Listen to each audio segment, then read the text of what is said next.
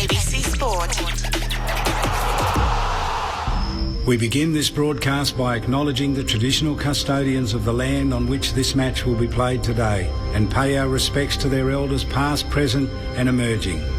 We extend that respect to Aboriginal and Torres Strait Islander peoples listening.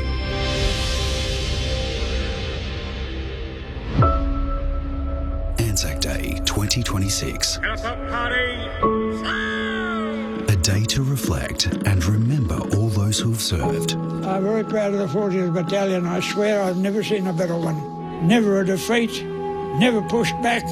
You can't beat a record like that, you know. A day to thank those who continue to serve. I love going on deployment and I love what I do, but I really, really love coming home. When I think about Anzac Day, I think about the fact that there is a very good reason that we don't celebrate, we commemorate it. And the reason for that is that, frankly speaking, war is hell. A day to celebrate the Anzac spirit of courage. I felt it a duty that everyone to go to the war. Of mateship. It's quite emotional, really, reflecting on a lot of the friendships, definitely a sense of camaraderie, really a sense of pride in knowing that you've sort of contributed to something greater and more meaningful than necessarily just yourself. And of sacrifice. On this day, we recall those who did not return with us to receive the welcome of their nations. One thing that I'll never forget, people were watching the march, and our lady handed me a sprig of rosemary for remembrance, and I've always grown a rosemary bush since. It's a day to be grateful for the small things, including cheering on your favourite footy team.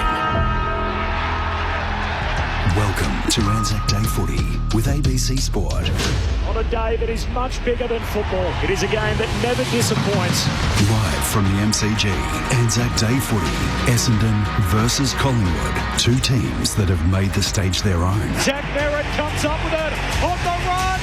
Merritt goals. Nick Dacos takes the advantage, eyes the goals and kicks it. DNA doesn't lie. A rivalry that gets better every year. And after 3 decades, we're back where we started. It's a draw on Anzac Day. This is Essendon versus Collingwood, live from the MCG. Kicks inside the forward 50, Jamie Elliott with the air raid. Leaps up on the shoulders and takes a hanger on Anzac Day. You're listening to Anzac Day Footy on ABC Local Radio, Sport Digital and on ABC Listen. Sacrifice, service and mateship for the women and men that we remember and acknowledge today. These words carry much deeper meaning. It is much more than just a game. It's a tribute to those that gave and continue to give more of themselves than most of us ever will. It is Anzac Day at the MCG. This tradition now in its 31st edition, the Anzac Day clash between Essendon and Collingwood on a stunning day at the MCG without a cloud in the sky. First of the footy, last to leave on ABC Sport. We're still here, 2 hours deep and counting as we get a little closer towards the opening ball up ahead of the Dons and the Pies. We're still too early for teams. That's 15 minutes away from now.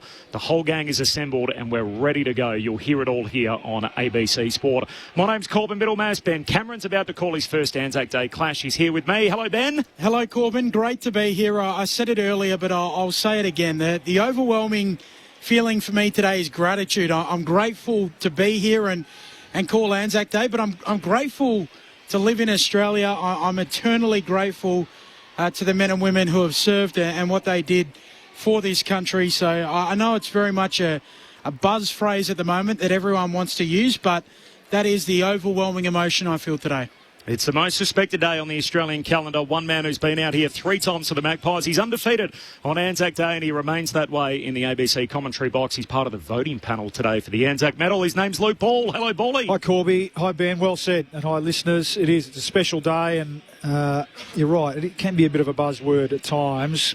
Gratitude or gratefulness, many, but I think that's it's very, very apt today. Gratitude and perspective too. I mean, we come along here today to watch hopefully a terrific game of footy, and I think the clubs and players and coaches these days are really good, aren't they, at honouring the occasion, but also it's an opportunity to reflect on how lucky we are and just look at the game with a bit of broader perspective around where it sits in the greater scheme of things. And the next chap that you're about to introduce was very, very good at that. You're right, I was very lucky to play I was at Collingwood for 5 years, only played in 3. I did my knee in 2012, the week before, I think it was, unfortunately, and then didn't return until the week after the year later. But nevertheless, yeah, I can very much remember my first one in 2010. It was a day like this. I remember putting the sunscreen on for that one in 2010, and we came out and kicked 8 goals in the first quarter. But just the build-up and everything,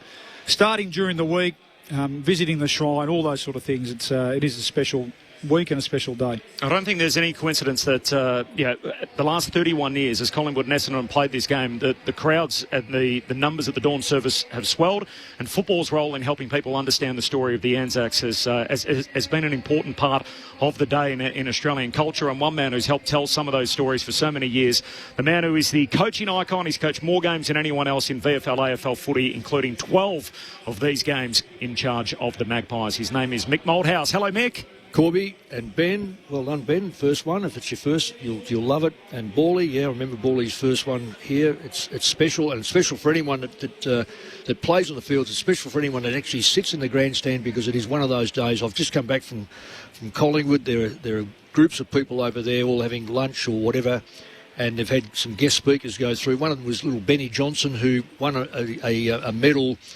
I'm not sure what year he won, but he's a special player in these sort of days. And interesting enough, I said to him, and he said, I know what you're going to say. He said, you judge people on the big stage, and the big stage is today. And if I can just pinch 1 second here about this game, there's a vast experience difference. I've seen sides come together when they're very rarely, and you've done a lot of these games, Corby, that the clubs are even on the ladder, or actually even in as far as ability goes. But you never know the results. You never know what's going to take place. You get a side that goes out there and whacks you a couple of times around the ears, and all of a sudden you lose a bit of confidence, and the other side grab that initiative. It's a big fight to get back. But I like it, and I'm going to draw on a military thing here, that in D-Day, the troops that were going to go across the channel and take on the Germans, there was a real concerted decision to say, those that had already fought the Germans, we don't know whether we really want them in the front line, because they've sampled that horrific assault, and they make it jumpy. So they put some fresh young troops in the front. Yes, they've heard about the Germans, but they don't hadn't. So therefore you put them there. They know what to expect, but they don't know what to expect. And I reckon if you look today, Essendon with 9 players that haven't played in this game, they would have heard about what it's like. And they'll line up and they'll go, what are we, look, how long is this? We're out here on the ground. Did our warm-up some time ago. But if 6 or 7 of those blokes stand up, I say Collingwood, look out, because this could go very, very quick and very long, one way or the other with the scoreline. And I suspect it's going to be a very close game. A lot of people's understanding of the world really comes through storytelling, which is what we do in obviously here in the sports media, but through football and through sport as well is how they understand a lot of that, as Ben sort of alluded to and has done throughout the day so far. It's to think about. You try and put it into context on the sporting field, for example, to try and explain what happened all those years ago. And football certainly wasn't exempt from the horrors of war. So over 150 VFL footballers died. The incredible stat that I roll out every year is at the end of Australia's last major conflict in Vietnam, 31% of all VFL footballers were part of the Defence Force. So 31%, so 3 in every 10 footballers at that particular time went away to war. And the numbers are just horrifying. And you would have learnt them, I'm sure, this morning or come across them again, been reminded of them. Over nearly 9,000 Australian troops dying at Gallipoli, over 600 at Anzac Cove on the first morning alone, and 6 of those footballers, including a guy by the name of Joe Pearce, who was a champion footballer for Melbourne. He played his last game here at the MCG in 1913, played 152 games for Melbourne, represented Victoria, killed in action April 25, 1915 in Gallipoli due to Turkish machine gun and rifle fire. He was part of the 7th Battalion, and only 35 of 140 in the battalion survived.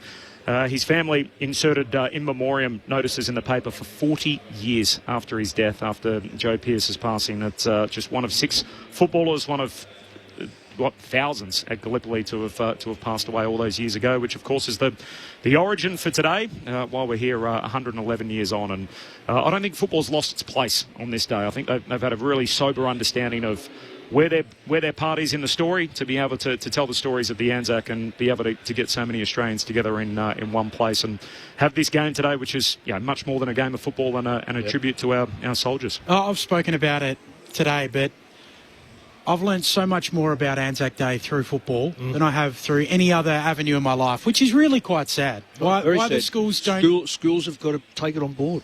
But that is the value and the merit of this game here today, that it can be a vehicle for young kids who love their football and gravitate to the game on the day to learn about why we're here and how lucky we are to be here. Benny, have you been to the Shrine?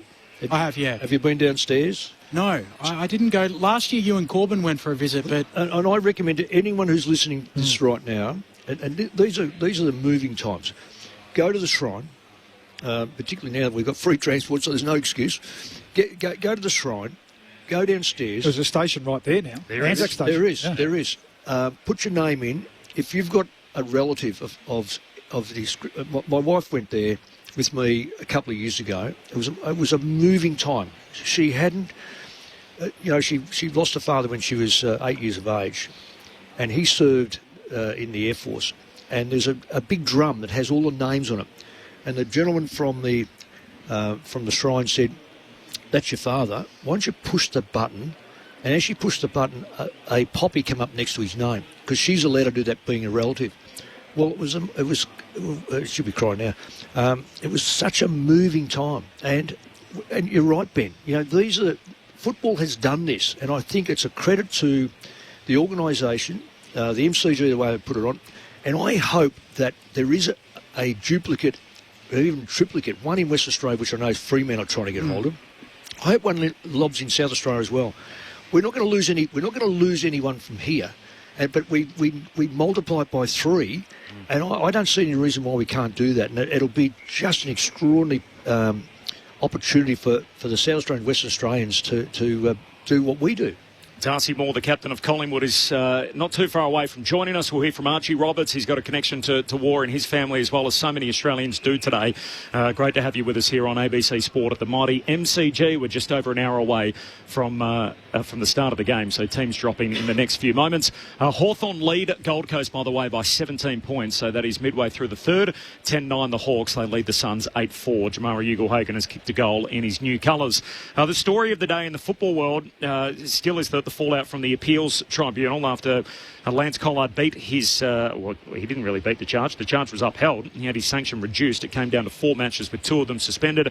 Some reasons that were provided by the King's Council included that his first offence was worse than this one, his age, the fact that he's young and he's Indigenous, his difficult background, the fact that the player he said it to wasn't offended, and the fact he was mad at the time that he gave away a free kick and that he was roughed up and verbally challenged. The AFL put out a press release on Thursday night saying the matter is now closed.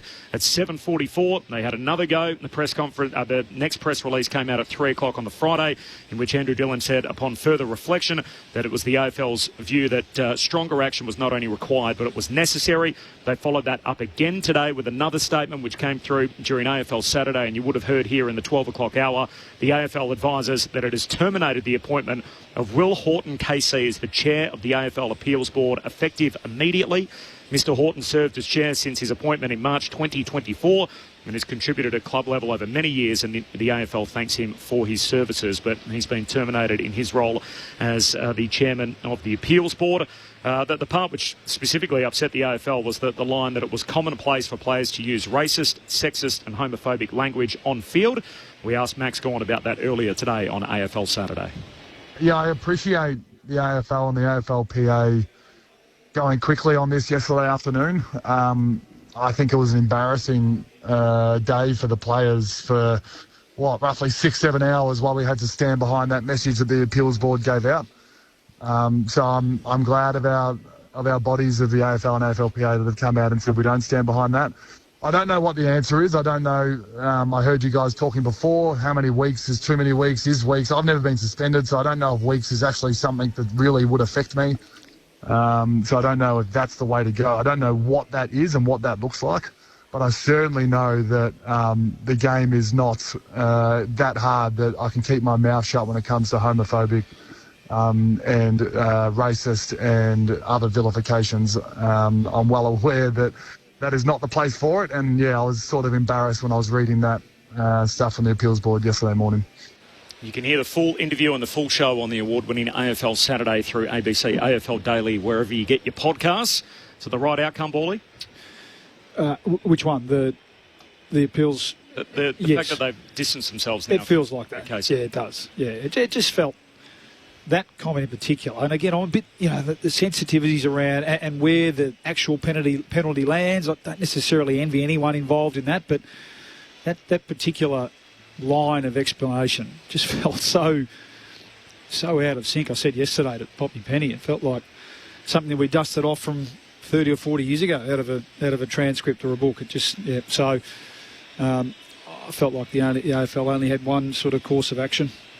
I mean, this isn't specifically the AFL's fault as to how this happened. This is an independent panel, but feels like, Mick, just everything has warts on it at the moment, that they can't get any clear air, that whatever it turns out to be, whether it's the Butters case, whether it's this Collard case, that just feels like everything that's happening at the game is a little frayed around the edges. I totally agree with you, Corbin. I guess we looked at Greg Swan coming on board. We were looking at a club official who'd started, he started with me at Collingwood in 2000, so, he's 20-odd years. He would have sampled so much here at Collingwood, then at Carlton, then at Brisbane, and again, you can't blame Greg for some of the things that are taking place, but I'm with you. There's just a disconnect everywhere. Jason Johnson thing. I mean, what makes people think that's right? Why not? Be up front. No, I can't do it. Or, and the AFL should be also. That appointment was made in 2022, 24, with the guy at the tribunal or the appeals board. Don't you try to find out a little bit about what their thought process is before you start to point things? I know that many other companies. We've got the British Prime Minister, for instance. He's in it because he's in a bit of trouble because he didn't listen to people. You've got to start to take on board what is right, what is wrong, what sort of people do you want, and the game right now. And let me say this too, and I know it's on a different subject, and it's my one of my hates of this at the moment, is that the AFL come out, and when they change the rules or change something, they go, we've consulted the public. Well, I've been to 4 functions over 4 weeks and asked the one question, who likes the wildcard? There was barely a hand in any of the 100 to 200 people, barely a hand. So you say, well, that must be a lie, or who are you consulting on these things? So there's an absolute disconnect between the AFL and the public at the moment, and it's even going deeper with rules and God knows what else. So I'm thinking they've got to start taking a deep breath and get things right. Yeah. Let's get something that's going to be right for a change. I feel like he's almost trying to please too many people at different times, Andrew Dillon. And I posed this question earlier today where I feel like, you look at the end of Andrew Demetrio's reign and his lasting legacy will be the Northern expansion and the move, obviously, with the Suns and the Giants. Gillon McLaughlin introduced the women's game, greenlit Tasmania. I kind of think if Andrew Dillon's reign was to end tomorrow, what's going to be his thing?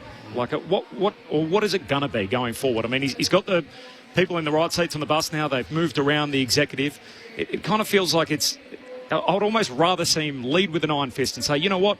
We're going to do opening round. We think it's good for the Northern States. And if it upsets the other 10 teams, too bad. Exactly. Stand on it. We're going to stamp out homophobia. And if that means, Isaac Rankin misses 5 games and his season's over, then unfortunately, Isaac, that is what it is. I just feel like there's too much give in a lot of these conversations at the moment where you're always going to upset someone. Yeah. And at the moment, it feels like he's pleasing no one. Yeah. It just seemed, and I'm not necessarily just trying to defend Dills for no reason, but it seemed that he came into the job as a really safe pair of hands, someone who'd been there, had worked closely with Gill, and from a timing point of view, and a lot of this can be attributed to that, from a timing point of view, there's been all this change, all that stuff that you just mentioned. Give us a safe pair of hands to jump in behind the steering wheel and just hold on and steer and keep it on the tracks, whereas we know that so much happens in this sport from week to week and then year to year that I think perhaps... Do we chew off too many perhaps social things? Well, but that's the point, because something happens. The unfortunate Elijah Hollands things happens this week. So then everyone wants change off the back of that. So I sort of empathise. I sympathise with him a little bit because as I said, he came into the role as a safe pair of hands, terrific person, with this sort of view that, hey, Gil and Andrew have done all the work. Jump in, hold the steering wheel, and that's really it. Whereas we know in this sport, so much happens week to week that he's had to make some moves. So I do sympathise with him a bit. Darcy Moore's running late. We will bring him to you as soon as he's available.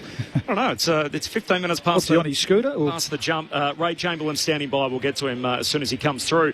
In the interim, I had the chance earlier to catch up with Archie Roberts, who's getting set to play in this game again today for the second time. Incredibly, he's the second longest serving bomber. He's now played 34 consecutive games as he runs out there today. And I started by asking him about the occasion being back out here on Anzac Day. Yeah, driving in was pretty special. You see the streets filled with Collingwood and Essendon supporters. But yeah, a lot of butterflies driving in and driving into the Coliseum and the greatest stadium in the world to play in one of the great games we get to see and we get to definitely play in. So, I'm very excited and looking forward to, a great game. You're the second longest serving bomber at the moment, so I think only Andy McGrath's played more consecutive games than you. He's starting to feel like, hey, this is kind of my team. I'm a senior member of this lineup. Yeah, certainly, but I'm not really thinking about that going into games. But yeah, it is when you do narrow it down like that.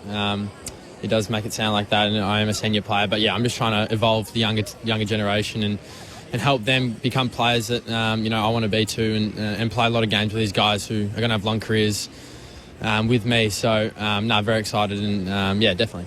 I remember chatting to you late last year pre-game. And I thought at that time, he's his second-year bomber. Team's on a long losing streak. I thought, what's he going to say and be able to handle it?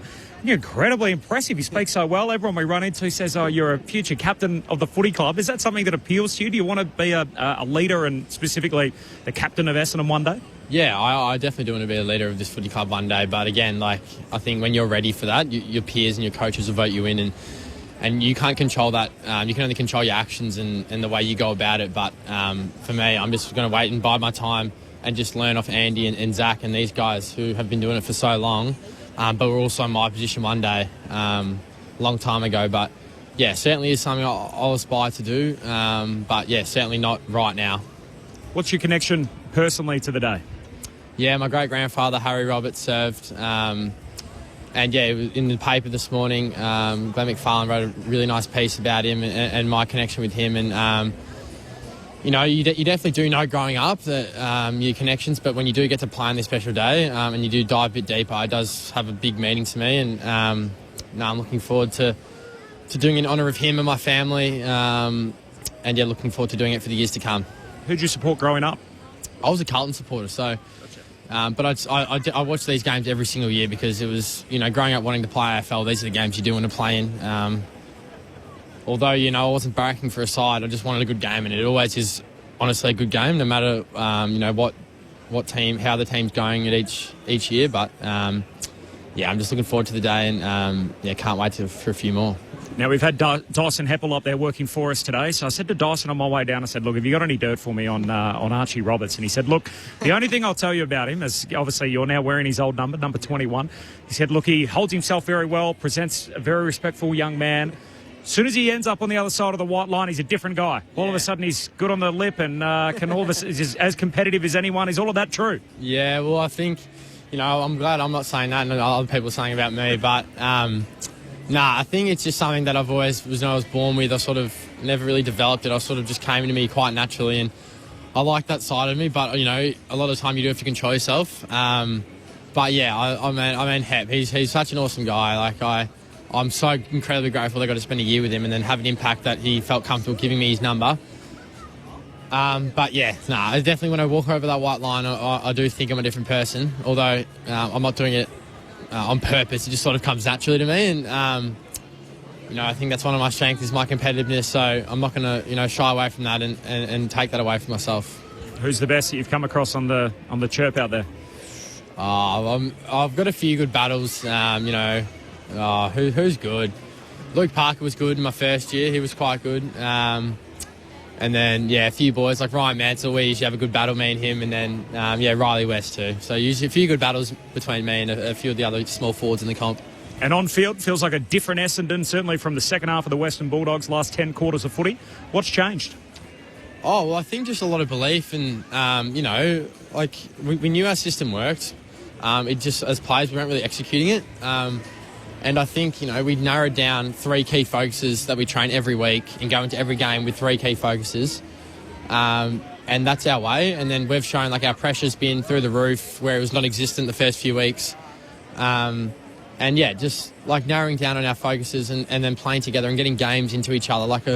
We've got 3 first-year players in this side and then a lot of second-year players and a lot of third-year players. So, we haven't played a lot of footy together, but it's our ability to fast-track their development and fast-track, our connection with them off-field and on-field. And we're definitely seeing the benefits of that. Good luck today, Archie. Go well. Thank you. Appreciate it. He's a pretty impressive young man, Archie Roberts. It's understandable why they think he will be the future captain of the footy club. He's 20 years of age. Yeah, he's in good form too. Oh, he's in good form. He's now a player that opposition sides need to have a plan for. No longer can you let it.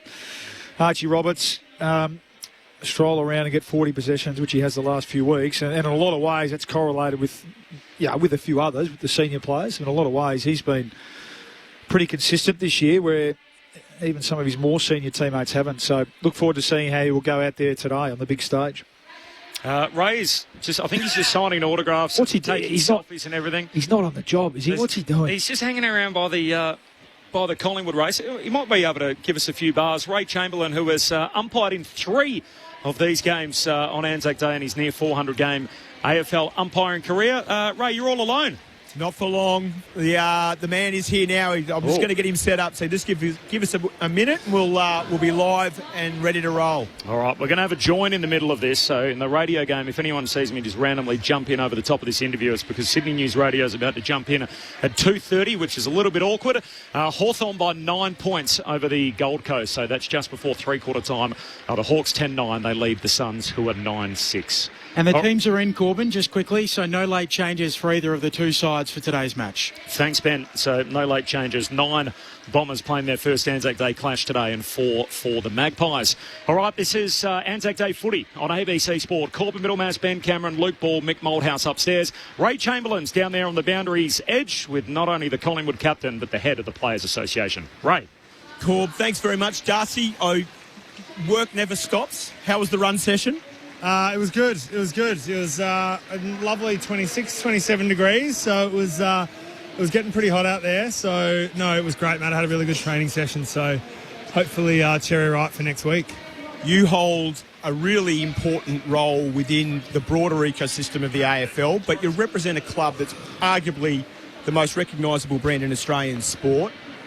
There is a massive responsibility that comes with an occasion like today, and you're not a stranger to it. Tell us about the week. Yeah, I think weeks like this, you're right. I think weeks like this remind you when you're in this position about how far and wide the reach of Collingwood is and how much what we do impacts the community. So hearing that this week, hearing stories from veterans and from the RSL community, from the Anzac Appeal community about what this game means and the impacts that we can have as a football club on causes like this and to servicemen and women all around the country and their families. At times in this job you can get sort of stuck in the fishbowl and have tunnel vision about the next thing, sort of the next task to tick off. But I think when you have weeks like this and occasions like this to remind you that this is what it's all about, the impact that we can have on the community. And today is a great example of that at Collingwood. Perspective's an important thing, right? Corbin, I'm sure you guys have got plenty of questions for Darcy. I'll hand it over to you. Darcy, it's Luke Ball here. Good luck for today. I'm sure you'd love to be out there, obviously. I just want to ask you about the coach, who's become a pretty famous sort of storyteller. How's he handled the week? Is he more inclined to sit back and just let it unfold this week? Yeah, you're right. He's he fancies himself as a pretty good storyteller. He's that guy can spin some yarns. He makes some. He draws some metaphors, and often as skipper, he'll sort of run them by me first. and I have to sort of vet them a little bit. I'm like, I don't know, that doesn't make a hell of a lot of sense, but give it a crack. So, no, he's been great this week. Clearly drawing on the sort of experience of many veterans. We had a couple come in during the week. I think it was on Thursday, and shared their stories, and it was really moving. So, he'll be drawing on that a little bit today, but. Reminding the guys to enjoy it as well. As you know, Luke, and probably Mick the same, reminding the players to enjoy occasions like this is an important one because, like you said before, we've got 4 guys who are playing their first one. So I think, as a leadership group, as a group of leaders, we reminded ourselves of that during the week to get around those guys and make sure that they enjoy this occasion because it's pretty cool to be playing your first one. That's the voice of the Collingwood captain, Darcy Moore, with us on ABC Sport at the mighty MCG as the motorcade of the veterans begins. Bathed in sunshine, there's no late change ahead of Essendon and Collingwood, the 31st edition of this now famous clash on our most respected day. Corbin Middlemass, Ben Cameron alongside Mick Moldhouse and Luke Ball. Ray Chamberlain downstairs with Darcy Moore. Darcy, we'll talk about the game, and obviously last week's performance was overshadowed, by unfortunate other issues which we won't talk about now. But how did you review the game itself? The offensive challenges and scoring challenges have been well spoken about. Did we take some steps forward from that point of view, in particular last week, that we can take into today? Yeah, absolutely. There was a lot to take out of that game, to be honest. Sometimes games like that don't go necessarily smoothly or to plan, there's more to learn from those ones than the ones when you execute flawlessly. So it was definitely a grind, like you said. Clearly we've struggling to score fluidly this season, so that's really the challenge for us. But I mean, the start of that last quarter, what did we score? 7 goals, 1 in the last quarter. So that's the blueprint that we're certainly capable. But like we said, it took us 3 quarters to get there. So we took a lot out of that, and we'll draw upon that experience massively today. But it's also probably not the sort of thing, that forward line, that mid-forward connection is not the sort of thing that you just flick a switch and it's there. You got to keep working at it. So, but we were very encouraged, particularly by the last quarter. Last week, I think it was exciting, and it really felt like, even just being in the stands, that the fans really respond when we play football like that, and we can score freely. Everyone loves it, so we'll be trying to bottle that and deliver again today. I mean, the other school of thought is it doesn't matter if you kick 80 if you keep the opposition to 70, which certainly the defence and the team defence has been strong in this first 6 weeks. I just thought last week, though, watching closely, obviously without you out there, that just with a few new roles back there as well, how much time have you spent? Not being out there, but how much time have you spent during the week just with the boys, just making sure that everything's nice and organised down there? Yeah, 100%. You're right. It was that's been our model, hasn't it, for a number of years now. We don't need to. A lot gets said about needing to score 100 points, 120 points, but the way our sort of defence stacks up, the reality is we don't really need to do that when we're limiting teams to, on average 65 odd points, whatever it was last year. So. You're right. And then, I think the modern game, like you're saying, I felt the first half last week particularly, Carlton really pulled our defence apart and made it really hard for us to support each other and defend as a system, which we do at our best. So I think we took a lot out of that. Like we were, it was, you're right. You're absolutely right. Yeah, they pulled us apart really well defensively. And in the modern game, so many of your scores come from turnover. So the relationship between defence and offence, they don't operate in isolation. So getting those turnover scores up comes from, forcing great turnovers that allow us to play offence. And we've got weapons in our back line that can help us do that. Guys like Dan Houston and Josh Dacos and Isaac Quaynor and Braden Maynard really give us that bounce. So it's really the core of our game is forcing those turnovers, and then when we get them, make the opposition pay. So it's a big part of our offence as well. Darcy Moore with us on ABC Sport ahead of Essendon and Collingwood. No late change at the MCG. Darcy, it's Corbin Middlemass here. Obviously the story during the week with the AFL Players Association had on the findings from the appeals board, in which one of the reasons was provided as to explaining how Collard's sanction was reduced was that it was commonplace for players to use racist, sexist and homophobic language from time to time in the game. As the head of the Players Association, is that the case? Mate, that was those comments were deeply concerning.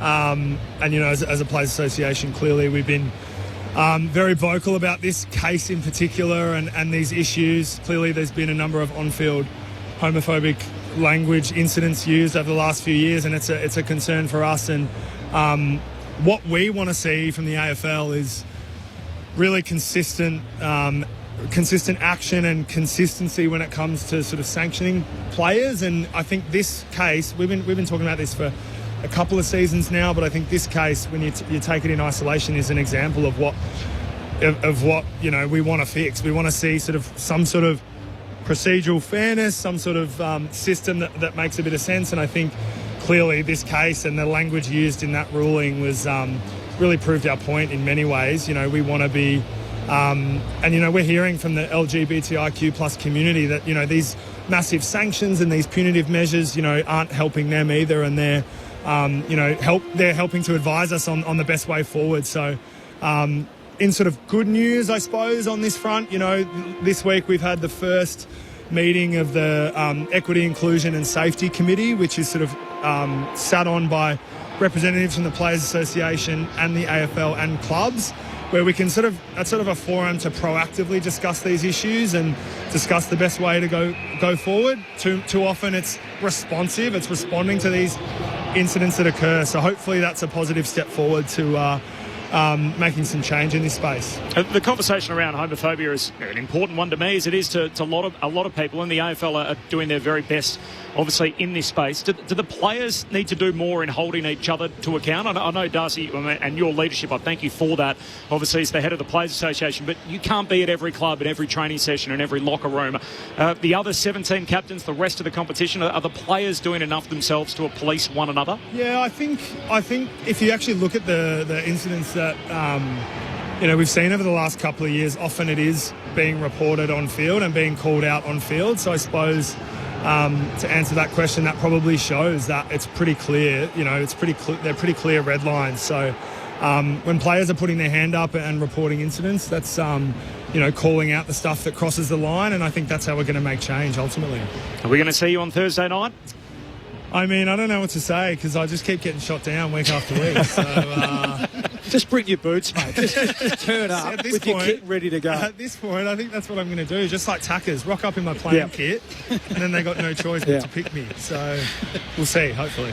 Darcy, appreciate your time as always. Hopefully we see you out there before long. Good on you guys. Thank you. And Darcy Moore, the head of the Players Association and the Collingwood captain, with us on ABC Sport. Just repeating, there's no late change. The crowd is filling up. It's a bit like grand final day with the pre-game entertainment there. It's a very different observance that we're going to see here, but there are the only 2 days of the year where the ground is this full this early. But people are in their seat, you know, well before the opening bounce. Big crowds early too for the MCC, so that's usually the yardstick, isn't it, or the barometer as to whether we get the 90-plusser or you know, it's going to be a big crowd regardless. But if you're in Victoria, I mean, local footy's back, isn't it, and playing today, but even if you're not a Bombers Pies supporter, Mick, yeah, get along if you can. Oh, well, good luck getting a ticket.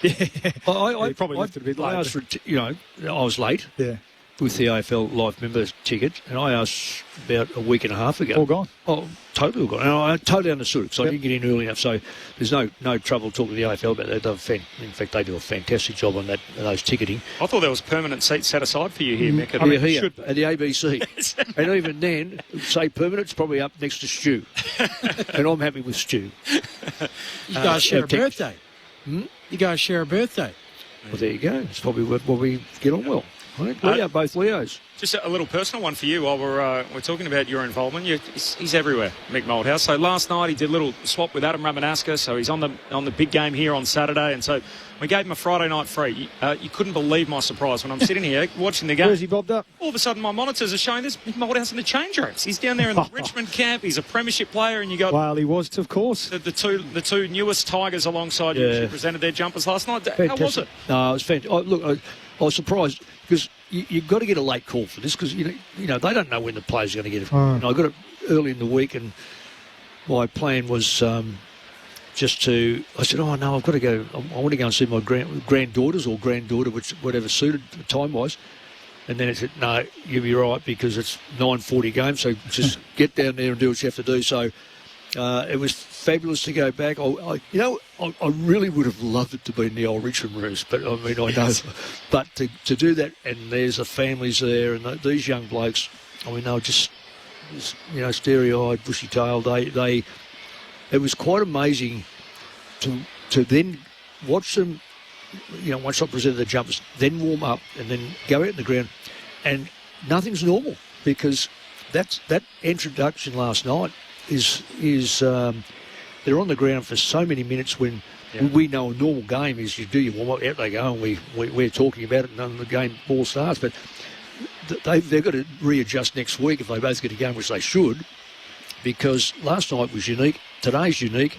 It's to fancy having your first game on Anzac weekend. It'll be so special for them. And the thing is, too, Corby, if I may say, I know this will absolutely rip some of the Richmond people apart, but the kids at the end of it, they'll go, I've played my first game. But how'd you go? Oh, we lost, but it doesn't matter, that's my first game. It is so important, that first game. He's nice, Sam Cumming. I really like what he offers. I said this as part of the call last night. I said to Adam Ramanaskas, who watches so much of the under-18s for his job as a player agent, which he's recently stepped away from, but I'm one of those horrible footy people that I don't follow it at all. And then right before the draft, I watch all the little 3-minute videos of the top 10 guys, and I look through it and I go, where's Essendon's pick? I wouldn't mind if they had that guy. And Sam Cumming, he was one of them. The guy that I highlighted this year. I mean, he looked right at home last night. He did. Yeah. Good size. And he'll get. He's only 18, so he's going to get bigger, stronger, more aware. Got good speed. Obviously got a very good kick to him. He looks 18 too, doesn't he? He's a fresh face. Does he ever? Does he ever? You wore a million numbers over your career at Richmond and St Kilda, but 22 was one of them. Very close, Ben. Yep. 22 was one of them which you presented to Sam Cumming. Well, not at Richmond. I didn't wear 22. And AFL table says that you wore 22. Well, I don't reckon they're right. I can't remember wearing 22 at Richmond. Okay. But then again, I did get knocked out my first game, so I blame that. You can. We just had the motorcade of veterans, and there was also a heavy footy crossover and all of that. Greg Perry was out there, who served in the Australian Army in 1970 and 71. He then played for Essendon, had a 7-year career, played 63 games during that time at senior level as a ruckman.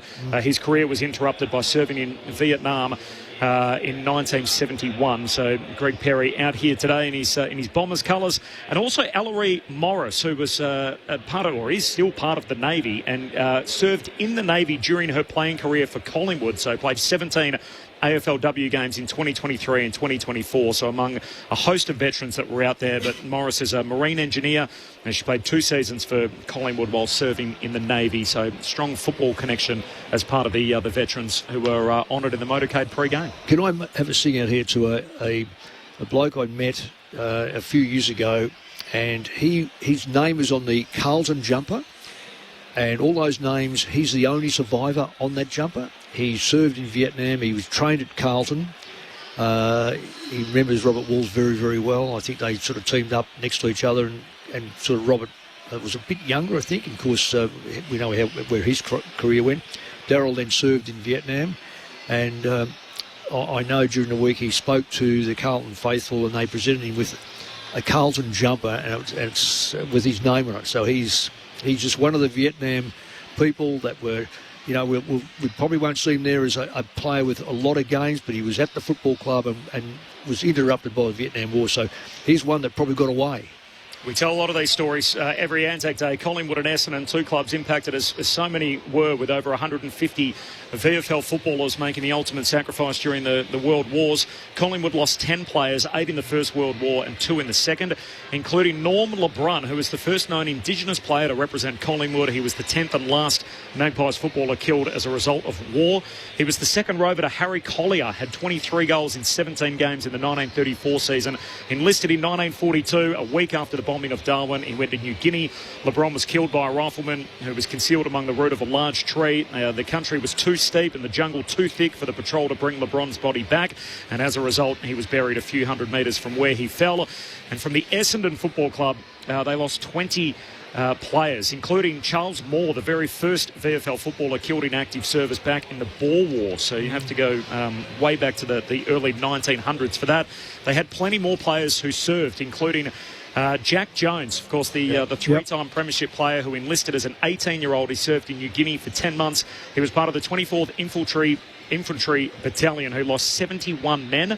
Apart from shrapnel wounds to the army, returned home where he wore the number 24 in 175 games for Essendon. Of course, he's the grandfather of Sarah Jones, the broadcaster for Fox Footy, who many of you know well. So one of many servicemen and women who we remember today, obviously with so many with footballing links, as we'll touch on as we work our way through. Do we, in the States, I don't think I'm always critical that we sort of take on too many things for our game from the States, but they respect their servicemen like no other, and they hold seats for them. I'm just wondering, do we do that here? I don't know whether we do or don't. I'm just, there's a question. I'm pretty sure we do today on Anzac Day. I'm not sure about other games. It would not be a bad thing. We don't fill the stadiums to have maybe 2 or 3 lines, maybe up to 20 or 30 people that could, for our service people, to be able to come to a game and be acknowledged, because I think they deserve to be acknowledged.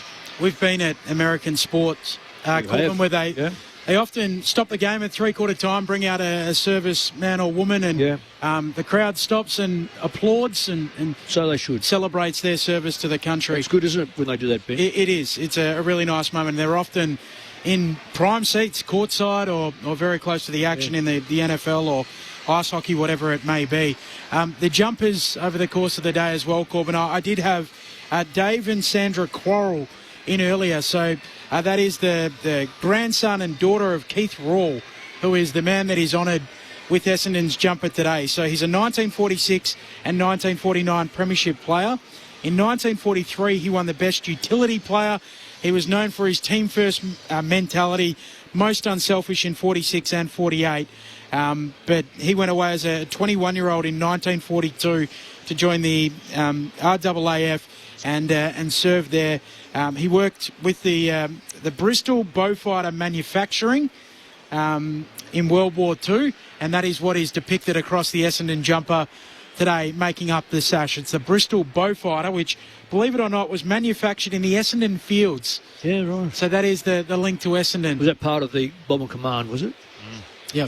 Taken overseas, defend Australia's shores. It's a beautiful jumper, and I think the clubs have done such a good job with the bespoke jumpers this weekend, where the thing I love about them is the subtlety, that most of them look like the original designs, and then upon further inspection you think, oh, there's the silhouette of a soldier or a bugler, or on this case the Essendon jumper's made up of a bowfighter, and so from a distance it looks like a black jumper with a red sash, but as you get a little closer, you start to realise just the artwork that's gone into it and the meaning behind them. It does also carry the 231 names of the past Essendon players who have served their country. So they are written in sort of a dark grey on the black part of the jumper. On the bottom left, it has number 2, KR.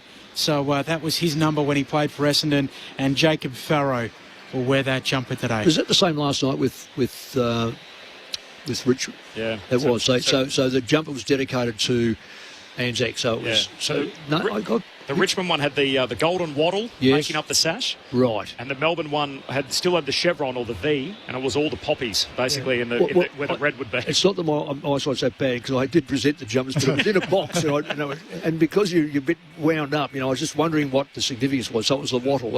It looked brilliant. Yeah. Just while we're on the theme of the day and the football and crossover, one of my favourite interviews I've ever had the chance to do was with you, Ben, when we interviewed a guy by the name of Alec Matheson. So he was actually one of the last or longest surviving members of the war that obviously went and served his country. And with the football and crossover, he died aged 101, just a couple of days after his 101st birthday back in May of 2022. We interviewed him during COVID, so it was 2020 and there was obviously no football, nothing going on, and we had the opportunity on this day to chat to him. Played 7 games for Geelong, was a leading aircraftman in the RAAF and served 2 years from March 1944. But he told a story about attending the 1937 grand final. So think about going to the 1937 grand final as a Geelong supporter. Did he say where he was an engineer at all for the RAAF? I might be able to get through to that. He ended up in New Guinea. Sorry, in Port Moresby is where he ended up. Yeah, okay. But he basically, story in the 1937 grand final. So polio was rife at the time. Oh, yeah. Basically, his parents were saying, hey, you're not allowed to go up there to the city and everything else, stay down here. So essentially he told his parents that they were going rabbiting. So they disappeared at the start of the day, and I said, look, we'll come back at the end of the day. All of a sudden, jumps on the train at 7:15, gets to Melbourne. He was 4 or 5 deep, sitting inside the boundary line and watching the Cats play in the 37 grand final. On the station on the way home, he ran into the train conductor, who was a friend of his old man, who then spoiled the story and essentially told them where they went. He went on to talk about the fact that that the Air Force had a team in the Sunday League. They used to verse the Navy and the Army. And they wouldn't give him leave unless he played for them. So as a result, he left Geelong and went and played for the Air Force. Playing for Geelong, he kicked a goal with his first kick against the Bombers. He also played fullback on Jack Dyer in the latter stages of his career. Captain Blood. He said he was at the end of his tether then. He said he was one of 10 boys. 7 of them went to war. Wow. 7 of them came back. So 4 in the Army and 3 in the Air Force. But the quote that gets me every time is he said, we played a fair bit of football at Port Moresby, moved to Lae and Madang, and then the football ground was coral. The Japanese would use the palm trees for sniping, so they used to shoot the tops off the palm trees so they couldn't hide in them. I had a feeling when I got back, thank God I was out of there. I went home with malaria. It took me about 2 years to get out of my system and ended my football career. You never forget those sort of things. We have a chance to... as I say, I spoke at a couple of functions at Collingwood today, and there was Simon Prisher coming and Ben Johnson and Alex Fasolo. And we all said the same thing. You know, we are custodians of this game, but reality is this is not war. And, you know, it's a small price to pay is to make sure you're staying in line with the ball. If you get knocked over, get back up again because you know what you're doing it for. And these are the sort of stories that you just read. They just make you... it sends a shiver up your spine. I'll remember that interview for the rest of my life. Absolutely. Like, I think I will remember the name Alex Matheson for the rest of my life. That was such a special interview that we did. Not because we did the interview well, but because of the stories he told us and his story. And he was 99 at the time. His hearing wasn't that strong, and so he had his daughter with him at the time. And basically, we would ask the questions, and then his daughter would ask the question to Alec in the room, and then he would give us the answer back. And essentially, through a nice bit of editing in the modern way, we were able to get the interview out. I got a gentleman to talk to our players at Collingwood, and he was one of Tom, Dick and Harry, the tunnellers in that Great Escape. And he was a one-eyed Melbourne supporter, absolutely one-eyed. And I'm not sure whether he played with them or not, but he managed to get through. He was one of the Australians that escaped from that compound. And we went and presented him a Collingwood jumper, and he said, and he was so articulate. He was fantastic. Were you there, Bully? Yeah. And he said, you can stick that jumper with. He didn't want it. Nice gesture, but you can go. I do not want that jumper. Yeah. How good. It was fair. Yeah. I'll use that to dry the dishes.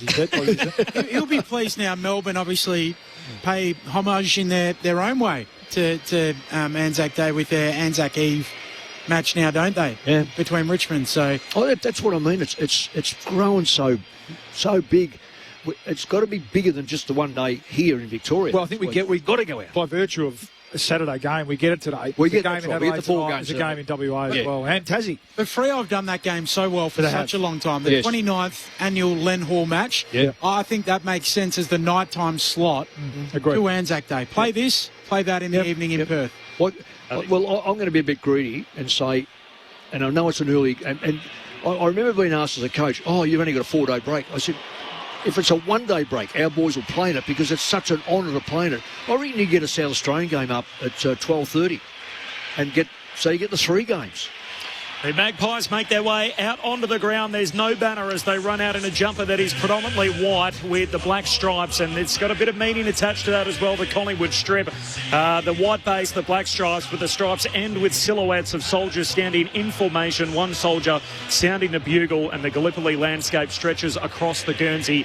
There's no banner because, of course, on this day we're all on the same team, and these 2 clubs will run through the same banner, which is set up with the cheer squads of both teams. So the banner crews from both the Bombers and the Magpies have the joint banner that is about to be put up on the broadcast wing.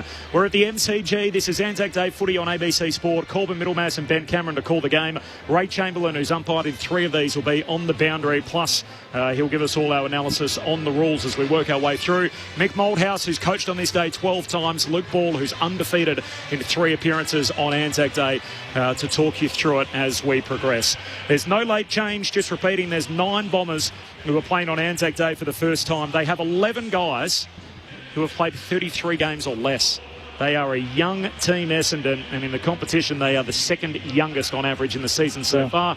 Up against the Magpies, who are the oldest, they're the most experienced. They've only got 4 guys out there who are playing on Anzac Day for the first time. Yeah, and look, we might be proven wrong, but I do, just as I'm thinking about it now, I'm watching them run out, I look at the teams, so even the Ians, Pryor and Sharp, less than 50 games of experience between them, to go inside bottom over 500 games. I feel like today is a sort of day where experience counts. That's right. Now, again, I might be proven wrong, but I came here today thinking Bombers are right in this and have turned it around the last couple of weeks, and they have, no doubt about that, and it has been off the back of their experienced players.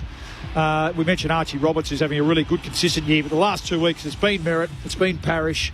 Andy McGrath last week goes into the middle and takes Ridley a scalp. was good until he got injured. Ridley goes out. So, and even Peter Wright going into the ruck, and Langford going back behind the ball, which they've had to do. But I just feel like, across the ground today, experience might tell. I might be proven wrong. And what about this? So Scott Pendlebury is playing in his 19th Anzac Day match, which is a record. He goes past Dustin Fletcher on 18. Still side bottom.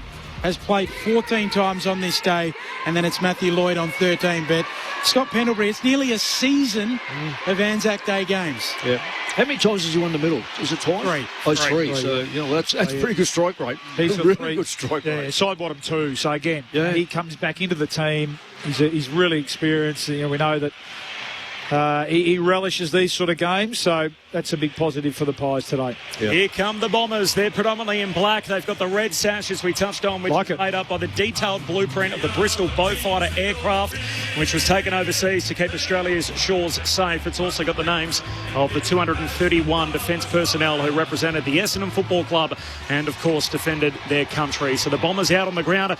Feels like the wheels turned over the last 10 quarters of footy. There's a bit of data that supports that as well, Mick, and the one thing in particular that stands out is their control of the footy. So it's a pretty simple game when you look at it in these terms. So from rounds 1 to 4, they were 16th in the competition for uncontested marks, and they were 17th in the competition for time in possession. That's completely flipped. Over the last fortnight, they're now 2nd for uncontested marks and they're 2nd for time in possession. So rather than the opposition controlling the ball and they can't get it back off them, it's the Bombers who are defending and attacking with ball in hand. Well, also, scores inside 50, Corby, is very interesting. The Bombers are going at 48%. This won't surprise Collingwood supporters. They're going at 38%. That has to improve. It should improve with the personnel in front of them. It's whether they can get the ball to McStay, Elliott, Membry, these sort of players that do mark the football and can have set shots. Because we know that Membry basically has got to mark the football, have a kick. Elliott's pretty good either way. McStay probably has to mark the football. I reckon Cameron will be down there a bit today. He has to be. Steen will play more ruck and Cameron forward today. Well, he's going to have to, and he does take a good mark. We'll come back to the full preview next, and then, of course, the Anzac observance. But the two teams are slowly walking towards one another on the northern wing, and Braden Maynard shaking hands and dapping it up with Andy McGrath, who captains the team on Anzac Day for the first time. The joint banner, which reads "Always Remembered," and it's got the names of all 30 players that were killed in active service that have represented the Bombers and the Magpies. A nice country moment too between Scott Pendlebury and Archie Roberts. Pendlebury was part of the coaching staff at Haileybury that actually coached Roberts when he was at school, and Pendlebury's played so long that now he gets to play against him for a second time on Anzac Day as they run through the joint banner. What a day it is, a tribute today to the men and women who gave their best years to something far greater than themselves. It is Anzac Day at the MCG. You couldn't have asked for a better day, Bally. Sunbathed, 24 degrees, not a cloud in the sky, and no late change. Yeah, beauty, isn't it? Yeah, a little bit of breeze outside. The MCG tends to absorb that pretty well, and if anything, it'll swirl around a little bit. But yeah, perfect conditions. And yeah, we were just talking Corb, and you mentioned the turnaround, particularly over the last couple of weeks for the Bombers games. Well, they come up against a team today who have liked to control the footy, certainly by foot. They're a good kicking team, Collingwood. Saw them last week, I think, come out and take, it was over 40 marks, uncontested marks in that first quarter against Carlton, who really just were all at sea in terms of their team defence. And it was only Collingwood's lack of connection and conversion centre forward that kept Carlton in that game at times. And that's going to be the challenge for the Bombers today. Can they locate, switch into defence? If they turn the ball over, how quickly can they locate and find an opponent and disrupt Collingwood's kick mark game? And then, of course, Collingwood's challenge is, we spoke to Darcy Moore about it, can they continue to improve and find avenues to goal? I do get the sense that we'll see Darcy coming a little bit more forward today as that marking target, as Dan McStay and Tim Memory struggle a little bit with consistency in terms of being able to impact the game. So it's going to be an interesting tactical battle today. I've got one for you, Bally. This is the sports guy on the radio, most simplistic view of a game of football, and that's why we have you and Mick Moldhouse here to be able to give us the far more detailed analysis. But as someone coming along today looking at it on the absolute top-line thoughts, you would think the best player on the ground is so clearly number one, with almost daylight second in Nick Dacos. So for the Bombers to win, he can't be the best player on the ground. No. How do they make sure he's not today? Have they got an answer? Well, I do. I think that not many teams have got an answer, let's be honest. He's such a good player. But I do think if you were to scour the competition for a matchup, someone who can play midfield, has reasonably similar running power, I guess, both in terms of speed and endurance, and then, like we saw last week in that last quarter, if Nick's going to push forward and impact in the front half, can go back with experience of playing behind the ball, and that's Andy McGrath, and he just so happens to be the skipper as well. So I'd be staggered if he hasn't put his hand up. In fact, I think maybe the move into the middle last week to play on Matt Rowell was probably with a little eye to this week as well, because that's how much, as you said, you have to put into at least curbing. You're never going to be able to fully stop Nick, but at least curbing the influence and the impact and the score involvement, the possession forward of centre. We just saw in that 10-minute burst in the last quarter last week, he really won the game for Collingwood. He saved them to an extent. So Andy McGrath's a man, and I do, as I said, I feel like as good a match. I do. I really do feel like that. Yeah, in terms of size and experience now. He's a 150 game plus player, Andy McGrath. Has he played 200? Mick, just look at that one for me. 186. Yeah, 186. So he's approaching 200 games, and he's a leader. He's a captain. So I'd be staggered if we don't see from the very first bounce, number one for the Bombers go and stand next to the Pies Dynamo. Well, it's an interesting, what you say, 150 games, and this is certainly not about me. Go back to the early days in the 70s when I first started. Jeans would put me on, and I played on Peterborough for the Brownlow medalists. He worked on the other theory, was the younger you are, have a crack, there's no fear, you're just going to go in, you're up against a name, and you save your better players to get the job done on like Glenn Elliott and whoever else was in the middle. So use your younger players, see how they go against. And Dacos can rip you apart in 2 seconds, we know that. And he's a give and get player, which is very hard to stop.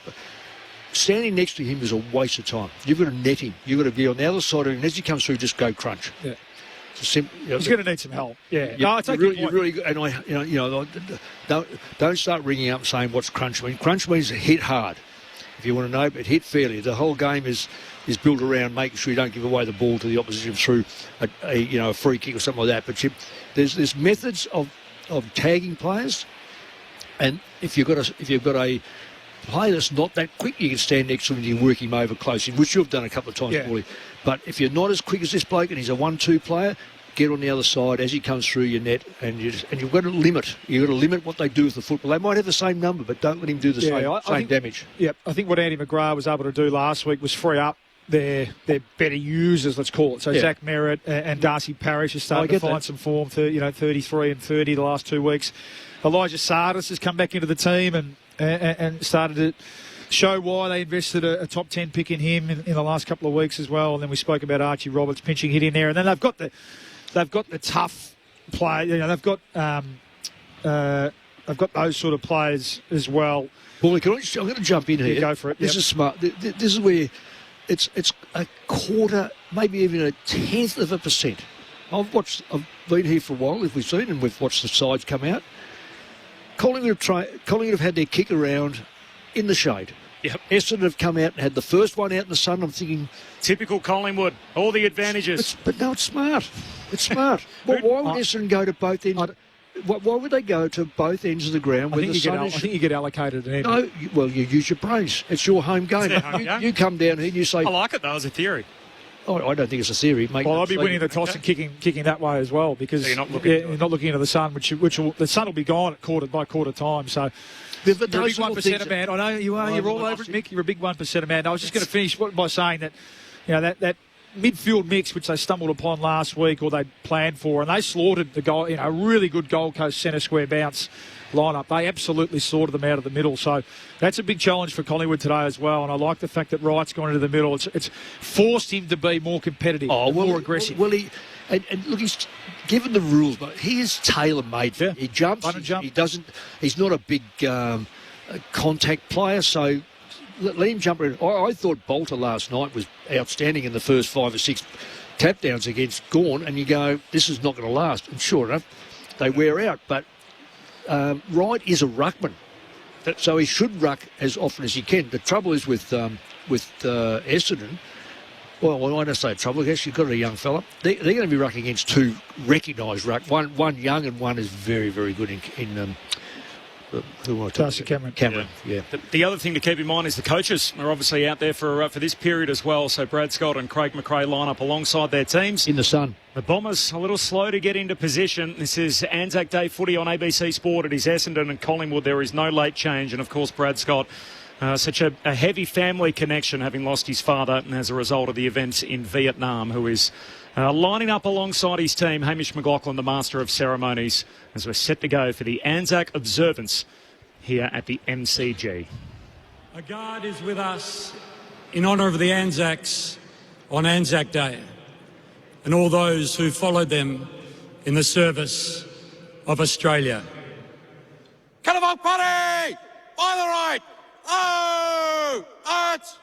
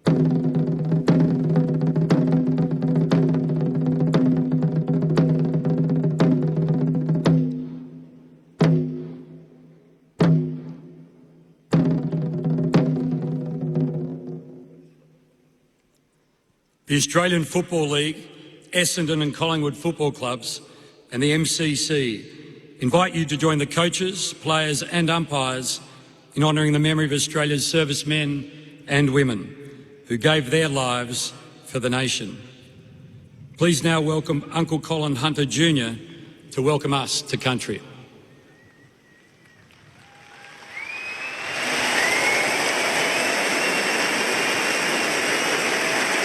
I'd like to start by acknowledging that this afternoon we are meeting on the lands of my ancestors, the Wurundjeri people.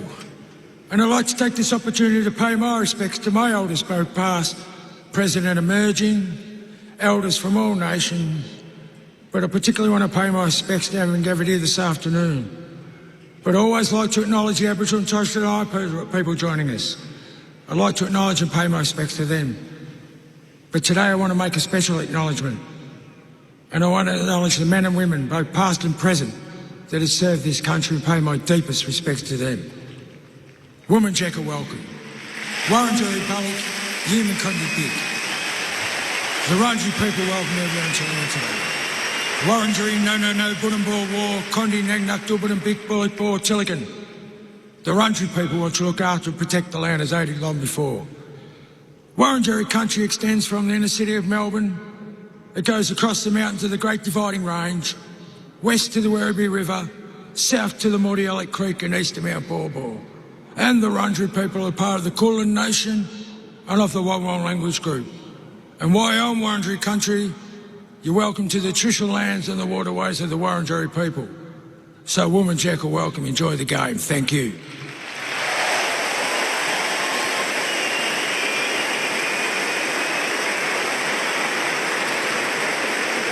Thank you, Uncle Colin. Our thoughts are with those currently deployed. If you're able, would you please rise, remove your hats for the Anzac observance. We welcome today the President of the Victorian Returned and Services League, Dr. Mark Schroeffel. They shall not grow old as we that are left grow old. Age shall not weary them, nor the years condemn.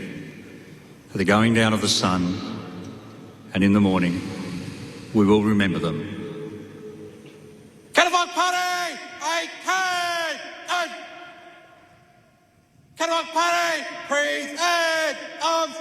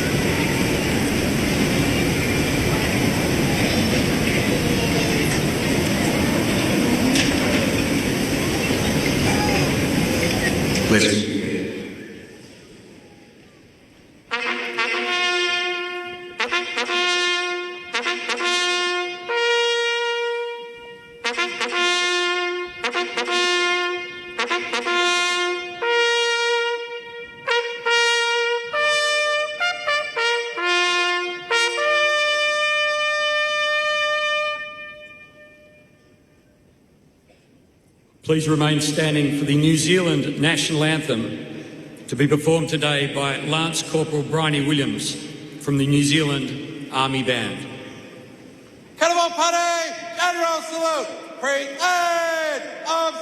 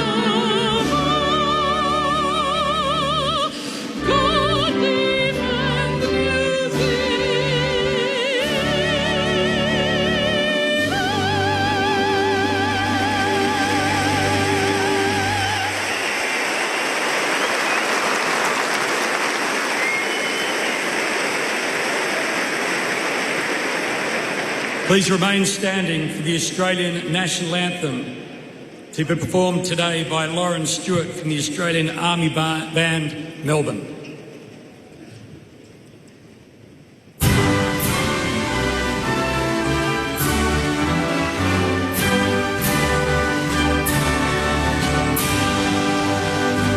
Australians, oh, let us rejoice, for we are one and free. We've golden soil to wealth for toil, our home is that I see.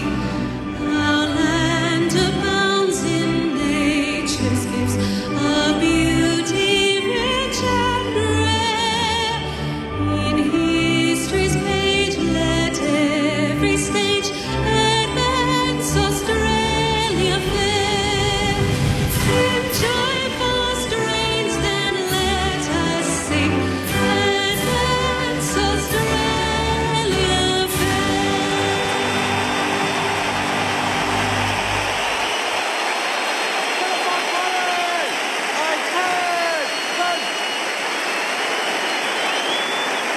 Come on, buddy! Inward! Back! Get on, buddy! By the right! Quick! March!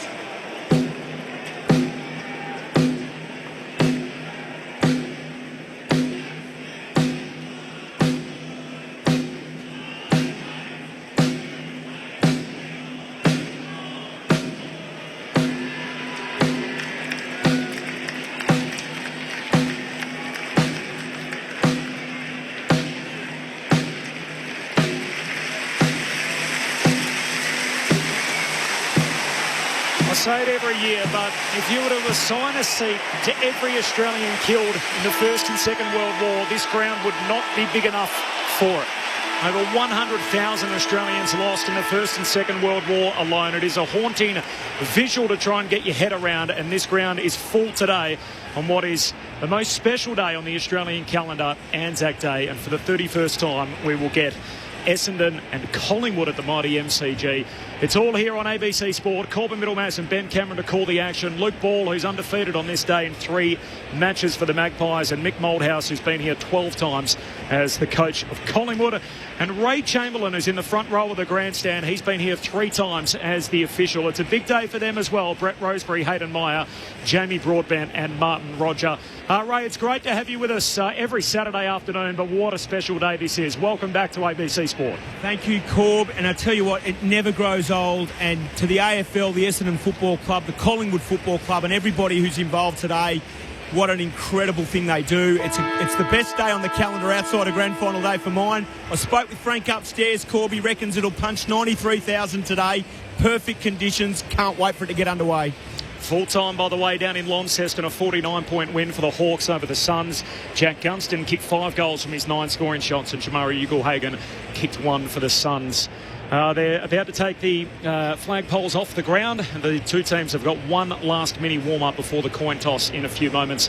Last word from Mick Moldhouse and Luke Ball. Mick, the day itself, when you're sending your players out there, what's the last thing you tell them before they hit the MCG on Anzac Day? Well, it's interesting to say, Corby, because as they're going up the race, I would say to them, never even think of embarrassing yourself on a day like this.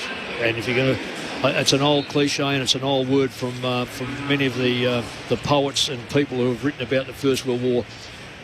We fell facing the enemy. So, don't turn your back, don't lay on the ground, get up and keep going, because this is a day... transcends football. This is about the Anzacs, so we just happen to be very lucky to run up that race. That's about it. First contest. Calm mind if you can. Hard body, calm mind. That'll be the message, I think, certainly with those experienced Collingwood players, and likewise the experienced Essendon players who, as you said, we've got 9 debutants today, so their heart will be pumping. Their nerves will be there. They want to get that first early touch of the footy just to settle the nerves. Next 1 percenters. Essendon are going to be looking into the sun, so they're going to kick to the punt road end. That's right.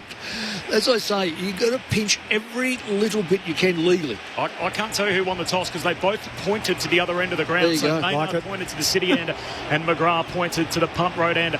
The jackets are out and wow, look at the scarves. Ordinarily a tradition we see, obviously, in the West Coast and Essendon games from... It looks great. It really does. Doesn't it? Fabulous. The Essendon fans trying to make it their own thing on every home game, and so it is again today on the biggest home and away game of all. Yeah, Beck Heron leading that scarf waving at the moment. 21 years of service in the Air Force as a nurse, worked on aeromedical evacuations. Long-time Essendon fan leading that scarf and jacket waving here today. I'm not sure it gets better than this. Anzac Day at the MCG, 24 degrees, one of the game's great rivalries on a day which means so much more to Australians everywhere. It is the closest thing to footy in the spring, in a setting that only one day in the autumn can provide. Essendon and Collingwood, Anzac Day at the G on ABC Sport. You're with Ben Cameron. And we're underway. Wright and Cameron. Cameron wins the tap. McGrath doesn't quite gather it cleanly. Wright goes in. Jordan Agoe scrapping for it. Gets it out to Nick Dacos. Handball's over his head. McGrath goes and wins it. Essendon ball in the middle. Merritt dispossessed. Holding the ball. Free kick to Lipinski and Collingwood in the middle. Lipinski shorts it to Crisp. Attacking edge of the square. Sends Collingwood inside 50. Turnover. Mackay marks defensively for the Dons. Oh, dangerous exiting kick. Trying to get it to Caldwell. Maynard knocks it away. Knocks further afield by Daywicks. Essendon keep it. Caddy gives it to Sardell Hawley. His kick smothered. Spills down the way of Rome Steele. Look away handball inside 50. Parrish picks it off. Handball looking for El Hawley. Just got it on the hop. Handball meant for Durham. Not to be. Scooped up there by Pryor against the boundary line. Oh, little kick. Just got it away. Back to Caddy. Long ball down the wing. Howe puts his fist through it. Logo commentary side. Merritt overran it. His opposite number. Josh Dacos wins it. Gives it to Crisp. Handball to Pendles. Pendles through centre half forward. Goes back by hand to Houston. Houston kicks to a vacant man on the flank. It's Rome Steele.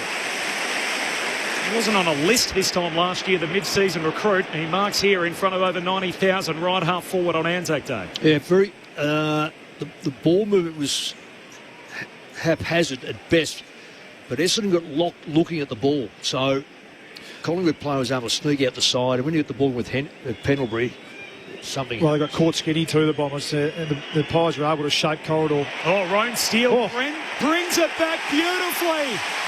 What a way to start. The mid-season recruit kicks the first on Anzac Day.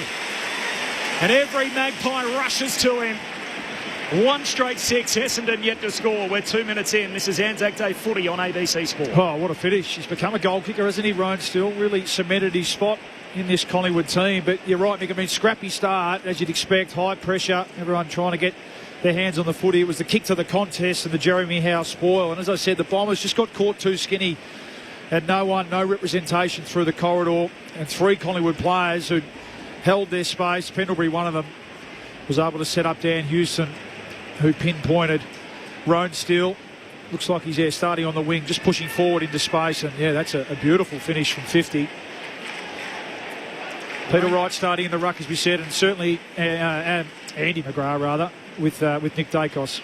Rone Steele, one of four Pies on debut on Anzac Day, their first effort in this fixture, and 9 for Essendon here today. Secondary ball up in the middle. Cameron hacks it out there for Collingwood, turns it over.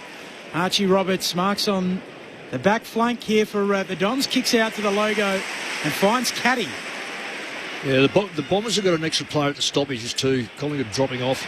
Caddy looks inside 50, right in good position, rids himself of Cameron and gives away a free kick. What was he doing? Collingwood ruckman to get it at fullback. Surely he's not going to look at the umpire and ask how it was. He just threw him off the ball. Late, wasn't it? Players shielding their eyes there. Early one there, long ball in, Bombers forward line. It's going to be hard to mark it in this first quarter. Our man Mick all over it. Collingwood with the opening goal through Rone Steele. 1 straight 6, plays no score, 3 minutes play. Frampton to Howe, kicks down the boundary line to Steele, the goal kicker. Handball away to Nick Dacos. Darts away, got a hand pass away to Crisp. His hand pass stolen. McGrath for the Bombers to Daywicks to Parrish, all by hand on the wing. Now to Caldwell, goes inside, he misses Merritt by hand. Josh Dacos knocks it away to Schultz. Handball further afield, McCreary and DeGoey in between them. McCreary wins it. His handball missed a target.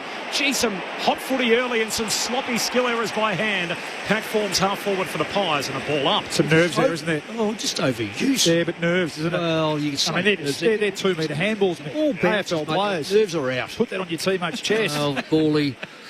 I'm with you, boy. Ball up, half forward for the Pies. Cameron down for Dacos. Kick goes straight up and down. Roberts, he loses it. Ball jars free. Elliott soccers it boundary side.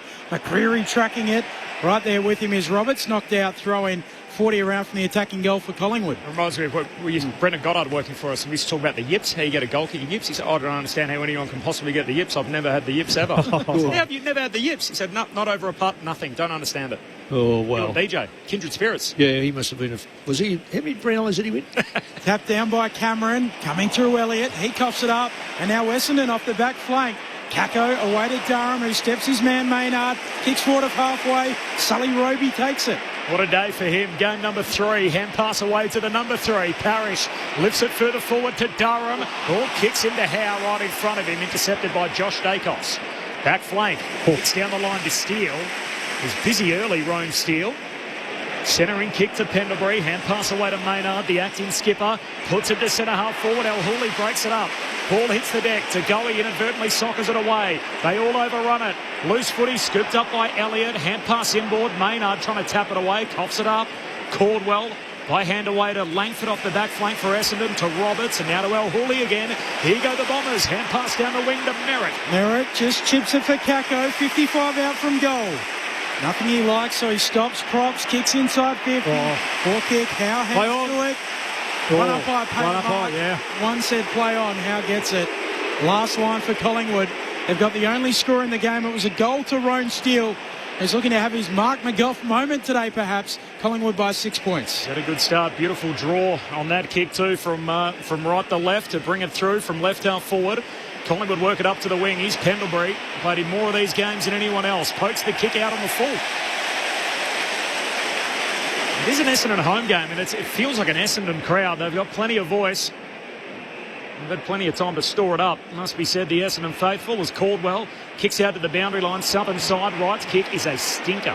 Turns it over. Howe with the intercept. Handball away to Maynard. He gives it to Cameron. Hand pass to Josh Dacos. Swings a kick out towards the northern wing.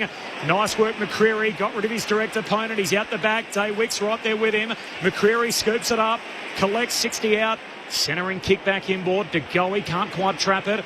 Puts his head over it. In comes Crisp to lend a hand. Somehow got a kick away. Elliott at the drop. Not the required range. Tackled immediately by Caldwell. Ball up half forward for the Pies. Haven't Essendon given away 3 or 4 great opportunities in their forward line? Just inside 50 here for Collingwood. Right, palming it down. Nick Dacos shrugs a tackle, snaps on goal, and misses the set. That's not what he's known for, but he was strong there, Dacos. Reading himself for the tackle. Oh, the kick is poor, a turnover. The kick from Mackay was looking for young Farrow, but he's turned it straight over. And the mark taken by Schultz, 20 out, directly in front. Yeah, just a bad error from Mackay. Good to see a few Collingwood players wanting to go and talk to him about it. Bombers sticking up for their man there. Well, he's experienced enough not to do that. That is that's just joining in the chorus at the moment, because they're giving the ball back terribly. Lockie Schultz pops it through. Dream start for Collingwood. 2 straight 12. Essendon yet to score. We've played 7.5 minutes. Anzac Day on ABC Sport. Mick Malthouse and Luke Ball. Well, it's actually been a pretty open, wide game at the moment. Plenty of uncontested footy, really, for both teams. And you're right, in the end, it's just been execution with that last kick inside 50. But for the Bombers, they've given up 3 really golden opportunities. They've moved the ball well, haven't they, through the middle part of the ground. And we know that the money kick in footy is that kick inside 50. They've had space inside 50. They just haven't kicked it to their teammates' advantage. And that time there, I mean, just a poor turnover, as we said, for Ben Mackay. So he's an experienced player. He's got to make amends for that now. And Lockie Schultz is in the game. That's good alert, though. Lockie Schultz, just to be able to sweep on that mistake and kick the goal. But, yeah, both teams at the moment attacking with a really wide open ground, just not being able to execute that last kick inside 50. Luke Ball on ABC Sport, out of the middle. Merritt first disposal to Roberts coming off the square. Handball to Sardis, handball to Xavier Dersma. Flares his handball wide to Reid. Another handball away to McGrath. Now a kick. Turns and a high bomb inside 50. Can someone mark it? Punched away by Howe. Ball hits the deck. Unkind bounce for the Bombers. And Houston scoops it up. Handball away to Hayes. The youngest Magpie out there, kicks wide, and that's a good kick to Membry. Great kick. That is a beaut. That is a kick under pressure, finding it He only had a half a yard on his opponent. That is a wonderful kick. Had some good moments last week, young Hayes. He's an impressive young player. Embry on the back flank, kicks to the wing. Hayes again, trying to take the mark here, brings it down, gets it back from Anderson. Loops the handball to McStay, tight roping the boundary line. Kicks Collingwood inside 50. To the pocket. Elliott nearly drops the mark. Sardell Hooley comes in for the Dons, gets rid of it to Edwards. In their back pocket, Roberts' kick goes 7 metres and Merritt will clear to the Warren wing. Oh, he's trying to find Durham, missed him on the kick. The ball will slide. No, it won't. Stays alive. Durham straddling the boundary line, keeps it going. Kicks down to Kako. He marks it half forward, looks for Caddy. Leading Maynard to the footy and marking against the boundary line, right half forward, 30 out. Well, they're forced wide, Nick, but they finally get a mark inside 50. Kako to Caddy. The Bombers supporters love that. But as we spoke about Darcy Moore before the game, this Collingwood defence, and we saw it last week against Carlton early days too, just being pulled out, losing their structure a bit. Not used to seeing them so disorganised behind the footy. Caddy outside of the right boot, trying the check side right to the behind line and a minor score. That's an impossible kick to do that from that far out. And they've been forced out wide with that kick too. That I know he led wide. Just wondering whether he should have held the ball a bit longer and made him double back because he had time. 2 straight to 1 behind. The Bombers' first score. It's the Magpies by 11, 10 minutes in. Howe brings it into Houston. Handball away to Frampton. Kicks into the middle of the ground. Bouncing ball for Elliott. Pies through the corridor. The goey takes them out wide with a kick to half forward. On the flank. Membry marks, gives it off to side bottom, kicks inside 50. Schultz drops the chest mark. Pryor pinches it, back pocket for the Dons. Handball to Farrow, to Mackay. They're under pressure here. Farrow just dribbles a kick neatly away to Wright, and he can exit the D50 for the Dons. He's had a mixed start, Peter Wright, as he kicks down the wing, and in the end, Sharp takes evasive action, punches it away from Perryman, and a throw-in on the wing. Gee, it was good ball movement from Collingwood. If only Schultz took the mark at the end. It's two. It's 2 men. Yeah, Elliott and Schultz now, chest mark. In fact, both coaches would be a little bit concerned about how easily the ball's moving from one end to the other. Just mistakes, not being able to capitalise at the moment. Wright and Steen, they both miss it from the boundary throw-in. Spills down to Sardis. He can't pick it up. Ball trickles away from him. Got a hand pass away to Dersma. Handball to Parrish. To Wright. He goes back by hand to the lefty, and Roberts kicks down the wing and finds Sharp. One of the 2 inclusions this week. In for his first Anzac Day fixture, obviously, in his debut season. Dyson Sharp, the 18-year-old. Heads down to half forward with the kick.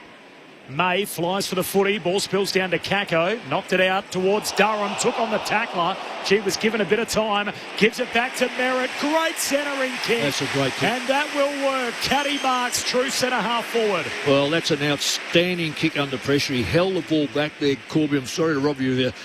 I know he's your Essendon player, you got a little bit excited, but you can afford to. With a kick like that going in, and Caddy was, it was just perfect. It's one of the, Collingwood couldn't get to it because the kick was so perfect. This is a much easier conversion. He missed the first from out wide. Caddy's drop punt. Misses again. He leant back and didn't push through the kick. So 2 straight to 2 behind. So that's the game. A dozen minutes in. Collingwood by 10 points. This is Anzac Day footy on ABC Sport. Going to throw down to you soon, Chambo, for a read on the breeze, please. It was swirly last week. I want a little read. Just looking at the flags at MCG. I reckon that one looked like it was going through and just caught a bit of breeze late. He just didn't kick through it, Paulie. Collingwood work it out to the back flank. Side bottom twice best on ground on this day. Kicks around the wing, out the back it goes, running onto it. Willie Hayes, he just fumbled it at the worst possible moment. Out of play it goes, throwing coming. Ray Chamberlain. Yeah, in relation to the breeze, there's nothing happening with my fringe, Bally, so we'll just go back to Mick. It was just lean back on the kick, I think. Thank you, Rob. We go back a long way. Sorry, we can't use your fringe as a guide. We're going to have to find something else. I'm looking at the flags, Chamber, more so than that fringe. Throw in at half forward. That's for Collingwood. Picked off by Sardis. Braden Maynard steals his handball. Hurries a kick inside 50. Membry can't mark it. Low down, gathered by Reid for Essendon. Handball to Pryor, then Parrish runs beyond the defensive arc. Kicks down the wing, getting up Maynard, just punches it away from Sharp and out of bounds. So throwing on halfway.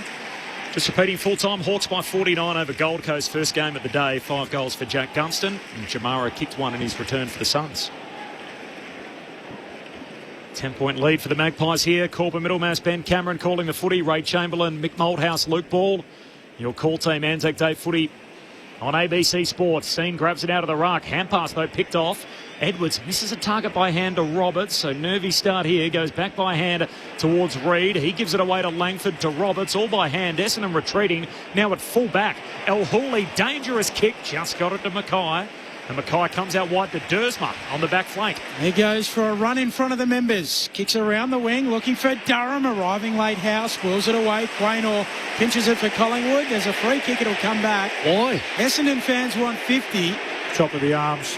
Oh, I think he's going for the mark. Yeah, I thought he did a pretty good job, Jeremy Howe, but by adjudicating that he chopped the hands. Anyway, the Quaynor kick's going for a mark. Collingwood players, the Collingwood teammates, plenty of chance to set up behind the ball here. 2 goals to 2 behinds. Collingwood lead by 10 points. Durham with the free kick from the wing. Low ball inside 50. Quaynor marks. Ends up with the footy anyway at fullback for Collingwood. Kicks out wide for the run of Josh Dacos. It opens up field for him. Josh Dacos taking a few moments. He wants to try and back out the northern side. Retreats to his brother. Nick Dacos deep in defence. A lot of conversation this week about where he's best deployed. Kicks to half-back. And now that's an absolute laser there from Perryman off the back flank, but turnover, middle of the ground. And Essendon go back the other way. Roberts with the short kick to Durham. And Durham continues to move it laterally out to Pryor. His dad, Michael, played twice on this day in the 90s. He moves it out wide for Dersma. Started well, Roberts. Picked up where he left off, up to 9 possessions already. Just in front of the interchange gates. Kicks Essendon inside 50, coming across. Good mark from the developing ruckman in big Oscar Steen. And retreat and go right back to Nick Dacos. Alongside the defensive goal square, kicks across the goal mouth into the sunshine for side bottom, who moves it on to Frampton. Collingwood by 10 points, quarter hour mark opening term. Frampton lifts it to Perryman as the Pies try out the worn wing. Plenty of hang time in the kick. Lipinski the target, floating through Roberts, competed in the air. Lipinski wins it on the ground. Hand pass away to Anderson. His handball in the centre square. Broken up there by Mackay. Forced down though in front of Membry off his knees. Gives it to Josh Dacos to side bottom. Handball to Hayes. Hayes is going to go back by hand. He finds Perryman here. Just in the shadows. Kicks down to half forward. Wanted Elliott in a tangle with El Hooley. Ball slides out of bounds. There's in fact a free kick against Elliott, and he dragged down El Hooley, so the Bombers will take it. And immediately goes back to Roberts, who's on the switch. Moves it out to Reid. He can kick to the wing. Dersma making space again, and he'll take the mark. Tumbles to ground. Essendon seem to be coming out this side virtually on every occasion. I'm just not sure it has worked for them, so maybe they have to change that up. Infield to Sada, so kicks up to Archer May. Launching at the footy, brings it down in front. Parrish coming through. Howe right there is pretty content to take it out. The experienced Collingwood defender, so a throw in 60 around from the attacking goal for the Dons at the punt road end. 2 behinds to 2 goals. Collingwood by 10 points, 17 travel. Yeah, it's a clear plan, isn't it, Mick, to switch and bring it out to the open side and really try and attack with a big ground, trying to stretch this Collingwood team defence. I'm just looking at Archie Roberts. Doesn't really have an opponent at the moment. Hence he's had 10 possessions. Collingwood happy to leave him play by himself. Pass from the stoppage. Josh Dacos to Degoe to Quaynor, all by hand. Now to Crisp. Runs, carries up over halfway. Back to Josh Dacos. Second touch in the chain. Kicks to full forward. A tangle again. Schultz and El Hooley. Schultz just tucked the jumper. Free kick for El Hooley. Full back for the Bombers. I think that's a great example right there of Collingwood's forward offensive struggles this year. Great passage of play. Chain the ball through, outnumber through the corridor. That last link in the chain, where's the forward leading up at the footy for a nice, easy, 25, 30 metre tick lead, easy shot at goal. Roberts trying to exit defensive 50, sharp the target, can't mark, spills down to Nick Dacos, sells a dummy, kicks into the pocket, not to be. Roberts trying to make up for it, inadvertently knocks it away towards Caldwell. He gives it to Langford, his hand pass stolen, Nick Dacos on it again. Hand pass in the pocket to Hayes, handball top of the goal square to go with the target, still alive. Schultz threw it out, smother on the kick there from Membry. Pack forms behind him, says keep going. Pryor for the Bombers to Sardis, to Mackay, to Langford. He gives it to Roberts in the back pocket. The Dons have got to get it out of there. He does that. Kicks as long as he can. Caddy got upstairs. Didn't quite drag in the mark. Ball hits the deck. Umpire lets them rumble. Parrish picks it up. Centre half back. Handball to Edwards. Look out. It was a hospital hand pass. Sharp was met. Merrick gathers. He clears for the Dons. Looking for Blackiston. Forward of the logo. Taps it on up towards the attacking arc. Blackiston for Essendon. At half forward. In they go. and still they scrap after it. Maynard reels it back in. Over it now. Sullivan Roby gets it out. And there's a whistle on the play somewhere. Played a throw. Yeah, throw, so it'll go to Quaynor. And Collingwood's defence holds up. Collingwood by 10 points. 19 travelled. Essendon looking for their first goal. Both defences are holding up at the moment. Under heat there. That was a big 50-50 ball. Good contest, really, between the two players. Maynard, gee whiz. Nick Dacos pushes it coming out of defence, over kicks it, taken by Langford, puts it back inside 50, and Day Wicks marks. True centre-half forward, he's 47 out. This might be just a little bit, I'm not sure whether he's good for 53, 54 metres, that's how far he's going to have to kick it. Mind you, he's backed himself here. He's certainly gone back far enough. I mean, it is gettable, and never be fooled by the flags at the MCG. Oh, here we go. Edwards is just coming in to stand alongside Nick Dacos, almost like he was trying to shepherd the man on the mark. You can't do that, Ray. Well, you certainly... The protected area also extends 5 metres behind the man on the mark, so no one's allowed in there. If you're going to do it, stand on the right side for a left footer too. Archer Day Wicks kicks a cannon. Archer Day for it. On Anzac Day, pumps it through. 20 minutes into the opening term, Collingwood 2 straight, Essendon 1-2. They're on the board now. This is Anzac Day footy on ABC Sport, a 4-point lead for the Magpies. Never in doubt, he didn't need it. He's kicked that beautifully, hasn't he? I did, and he had to go 50-odd. When you kick on that line, you've got to get over the top of the blokes on the goal line. That was a very, very well orchestrated kick. Come in, good lead up. Obviously has got a good routine. Took a good mark for a start off. So well, it's just a poor turnover from Nick Dacos, who's actually getting a lot of. He's up to 9 possessions and 6 kicks, but they're all in the back half. So the Bombers are happy with that. It looks like McGrath's got the match up, but they're happy to let him go deep in defence and get his footy back there. That time, well, that's smart. That's a smart kick. You chase them around all over the place. You wear yourself out. It's best to let them go in that back 50. Back in the middle, Steen hooks it behind his head, trying to get onto it. Jordan De Goey. Eventually, Pendlebury just hacks it forward with his soccer. Lipinski trying to paddle. Blackiston trying to break it up. Lipinski wins the day. Handball forward for De Goey. Gathers, runs inside 50. De Goey, goal! JDG at his best. And Collingwood immediately answer. 3 straight 18. Plays 1-8, 21 minutes into the first. This is Anzac Day footy on ABC Sport. 2 men who know the day well, Mick Malthouse and Luke Ball. Well, it'll go down as technically a centre bounce goal, Mick. Nothing pretty about it, was it? It was a lot of fumbles and then a little hack kick from Pendlebury forward. They just kept the ball going forward. In the end, Pat Lipinski was the one who put his head over the footy and won the big ball. And again, a bit of a scrappy handball, but for Goey, who he's looked a bit rusty. A few of them have, just a little bit fumbly at times in this first 15 minutes. That time, or 20 minutes, that time was good enough to get out the front. And a lovely finish. Big Oscar Steen getting up over Peter Wright here. It's a real weapon for Collingwood. Back in the middle, Steen gets first hands on that one on the way down as the ball spills underneath Pendlebury. He's tackled immediately by Caldwell. So this is where Wright needs to use his size and experience and in the wrestle. Wright swats it down a second time, straight to Pendlebury, kicks inside 50 for the Magpies. Inadvertently knocked away from Langford. He goes back, tries to get it. It will sit for Cameron. Handball further forward, scooped up by Will Hayes, the youngest Magpie out there. Kicks one on Anzac Day. Will Hayes pops it through. And the Bombers had a play on it multiple times in their D50. Couldn't get a handle on it. And the Magpies swooping on it. 4 straight to 1-2. 23 minutes in. It is Collingwood by 16 points. Anzac Day footy on ABC Sport. Well, there's a couple of opportunities there for Essendon players to put their body in line with the ball. And they didn't. They played a penalty because Collingwood came out of the centre like it was a tsunami, and there's just too many Essendon players were just content to not necessarily put their head right over the football. And you pay a penalty at this level, particularly if you've got an opposition that are prepared to do it. So I don't want to be too harsh, but I reckon Essendon gave them that guy. And the one before that too, I thought the way Essendon just, again, couldn't control the ball when De Goey kicked his goal. So they've paid a penalty, and they've got to learn from it. More assertive. Well, hit the ball hard and go straight at it. Don't muck around by going sideways. Steen again down to Pendlebury, back inside 50 for Collingwood. Cameron gathers at ground level, the big ruckman. Handball for Elliott, throws a boot at it, misses it. Langford cleans up back pocket for the Dons. Handball to Farrow. Mackay with a clearing kick, up towards the wing.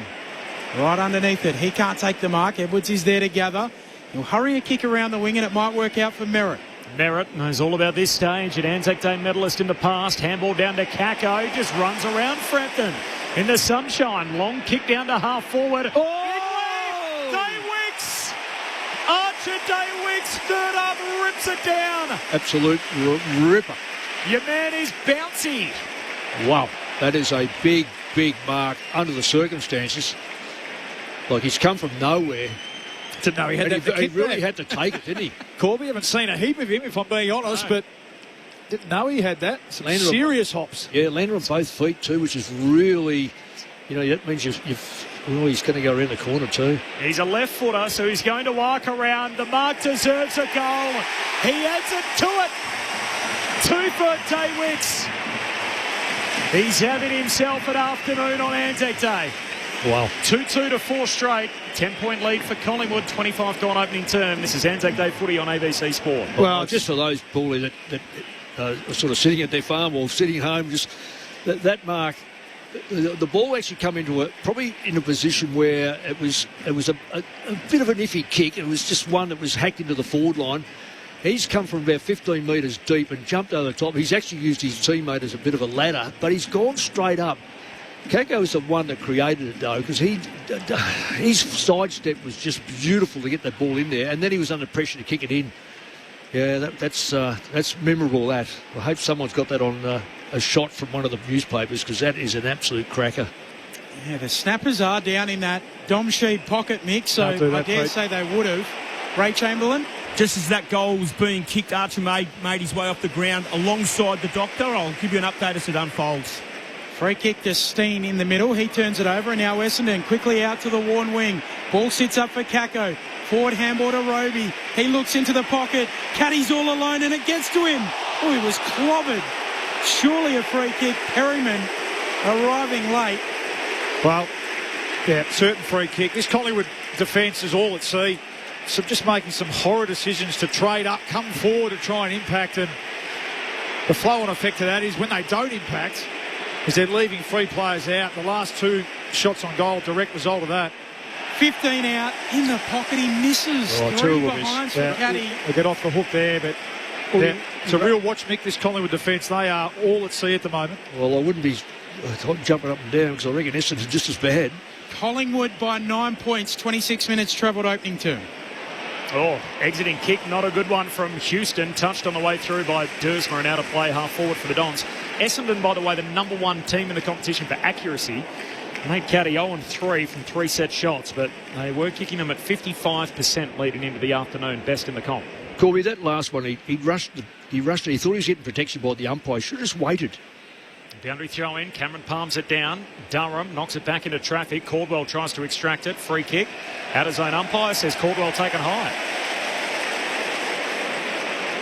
So here's Jai Caldwell as the shadow's starting to lengthen at the punt road end.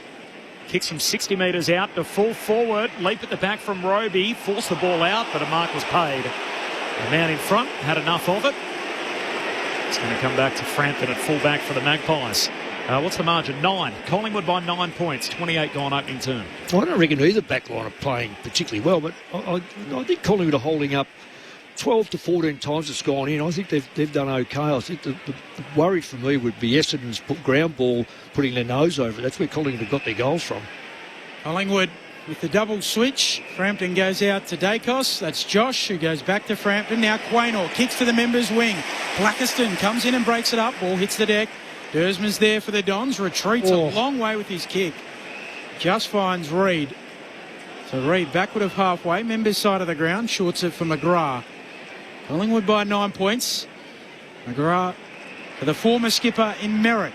Off to Parrish by hand. Back to McGrath. Now Dersmer again. Chaining handballs here, Essendon. Merritt a fumble and a second. Now he's under the pump. Has to get rid of it. Dersmer's under pressure again at ground level. He's tackled, nowhere to go. And a ball up between wing and half forward for Essendon. Collingwood by 9 points, nearly 29 travelled in the opening term. Oh, he's busted open too. So, yeah, Xavier Dersman just been signalled for the blood rule.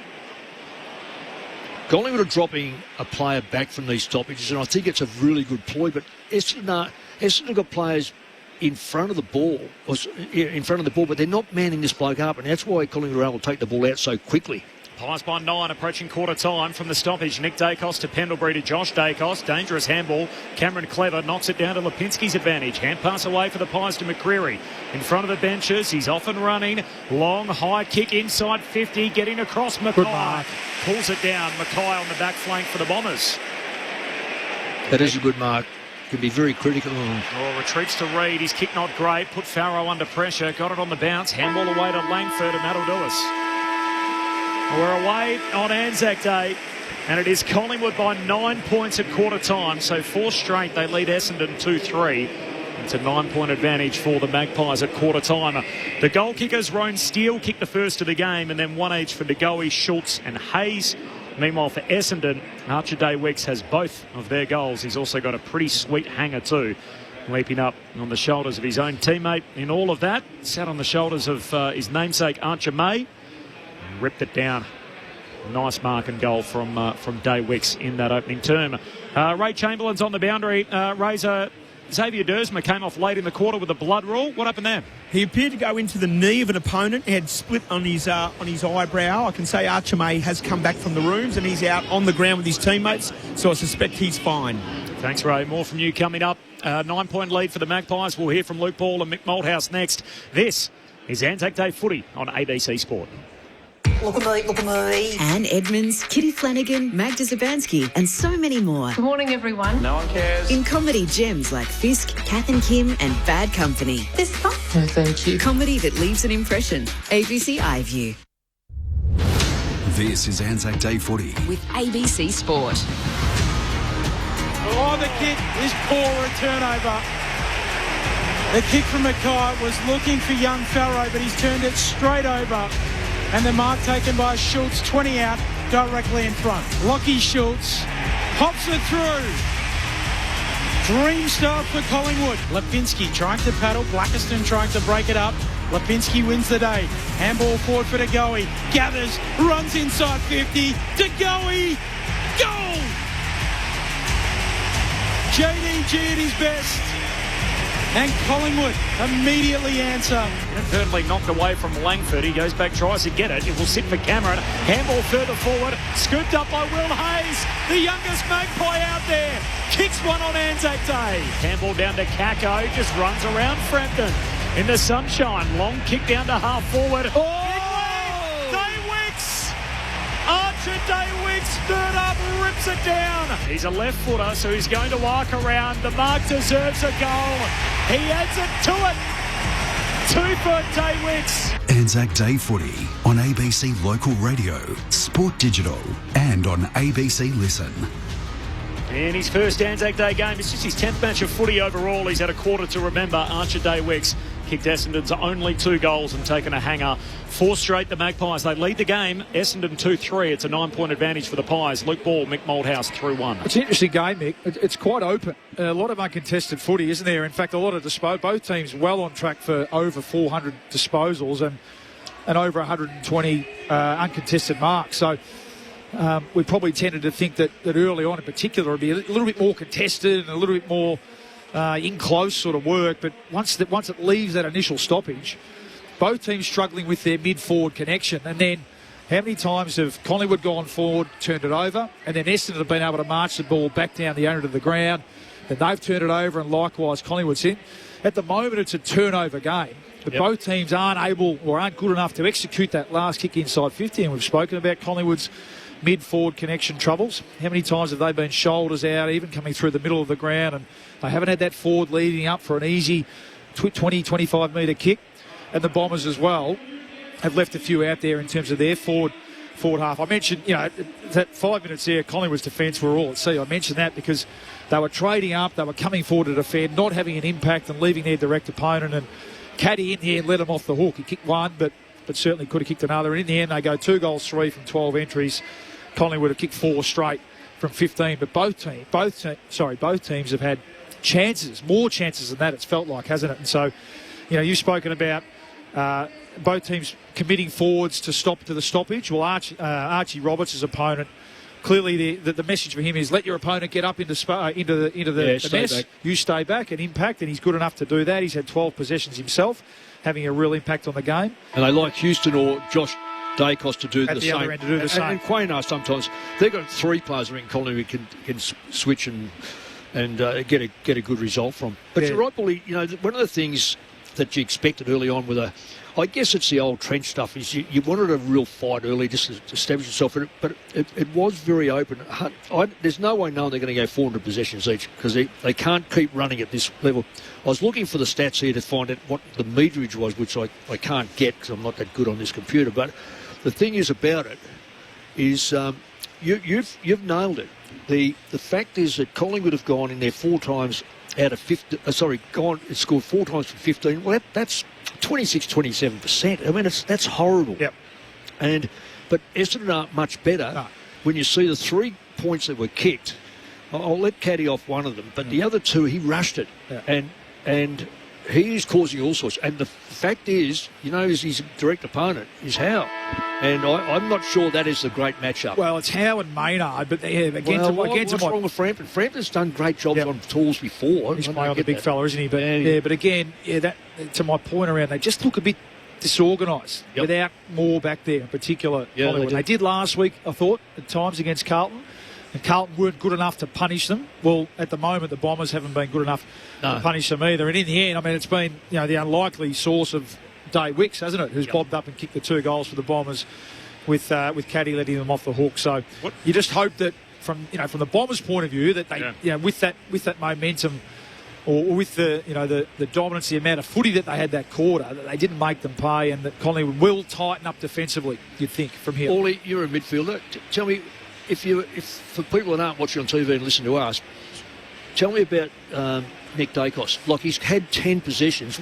Tell me about him. Haven't been a huge impact. It seemed like, McGrath's definitely got the matchup. It's not an out-and-out tag. So Nick, I think, for the first half of that quarter, went back behind the footy to get himself into the game and get his hands on the footy. He had a couple of really critical touches around stoppage, around clearance, but he hasn't had the impact like he did behind the ball, though, isn't we know, really high standard. But you think about the last quarter last week, where all his touches were damaging. They were all mid and forward of centre, and he had 4 score involvements, kicked the goal himself, hasn't been able to impact forward of the ball yet. He's had 10 possessions. And from the Bombers' point of view, they'd feel okay with his impact on the game at the moment. Yeah. Luke Ball and Nick Moldhouse, we're so lucky to have them with us on ABC Sport as we start the second term on Anzac Day. Collingwood by 9, and there he is right on cue. First touch of the second term, Nick Dacos. Hand pass to Pendlebury, handball all the way out to the wing for Perryman. Scoops it up, gives it to Nick. He's now up to a dozen touches. Another little handball away to Lipinski, kicks back inboard, and Pendlebury leaping up, just knocked off it illegally by Kako. So a free kick for Pendlebury. How quick did that was, it's interesting, like, Kako was able to pick the ball up and run off and take 2 or 3 steps and kick it.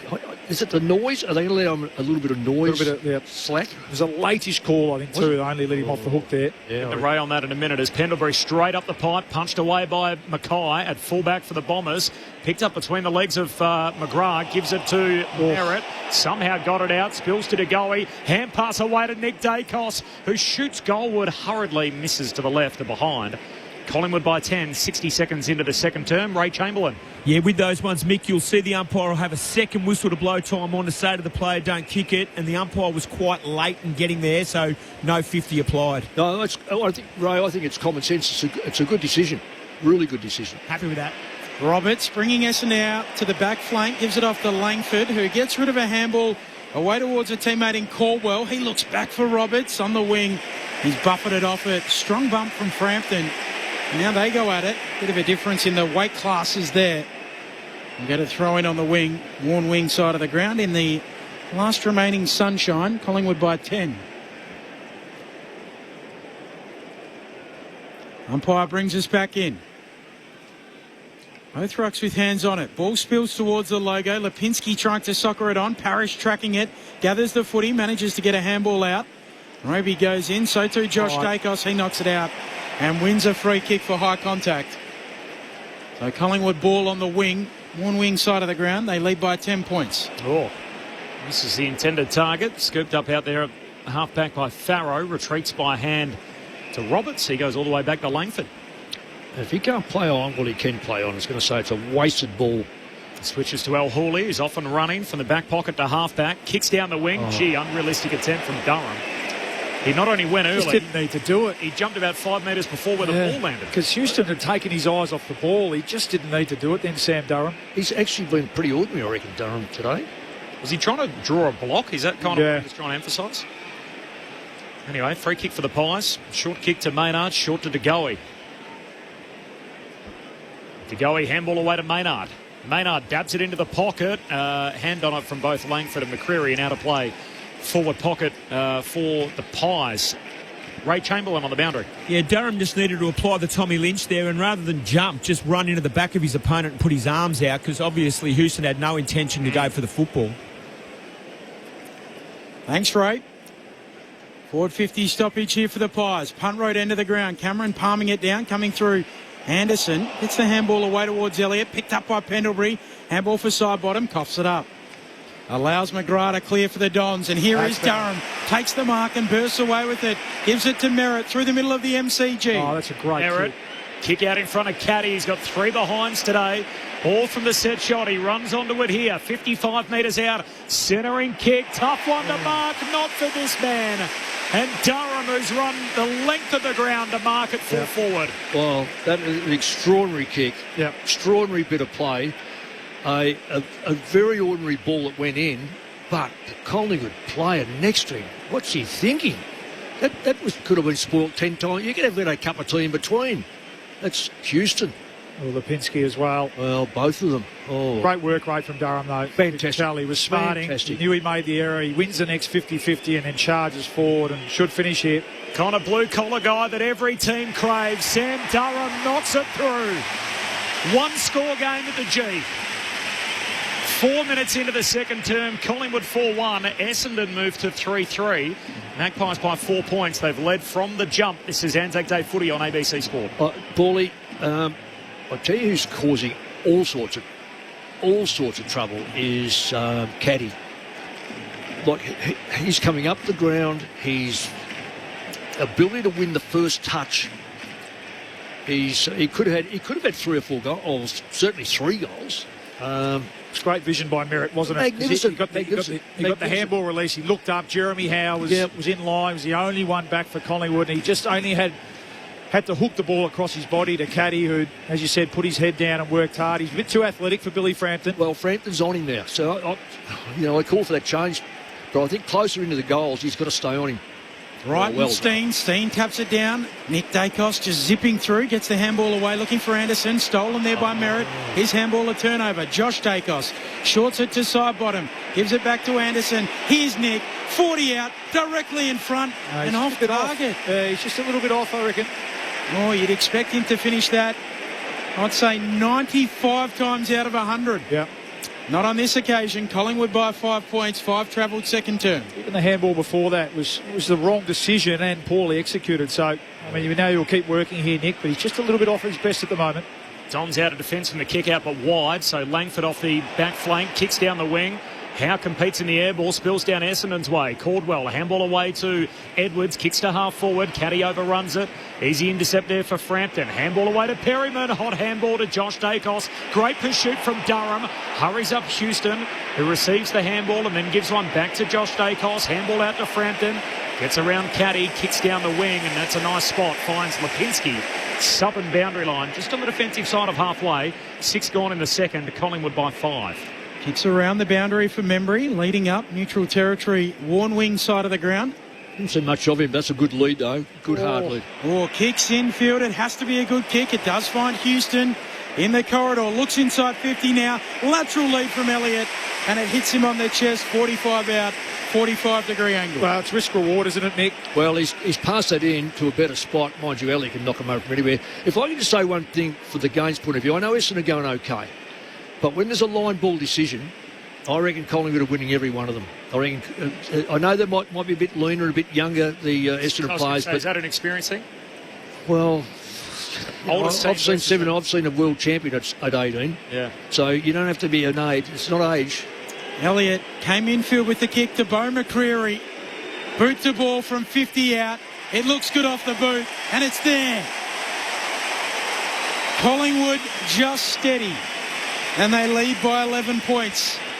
5-2-32 plays 3-3-21. 7 travelled in this second term. Anzac Day footy on ABC Sport. It's a kick from memory, isn't it, Nick? The risk reward. You said it was almost a 50-50, and in the end, Houston was in a better position, stood his ground and took the mark. And once they'd come inside, it opened up the whole fat side of the ground, and Jamie Elliott, just with his superior athleticism there, was able to get some separation from El Hawley.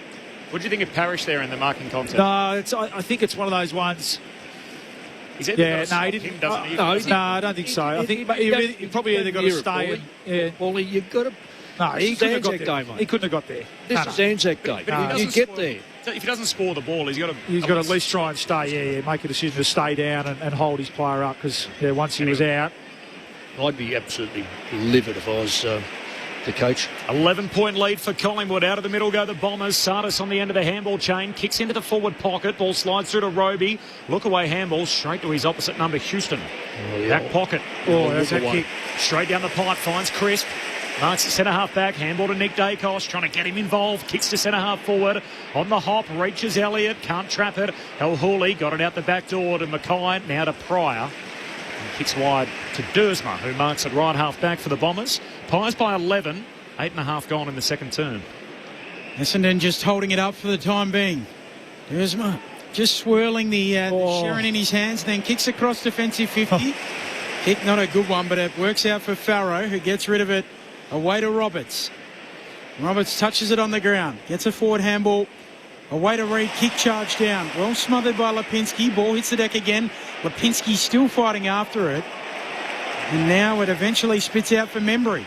Collingwood ball on the wing. Perryman away for Schultz. Forward handball away to Crisp. Back to Pendlebury, who will kick across the centre square to his old mate Sidebottom. Sidebottom. Short kick down to half forward. Here's McCreary. Dersma comes in to stand the mark. McCreary's just going to dab it back to Sidebottom. We'd be talking about this guy's longevity completely differently if he didn't play in the same team as Scott Pendlebury. He's up to 360 games today, Sidebottom. Yeah, it's extraordinary. Kicked 10 goals in this game and this ground as a junior, and that's why we drafted him. 10 goals. No movement here on the Collingwood forward line, Nick. You've still got to move. Short to Maynard. Maynard high bomb to a pack. Lands out the back with Mackay. Spills a chest mark. Goes back, gets it, and he's locked up, and we'll have a ball up. Forward pocket here for the Pies, punt road end. Yeah, so he dropped the mark, but in fairness to him, he was coming at the back of the pack, come right over, no sight. Right, taps it down and onto it. Sardell Hawley releases the run of Roberts. Running around the boundary line, he kicks up towards the wing, misses the target there of May. Goes back after it, Quaynor's there too. Collingwood ball. Handball for Perryman. Handball for Houston. Handball back to Quaynor, overruns it. Gets some support from Houston. Collingwood back with it. And now Josh Dacos will just kick for distance up to half forward. At the drop, Cameron along with Wright. Wright puts his fist through it, finds the safety of the boundary line southern side. Yeah, he's been okay, Peter Wright. Big 2-metre Peter. He's probably found his niche more so than the forward line at the moment. He's been able to get where the ball is, use his athleticism against a good player, Cameron. Archie Roberts with a game-high 19. 17 touches for Josh Dacos. Leading possession getters from the boundary throw-in. Darcy Cameron grabs it out of the ruck. He was taken high in all of that, trying to get a handball away. A lad from Albany, premiership winner. The son of Jared Cameron, who league footballer for both South Fremantle and Claremont. Best and fairest winner, of course, last year. Somewhat controversially, goes short to De Goey. I feel like even his own club didn't quite celebrate that as much with the change of the rules in the off-season. De Goey to centre half forward, shoots like he's in the gully, diving out and marking, true centre half forward, 40 out. Well, I called for it before. You kept moving, Lachie Schultz. They're a bit stagnant at the moment, this Collingwood forward line, and it was De Goey who led up at the footy, and sure enough, he gets it. Here he goes. Well, he's not going to wait. Hands it off to Nick Dacos, who's trying to find his range. He's now missed 3 times. So another behind for Nick Dacos. He and Caddy both have 3 behinds without a goal. They're the only 6 behinds in the game. It's 5-3 to 3-3. 12 minutes into the... 12 points the Collingwood lead, and I was right the first time. 12 minutes into the second term. Bit off, but you don't want to give him too many more chances. Well, Essendon have worked themselves into trouble here. Roberts trying to run through a tackle. He's pinged holding the ball. Just don't get this type of play on. It's not calculated. It's risky. You've got to take... every now and again, a 50-metre kick up the ground just takes the pressure off. Schultz gives it off to Houston, who's trying to send it home from 53, a little narrow. Misses to the left-hand side. Collingwood by 13 points. It's a bit sore, Lockie Schultz, after that effort. Inside 56-2, by the way, Collingwood's favour, and it'll stay that way the way Essendon are playing or using the ball. It's just too many possessions for little ground. Is that from the diving mark, Paulie, for Schultz? No, I think it was from that tackle effort there. So back pocket, mark taken by McGrath, drives a kick up to the wing, but it's coming back. Collingwood keep it in the front half. Pendlebury sweeping, Polly Farmer hand pass to Steele. What a kick. Hits up Elliott. And that channel at left half forward, he'll have a look from about 35-40 out. Yeah, just lost their run and dare a bit, the Bombers, haven't you called it, Mick, there. Just long to a contest a bit too often now this quarter, and just Pendlebury there, just the experience and vision. Essendon all collapsing in to the contest, too skinny. Collingwood holding their width. Pendlebury handball over, released into space. And Roan Steele's having a good game, isn't he? Having a real impact. So Jamie Elliott in the All-Australian mix last year, a slower start to this season. On the drop punt here. He's left that out there too. Misses near side. 14-point game. So 5-5 to 3-3. Collingwood by 14 points, 14 minutes gone in the second term. This is Anzac Day footy on ABC Sport. Corbin Middlemass, Ben Cameron, Ray Chamberlain, Mick Malthouse and Luke Ball, your call team. Roberts bringing the Dons back in, finds Pryor on the back flank. And the last of the sunshine on the MCG. His kick precise for Edwards. Low down, sliding into mark. So this is where I say they're going too slow. You're not going to catch a back line out now because they've got everyone back. But if you move it quick, it just puts doubt in their minds. Edwards kicks up towards half forward. No one can mark for the Dons. Ball hits the deck. Crisp comes away with it. Off to Pendlebury, who gives it to Schultz. Through the middle of the G. Kicks for Elliott. Sardell Hooley does well. Spoils it down. Roberts roves and clears the defensive arc. Short kick to Dersma. Dishes it off by hand to El Hooley in front of the benches. Centering kicks good. Daywicks jumps in front of Roby. Rips it down. The lefty turns and rolls. Kicks inside 50. Mays down there. Cameron beats into it. Well positioned. Really well positioned. And good hands by Cameron. He saved Collingwood time and time again. Just pulled the kick though. He had Caddy leading up at the ball. Both teams butchering it, going inside 50. The Schultz kick to Elliott was a shocker as well. Both teams just really struggling to find any sort of efficiency going forward at the moment. Cameron intercept mark, gives it to Quaynor. Long kick to half-back. Schultz the target, punched away from him. Crisp, 1-2 with Lipinski, and then dabs a kick down the wing, and Nick Dacos is all alone. Just come off the interchange gates, and then Archie Roberts was coming in from behind to stand the mark, Ray Chamberlain, and you're not allowed to do that, are you? If you're not in the protected area, you've got to do the J-curve and hook your way out. That's a brain fade. So a 50-metre penalty, and Nick Dacos dabs it away to Schultz. 2 kicks from home still here, Collingwood. This game's going to be broken open if they kick a couple of quick goals, which they look like doing, the Pies. Schultz centres it to Crisp. Centre half forward here for the Pies. Well, they should, Mick, but they're struggling. This is the point. They really can't find an easy avenue to goal at the moment, Collingwood. They're not blowing anyone away. They're absolutely dominating this quarter, you're right. They've missed sitters, though. So it's not that they're not in a good position. Just working it around the arc here, the Pies. So Crisp went to Quaynor, who came back to Houston. Remember, they were 4 straight too, so they're now 5-5. They've kicked 1-5 this quarter from 8 entries. The mark 55 out. Houston likes the look of it. It won't go all of the way back there. Pryor punches it through. It was always going to be ambitious. Yeah, that's a case in point. Exactly. Yeah, they're resorting to a shot from goal from 64 metres out. And it drops on the goal line. It makes no sense, does it, boy? Reid marks the kick out in the back pocket for the Bombers. There's not many better sides to close teams down in the front half. And Collingwood are just showing that right now. Short to McGrath, kicks to Mackay. Tried to hand it off to Pryor. Pryor just has to retreat. So well set up. McGrath drops the mark Oh, should have taken. Ugly kick to half-back. Langford caught immediately. Got a kick away. Mackay on the back flank. Collingwood was so well set up. The Bombers trying to find a way through the maze. El Hooley to Pryor. Away to Sharp by hand to Parrish. Walls closing in. Handball away to Sharp. Handball to El Hooley. Hot handball to Sharp. Back to Parrish.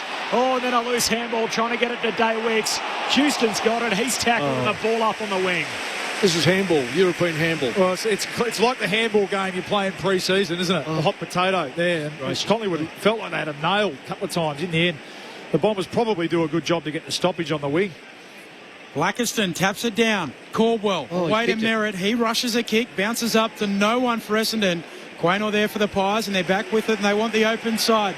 Perryman receives it, kicks to Howe, goes for a little gallop. He'll kick to half forward. Up there, McStay can't take the mark. Down at ground level, Reid wins it for the Dons. Now maybe they're away through Edwards. Running down the Warn wing. He can feed Merritt, and he's got room to run. So he has a bounce. Merritt against the boundary line. Runs a long way the second time, and now the long kick inside 50. May!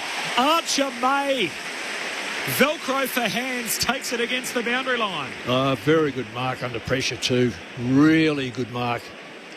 Because he had it wasn't as if it was just an easy freebie kick. It was a high ball come in, and Frampton is very good at doing what he does, is spoiling. So great mark. Of course, he had that opportunity moments ago where Darcy Cameron stood in front of him. Next time he gets a look at it, big contested grab. He's trying to hook it across the body from 45 out. Misses near side of behind. So 5-6 to 3-4, 18.5 gone in the second term, but at least the footy's at Essendon's end of the field. The game's been living in Collingwood's front half. Pies by 14, 18 gone second quarter. Anzac Day footy on ABC Sport. And living is the appropriate word, Corby, but it's 9-4 inside. It's just that when it goes into Collingwood's forward line, it stays in there, so you don't see numbers. Perryman long up to the wing. McStay juggling it. 3 bites at it, not paid the mark. Picks it up off the ground, gives it off the Roan Steele. On to Willie Hayes, going for a run down the Warn wing. Flower bag of a kick, and it allows him the Dons to work it out through Langford on their back flank, and then Caldwell kicks across centre half back. Roberts can take it. He'll look out to the wing for Dersma. Look out. Broken up by Houston. Dersma keeps his feet, goes after it at ground level. Might have coughed it up with the handball, he did. Side bottom picks it up for the Pies. Neutral territory on the wing. Handball back to Chris, to side bottom. Hospital handball. Caldwell gets Houston. Might have held on to him. Ball stealing out the contest at the moment. Corridor. Nick Dacos wins it, gives it to Josh Dacos. Tumbles a kick, out of play. This is awful footy. Nick. Free kick Essendon. Last disposal rule. Here's Roberts, who arcs around and then kicks down to half forward. Big leap from Caddy at the back, flying with Howe in the air. Spills down in front to Kako. Handball to Dersma. Handball picked off. Pendlebury trying to get it to Quaynor. Parrish collects. Quaynor's got here and ball up. Well, that's the first. I'm pleased for who's that on the bottom of the pack there? Parrish, because a couple of times he's the one that's been a little bit fragile, but that time he stood over the ball and he's caused a turnover. He's fighting after it again at ground level, tackling Anderson here. Kako can't handle it. Caldwell can. Holding the ball. That's stiff. Free kick going the way of Scotty Pendlebury. How did you see it behind that big sign that's in front of you? You might not have, Ray Chamberlain. Yeah, no, the umpire said prior opportunity, taking the ball from low to high. I thought it was red hot, but in saying that, that area of the game today, I think the umpires have been really great, actually. Oh, who do you bury for? I'm just calling it as I see it, Mick. Come on, you know they're in, what are they, yellow, canary yellow. I know you're barracking for today. Yet to win a free kick in this quarter, Essendon. 6 going the way of the Pies. Collingwood by 14 points, time on second term. Is that it, 6 this quarter? Yeah, that's interesting, isn't it? Renault Ray sports the team green, the third team out there. Long kick down to half forward from the Pies, picked off the side bottom kick, and Wright takes the intercept mark. That's a good mark. That's what you want from your ruckman behind the ball. That's like Cameron does this end. So, then it forces Collingwood next time to reconsider what they do when they see Peter Wright there. Right short to Dersma. Dersma long kick down the line. Howe flying for it. Spoils away from Durham and out of play. Happy with Team Green so far, Ray? What you've seen through a quarter and a half? Yeah, the early doors with the nerves, and I heard, hard bodies, calm mind. A little bit different for the umpires. Marking contest a couple early, but tackle and contest for the football, I think they've been excellent. Hawks by 49 in the earlier game over the Suns. Here it's a 14-point lead for the Pies from the boundary throw-in. Merritt, hot hands, too hot for Durham, couldn't trap it. Pendlebury tried to give it to Anderson. He overruns it, knocks back towards Durham.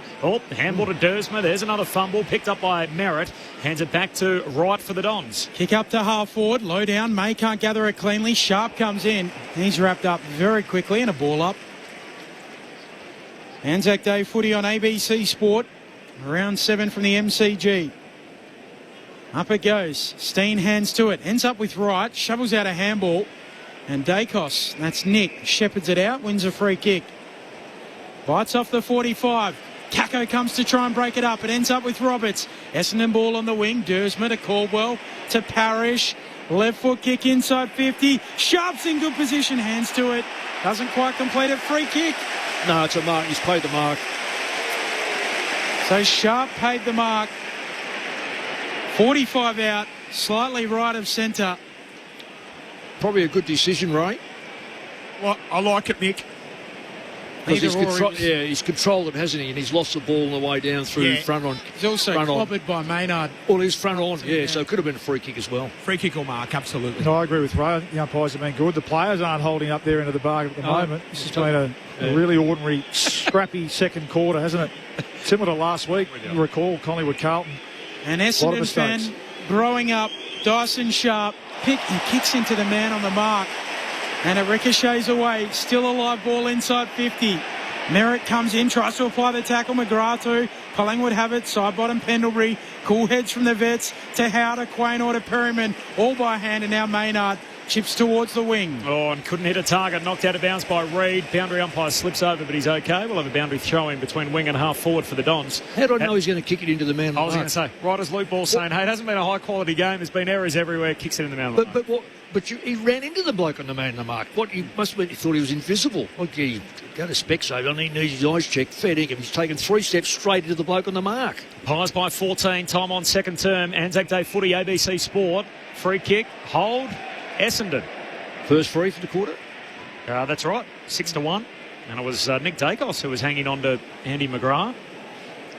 He's been all right, McGrath. The Bombers' only number 1 pick in club history, with the one on his back. Kicks it into the forward pocket. Howe climbed up, forced to spoil late. Picked up by side bottom, and Archie Wicks takes him out of play. So throw in here about 40 metres out from the Essendon goal. That's the Collingwood race. That's Eddie Maguire's deal, despite the fact they're the away team today. They still get the rooms with the wide race. So that's why Collingwood are using those today, despite the Bombers' home game. They lead by 14 late in the second term. From the ruck tap, it spills out to Archer. May kicks on goal, and Frampton marks last line. Collingwood at fullback.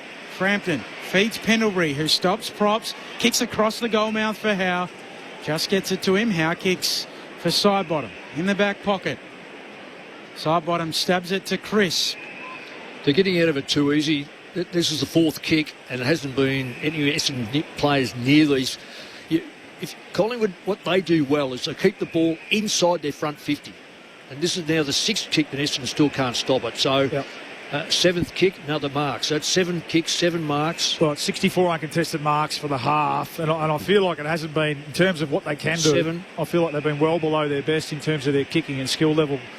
Collingwood, so just haven't been able to shut down space when they've turned the footy over and flick into defence quick enough, which has been a bit of a theme, hasn't it, called for the Bombers? Absolutely, and that's the thing that turned around in their success the last 2 weeks, better performances. They've dominated uncontested marks, not today.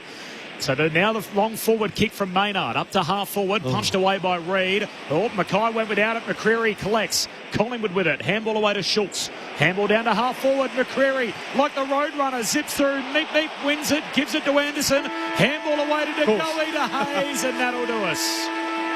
As a nice string of play was unfolding with some clean possessions, time beats the Pies. And that is half-time after a 26-minute quarter, just 1 goal each. And at half-time, the Magpies 5-6-36 lead Essendon 3-4-22. So 14-point lead for the Magpies, 5-3. And in that quarter, Collingwood kicked 1 goal 6. 1 goal 6 in the term to Essendon's 1-1. The goal kickers in the game for Collingwood, Singles for De Goey, Schultz, McCreary, Hayes and Roan Steele kicked the first of the game. Meanwhile, for Essendon, Archie Wicks is the only multiple goal kicker. He kicked 2 in the opening term, and Sam Durham kicked their major in that second quarter. Beansy off the SMS says, hey, Razor, are you sure that there's no breeze? It's very swirly, as we know, here at the MCG. Luke Ball's got other ideas on that.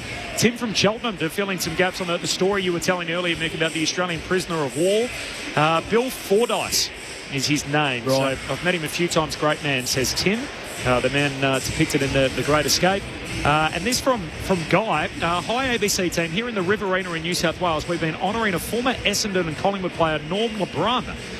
He was shot by a sniper fatality in New Guinea. Search him. It's a great story. Guy, I appreciate that.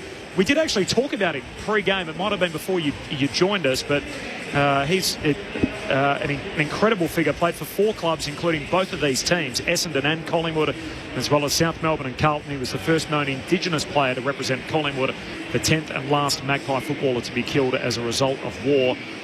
Shot by a rifleman and concealed among the root of a large tree where the country was too steep and too thick for the patrol to bring his body back, and he was buried a few metres away from where he fell. So we remember Norm LeBrun today, along with so many of our fallen soldiers, former footballers. Of course, the heavy crossover between football and war, which we've shone a light on as part of our pre-game. And of course, not only just remembering all those who have made the ultimate sacrifice, but all those who have served and continue to our country on this day. Collingwood by 14 points. The thoughts of Luke Ball and Mick Moldhouse at half-time at the MCG. Pretty ordinary, scrappy quarter, Mick. I think you said it. Collingwood threatened, didn't they? They dominated. They controlled field position for a lot of it. And the Bombers, both with a combination of Collingwood's, again, lack of connection inside 50 and ability to execute, make the right decision and then execute their skills going inside 50. And the Bombers just hanging in there, I think. They still find themselves, within 3 goals of the game. But, yeah, it was a pretty ordinary quarter in terms of skill level and execution. As I said, 1 goal, 6 for the Pies from their entries. I think you look at the numbers. Pendlebury had a big quarter. He's had 15 possessions, and he's one, in fairness, who's looked like actually using it, putting it on a teammate's chest every time he's got it. I think Dacos had 11 possessions for the quarter, but he's only going at, 48% for the game. So, again, if you're an Essendon coach and supporter, I mean, we said in that quarter, how many times did he bob up in space? They don't want to give him too many opportunities for it to click, because we know that he can do that in the space of 5 minutes like he showed last week. But 21 possessions at 48%, only 4 score involvements, 3 behind. So he hasn't really, he's threatened, but he hasn't really, a bit like the Collingwood team, hasn't really taken over the game as yet. And at the other end, Archie Roberts, well, he's got a really, obviously a high footy IQ and a great reader of the game. He's had 25 possessions, 20 of those uncontested. So he's been more than happy for his opponent to go up into the play. He's had McCreary at times. He's had who else has he had there? Lipinski and Schultz at times. He's allowed them to go up high, and they've had the footy. But again, they've been a lot of the times they've just kicked it back to him to an extent, and he's probably been Essendon's best player. Well, certainly from a possession point of view, clearly Essendon's best player, but he's the one as part of the back 6 who held up okay in that second quarter. 25 and a half. Yeah, it's a lot of footy. And you can see, though, just watch him for a bit. He reads it really well, and they look for him too when they're trying to exit out of back 50. But the challenge for him is if his opponent starts to really impact the scoreboard. Which, with Collingwood struggles. Well, McCreary certainly was on, and he's kicked a goal, hasn't he? Yes, he has. He was on him there. And he set up a few others. But getting back to Roberts, he's had unbelievable number of possessions, 25 from half-back flank, none inside 50. And I don't know, okay, that might be, he kicks the ball, but I'd like to know how many, if he kicks the football a teammate, how many of those teammates actually get the ball inside 50. Let me tell you, Essendon, 6th for the quarter. They scored at 1 goal, 2, so they've gone up 30%. The other side, that's why I reckon Collingwood could be 7 or 8 in front, in all honesty. How often would Dacos miss something when no one comes near him and he has a shot from 40 metres? They've gone in 7 times. They've scored at 70% on entry, 70% that quarter. But this is where the old stats get very, very distorted. as you called, Corby, it's lived in their forward line. Now, you'd say, they must have had 20 inside their 50. No, they only had 10. But it did live in. It lived in the front 50, and they just couldn't score from it. The time in front half felt like 70% to 30% worse. And if you're going to get that, I was over at Collingwood Roos today, and I said, I think 14 goals, you've got to weigh up your opposition. I think 14 goals would win the game. Because everyone was saying, can Collingwood kick 14 goals? Well, they may not have to kick 14 today. Is there a part you can spin that if you're Brad Scott to say, hey, boys, big occasion, with, what did I say in the pre-game, 11 guys, 33 games or less, over-possessed it at times, to basically say, let's reset, we're still in the game. We're in the game. They are in the game. They're in the game up to their neck. Make no mistake about it, because Collingwood have allowed them, but the time that the Bombers have gone forward, they've probably given up. I know Collingwood have had shots. Let's put that aside. Essendon have gone forward on 3 or 4 occasions that should have been absolute goals. Where a Collingwood player had been anywhere near them, but they've just mucked up the second last possession. Essendon players in position, and they haven't taken full toll. So they are probably only, for the Essendon supporters, they're probably only one goal, maybe the first goal of the third quarter, away from being right back in the match. And because of slow scoring, that one goal brings them back to 8 or 9 points. That can be, that could happen, be gobbled up in a split second. So they're right in the game, make no mistake about it. I'll ask you, Mick, because Bawley's on the voting panel, but who's been the best player on the ground in the first half? Well, I think it might be the old fella, Pendlebury. He buggered up one on the far side when it went out of bounds, but outside of that, he holds his hand pass back, he finds the right taker. A lot of players could learn from what he's doing at the moment. Essendon go bang, bang, bang, and whoever's in front of them, they give it, and all of a sudden they get crunched. Yep. What Pendlebury does, he looks, and I'll give it to the second bloke who's out further. He's had the ball 22 times, and he's going at 82%. If he's not the best on the ground at this stage, I'll be very, very surprised. He's had 5 score involvements as well, which I think is a game high, so equal game high with Zach. So I think he's that far in. And you're right. On the flip side, Merritt is the one for the Bombers when he gets it out of his space. Absolutely. He's the one who makes the right decision. Yeah. So they've got to keep trying to find it to him. And maybe it is Roberts who needs to come into the middle of the ground, because you're right. 25 possessions, but only 2 score involvements, and a lot of those backward of centre. Maybe now's the time to inject him into the middle of the ground and see if he can't create something mid-forward. He's their best user. That's why he's get the ball so many times. Because they give it to him, that's right. And on the other side of the thing, I'll call them the Simon Presti Como kicks. When Simon's got it, we say, kick the ball long, Simon.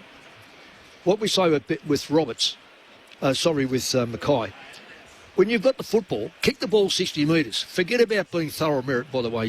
He's related to Merritt out here. Zach, is he really? Yes, he is. Great uncle. Wow. So, and he's in a nursing home at the moment. But so Mackay's got to kick the ball 55 to 60 metres, which he's capable of. And if it goes down the mouth of the throat of a Collingwood player, albeit, because better there than giving it away 15 metres out, which he's done too regularly. Scott Pendlebury, game number 431 today. He's the best player on the ground at half-time. He's now played in more Anzac Day clashes than anyone else. This is his 19th, so he goes past Dustin Fletcher. And, of course, he's one away from equaling Brent Harvey's all-time record for most games played in VFL, AFL footy. What a half he's put together here. So 22 disposals to be best out there for the Pies at the half. It's Collingwood by 14 points. More from you off the SMS in just a moment. Second half not too far away. But first, the latest from the ABC Newsroom.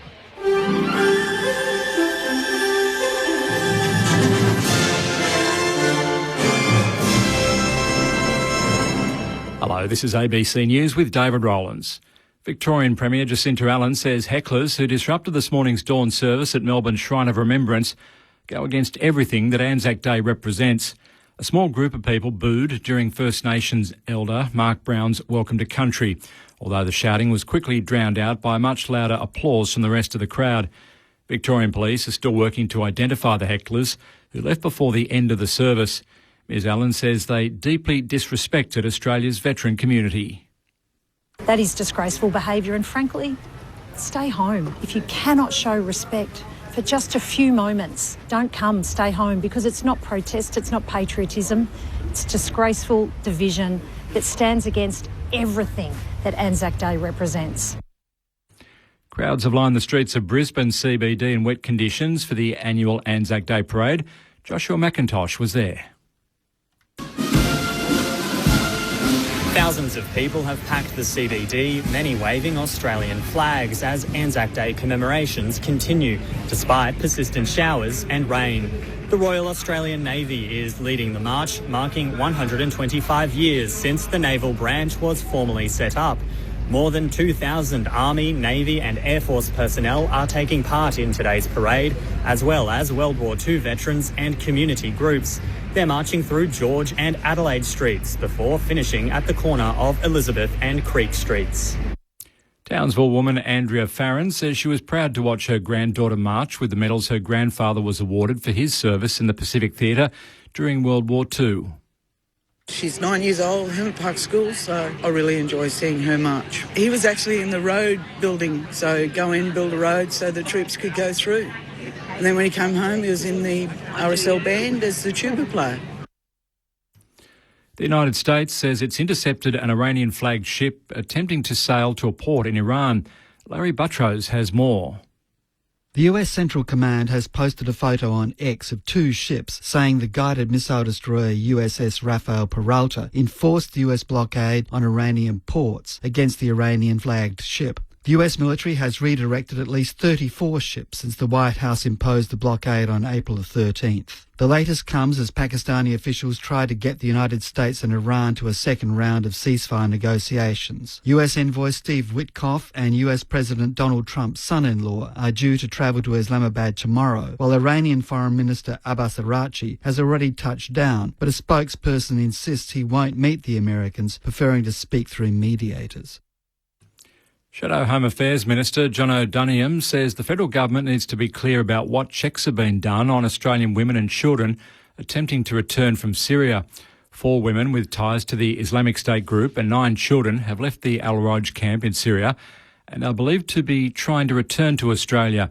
A government spokesperson says security agencies have been monitoring the situation in Syria in order to ensure that they're prepared. However, Senator Donoghue says he's concerned about the background checks.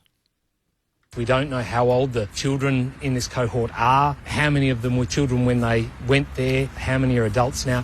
Those sorts of questions remain unanswered, and until we have clarity and certainty and a guarantee from government there is no risk, and the opposition's belief is they should not be allowed back into Australia. A US judge has dismissed Elon Musk's fraud claims in his lawsuit against OpenAI and its co-founder Sam Altman. The case centres on Musk's claim that OpenAI CEO, Mr. Altman, and one of the company's biggest investors, Microsoft, conned him and the public by forming a for-profit entity in 2019 after Musk left OpenAI's board. Musk had himself proposed dismissing the fraud claims, which he said would better focus on his case of the goal of ensuring that OpenAI benefits humanity rather than be a wealth machine. The trial is set to proceed on Musk's claims of breach of charitable trust and unjust enrichment. Jury selection is set to begin on Monday. Turning to sport now, and in AFL, Hawthorn has made it 6 victories on the trot with a convincing win over the Gold Coast at UTAS Stadium. The Hawks won 16-16-112 to 9-9-63. That brings you up to date with the latest ABC News. Okay, ready? Little listeners have a new space to get all their favourite podcasts. Like exclusive new episodes of Bluey Listen Along. Let's dance to celebrate! Create a kids profile today by heading to the Kids tab on the ABC Listen app. This is Anzac Day Footy with ABC Sport. Kick out in front of Caddy. He's got 3 behinds today. All from the set shot. He runs onto it here. 55 metres out. Centering kick. Tough one to mark. Not for this man. And Durham, who's run the length of the ground to mark it full forward. Kind of blue-collar guy that every team craves. Sam Durham knocks it through. 1 score game at the G. War kicks infield. It has to be a good kick. It does find Houston in the corridor. Looks inside 50 now. Lateral lead from Elliott. And it hits him on the chest. 45 out. Elliott came infield with the kick to Bo McCreary. Boot the ball from 50 out. It looks good off the boot. And it's there. Anzac Day Footy on ABC Local Radio, Sport Digital and on ABC Listen. Pies by 14 points. They kicked 1-6 in that second quarter. Anzac Day at the MCG. This is ABC Sport. Great to have you with us. Corbin Middlemass, Ben Cameron, Mick Malthouse, Luke Ball and Ray Chamberlain, your call team. Rich from Ocean Grove off the SMS. Wonderful call of a frustrating game. Listening to Mick groan at a poor passage of play. I wonder if he misses coaching or is he kind of glad that it's someone else's problem? Someone else's problem every day of the week these days, particularly when I look at that. Chris on the tractor, great call, guys. I wish I could have made it down to watch, but no tickets. Love the Bombers, but they need the lift. Thanks, Chris. Nice to hear from you. And from Bob, good afternoon, boys. From Bronte Park in Tasmania, another great call, especially Razor on the boundary. We love Razor. He's a great addition to our team in year 2. As not only our boundary rider, but our rules expert to be able to decipher some of the decisions out there and which way they should go. The AFL put a statement out just after 12 o'clock Eastern time saying that the AFL advises that it has terminated the appointment of Will Horton KC as the chair of the AFL Appeals Board effective immediately. This is following the reasoning as to why Lance Collard's sanction, his charge, which was upheld. The sanction was reduced from 9 games with 2 suspended all the way down to 4 games with 2 suspended. Mr Horton served as the chair since his appointment in March 2024 and has contributed at club level over many years. And the AFL thanks him for his service, but they wanted to announce that they've terminated the appointment of Will Horton KC as the chair. We had a couple of senior players on today. First of all, on AFL Saturday, you can catch up wherever you get your podcasts through ABC AFL Daily with 5 episodes a week. And I asked Max Gawn about the reasons that were provided in Collard's reduction, which, of course, part of that stated that it is a game in which racist, sexist and homophobic language is commonplace. I asked Max Gawn if that's the case. Yeah, I appreciate the AFL and the AFLPA going quickly on this yesterday afternoon. I think it was an embarrassing day for the players for roughly 6-7 hours while we had to stand behind that message that the appeals board gave out. So I'm glad of our bodies of the AFL and AFLPA that have come out and said we don't stand behind that. I don't know what the answer is. I don't know. I heard you guys talking before. How many weeks is too many weeks? Is weeks? I've never been suspended, so I don't know if weeks is actually something that really would affect me. So I don't know if that's the way to go. I don't know what that is and what that looks like. But I certainly know that the game is not that hard that I can keep my mouth shut when it comes to homophobic and racist and other vilifications. I'm well aware that that is not the place for it. And, yeah, I was sort of embarrassed when I was reading that stuff from the appeals board yesterday morning. And the same question to the Collingwood captain and the president of the Players Association, Darcy Moore, on ABC Sport. Those comments were deeply concerning. And, you know, as a Players Association, clearly we've been very vocal about this case in particular and these issues. Clearly there's been a number of on-field homophobic language incidents used over the last few years, and it's a concern for us. And what we want to see from the AFL is really consistent action and consistency when it comes to sort of sanctioning players. And I think this case, we've been talking about this for a couple of seasons now, but I think this case, when you take it in isolation, is an example of what you know we want to fix. We want to see sort of some sort of procedural fairness, some sort of system that makes a bit of sense. And I think clearly this case and the language used in that ruling was really proved our point in many ways. So a little bit of Darcy Moore speaking with us pre-game on ABC Sport. ABC AFL Daily is the place to go for your home of footy conversation, 5 episodes per week. Halftime here at the G, Collingwood by 14 points. We're already 1 game down. Anzac Day Saturday with Hawthorn 49-point winners over Gold Coast. So a 49-point win for the Hawks. Jack Gunston had 9 scores. He kicked 5 goals, 4. And Jamari Ugle-Hagan even knocked one through as well in his new colours. First game in 596 days at AFL level. So Ugle-Hagan finishing with 7 disposals and a goal, but a big win for the Hawks, even without Sicily and without Moore. Players just trotting out to their positions to start the second half in the NRL. 33 minutes in.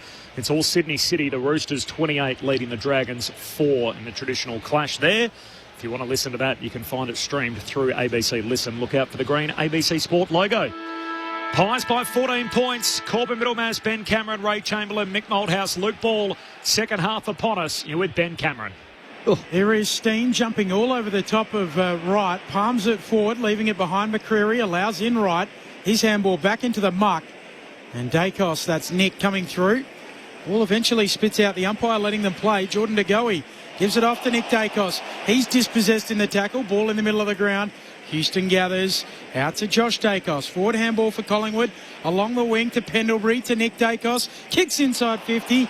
Overshoots the target of Elliott. At the back, Sardell Hooley charged down and knocked out a player. Throw in left forward pocket.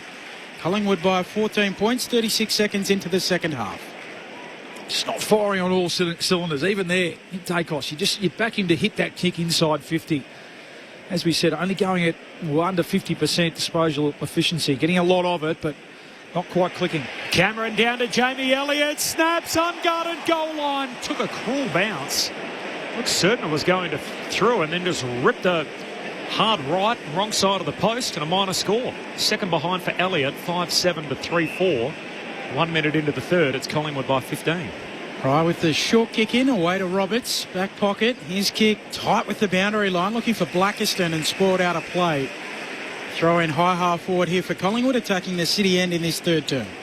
I don't understand that kick that goes 30 metres for a one-on-one. Wouldn't you go 55 metres to one-on-one and you've got a 25-metre buffer up your sleeve so you can work on? I was taught in junior footy, Mick, never go short to a one-on-one as Cameron taps it down to Parrish, who gives it off to Merritt. Essendon ball. Roberts, handball over his head. Emerging with it, Merritt. Kicks inside 50. Long one-on-one. Caddy and Frampton. Frampton goes to ground. It allows in Caddy. Tracks it to the pocket. The Pies fold back. Runs a long way. Snaps it over his shoulder. That is a Caddy special. An Anzac Day special. Caddy brilliant. And Essendon bring it back to a 9-point game. The first goal of the third term. 5-7-37. Plays 4-4-28. 2 minutes in. Mick Malthouse and Luke Ball. Oh, that was a magnificent goal. I'm hearing the siren now. There's a fire brigade coming to hose down 3 of his teammates because he burnt 3 of them. There were 3 that he had to kick the goal because they were absolutely on fire, the 3 bases that he ignored. Honestly, but take nothing away from him. If you took them out of the picture, his recovery was outstanding. Frampton tried to grab hold of him, but that was extraordinary. Yeah, he probably almost could have got a free kick because Frampton he should had have a fair piece of him on the way down. But you keep your feet in this game, and gives himself kicks a brilliant goal.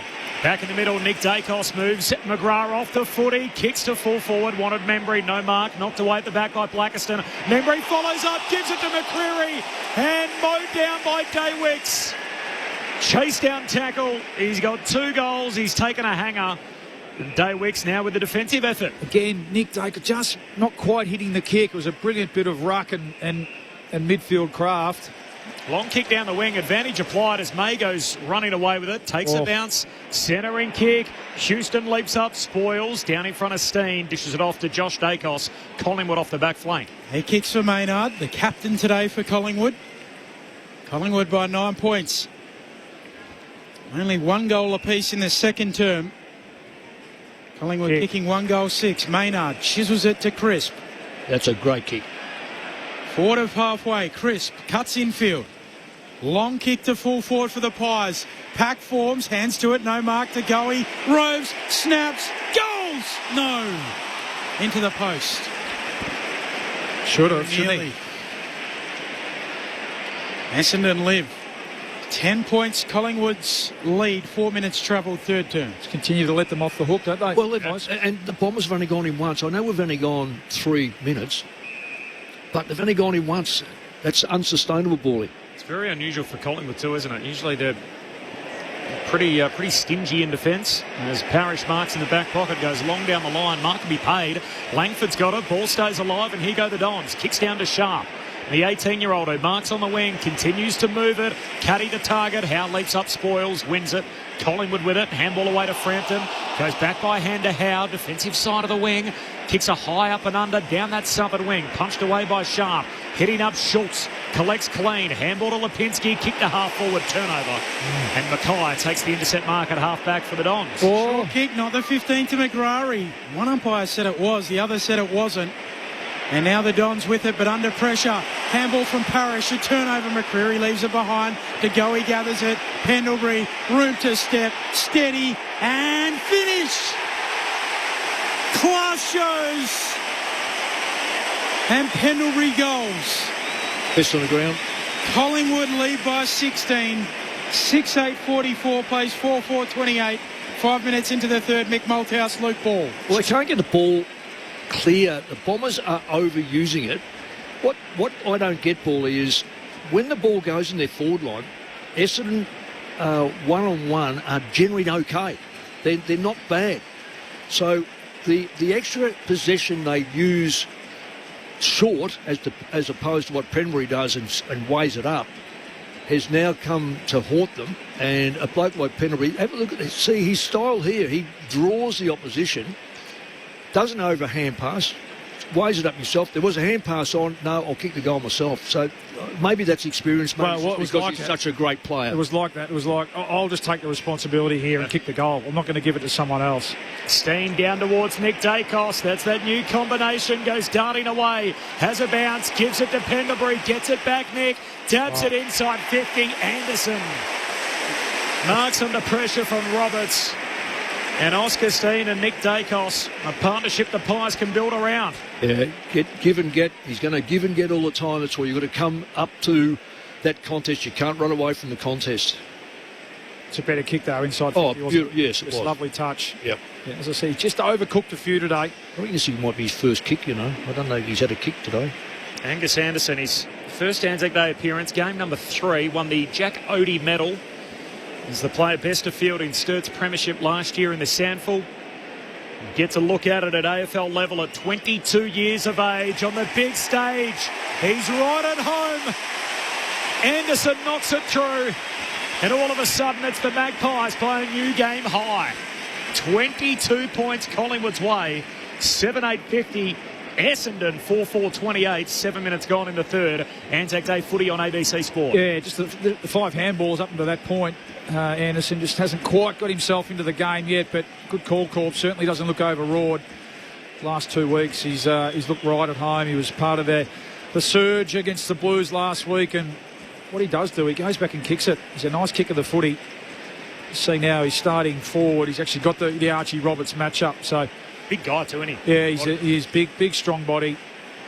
Gives them another option to go through the middle of the ground. Just got to tighten up here. Looks like Durham's now gone to Dacos. He's just starting to look a bit dangerous, starting to get out in space. 3 of the Pies' first-timers on Anzac Day have kicked a goal. Steen tapping it down for Pendlebury. Through the legs of McGrath. They keep it moving forward here, Collingwood. Pendlebury still going. Anderson getting involved. That's centre-half forward for Collingwood. No room to work for Anderson. A ball up. Yeah, that's just Steen again, though, isn't it? Just the ability to get up just allows the Collingwood midfielders to get on the move, get proactive. Makes it really tough for the Essendon mids. Well, they're just bulldozing the ball forward. Cameron taps it down. Durham shovels out a handball. Onto it. Roan Steele. Somehow his kick goes inside 50. Elliott slick to Nick Dacos. Strong tackle from Durham, and it works out for Essendon. Their footy. Sardis had to try and trap it. Gives it to Caldwell. Can't take it clean either. Eventually scoops it up. Gives it to Merritt. Handball to Sardis. Ugly handball to Blackiston. Back to Sardis. Got it on the hop. Handball away to Farrow. He goes back by hand to Reed. Against the boundary line. That's a good kick. Short back to Sardis. Yeah, but it's taken 6 possessions to go 15 metres. That's Collingwood eat that. That's what they prey on at training. He's had career highs in his last 2 games. The only 2 of the year for Sardis. Kicks it back. Gee, there's climbers everywhere in all of that. Caddy and May both flew. Spills down to Merritt. Just puts a bit of hang time in the kick. And Peter Wright marks it centre-half forward right on the 50. Well, that's brilliant. Was that Merritt? Merritt, yeah. Well, so he's Merritt, the one, Nick. Well, Merritt had the ball at centre-half back. And then what he's doing, he's playing half forward. He's coming up the ground, leaving a Collingwood player behind the ball. That's fine.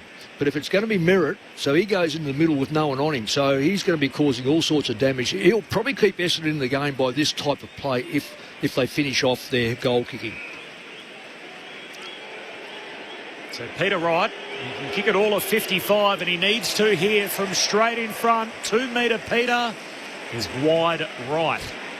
Behind 7-8 to 4-6. That is a 4-5. It's a 21-point lead for Collingwood. 10 gone in the third. Maynard up the middle to Howe, who moves it to Pendlebury. Still up the middle for Anderson for Collingwood. And Anderson shorts it to Elliott.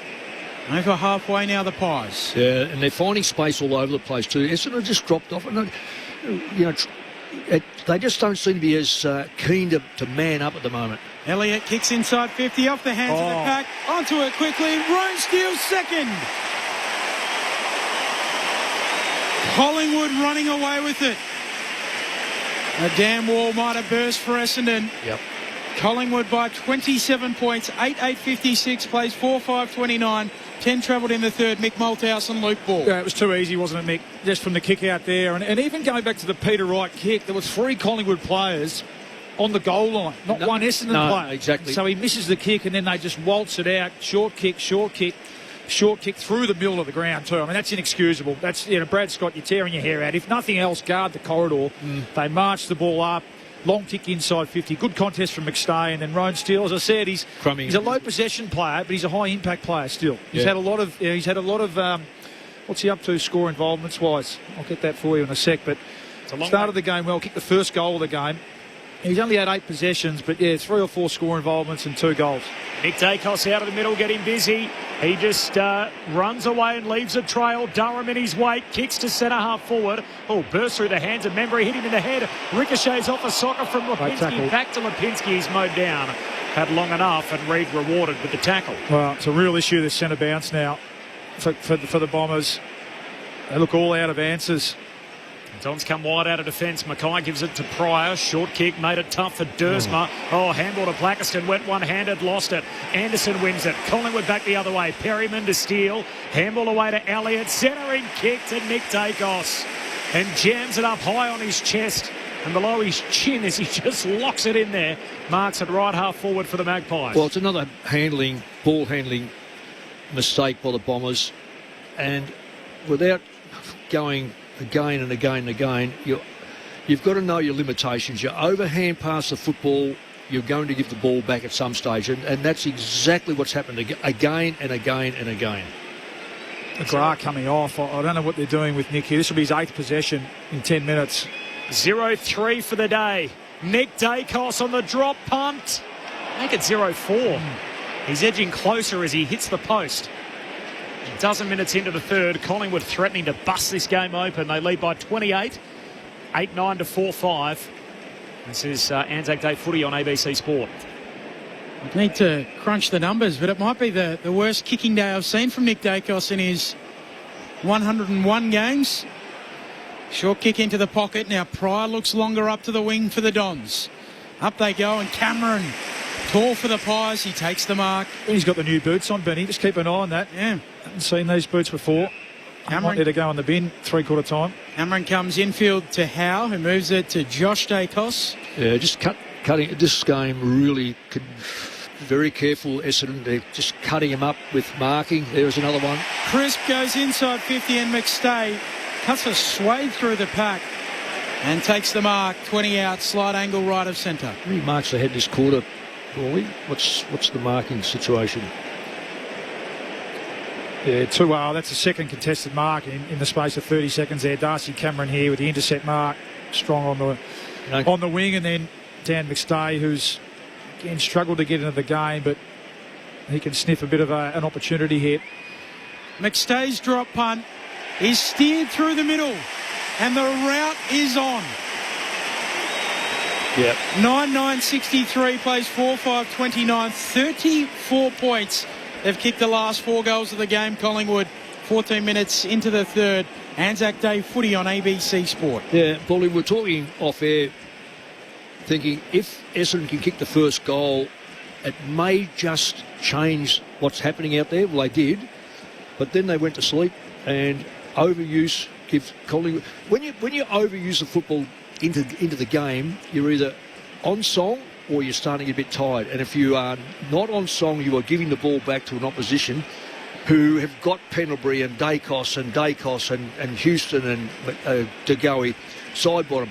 They're going to cut you to the ribbons. Yeah. And that's exactly what has taken place. Looking now, Zach Merritt sits on the bench. This is a time, it's really danger signs, isn't it, for the Bombers? Blackiston's in the ruck, got it down to Durham, handball away to Sardis, a rare centre break win for the Bombers, kicks the centre half forward, no mark, Maynard and Langford tracking it, so Langford seemingly gone forward, comes out Essendon's way, Roby got a hand pass away towards Sharp to Caddy, who lost his Dax, got a handball away to Day Wicks though, centering kick, Sardis leaps up, decided to spoil, right there with Lipinski, ball hits the net, Kako pursuing, Kako worries him out of it, Kako goals! Sensational goal. Great forward pressure, went hunting out after it, shook side bottom, threw the shoe at it, and Kako bounces one through from the right forward pocket to keep the Bombers in the fight. 15 gone in the third, 9-9 to 5-5. Collingwood by 28 points. This is Anzac Day footy on ABC Sport. Well, you reckon he played a bit of soccer in his time? Yeah, I mean that. I really mean that. I reckon that is just an incredible goal, knowing when to put the boot into it. Essendon really struggled to get the ball clear, but when they did, he was fantastic. Yeah, just good forward pressure. Little mistake from side bottom. The big ruckman's not the one that you want to be handballing the ball up to deep in defence, and Darcy Cameron was pretty slow to turn around, and young Kako just sniffed an opportunity and created something out of nothing. Just keeps them in it, as you said, Corb. Cameron was the QE too. Forward pressure, it often takes you to the ball. Collingwood out of the middle. Crisp with the clearing kick, inside attacking 50. Roberts punches it away. Ball hits the deck. Membry arrives. So to Edwards. Picks it up. Tackled by Membry. High free kick going the way of the Dons on their back flank. I know he got the free kick, but he was so hesitant in taking that ball, Edwards. Look, I know they're only kids, but that was basically the difference. Collingwood by 28 points. Onto Farrow to Caldwell, who goes, or Sardis rather, who moves it back to Farrow in the back pocket. Third possession too, Benny, and they've gone, 35 metres. Farrow's a long kick, though. And he uses that here. Kicks up to wing. Howe! Up he goes.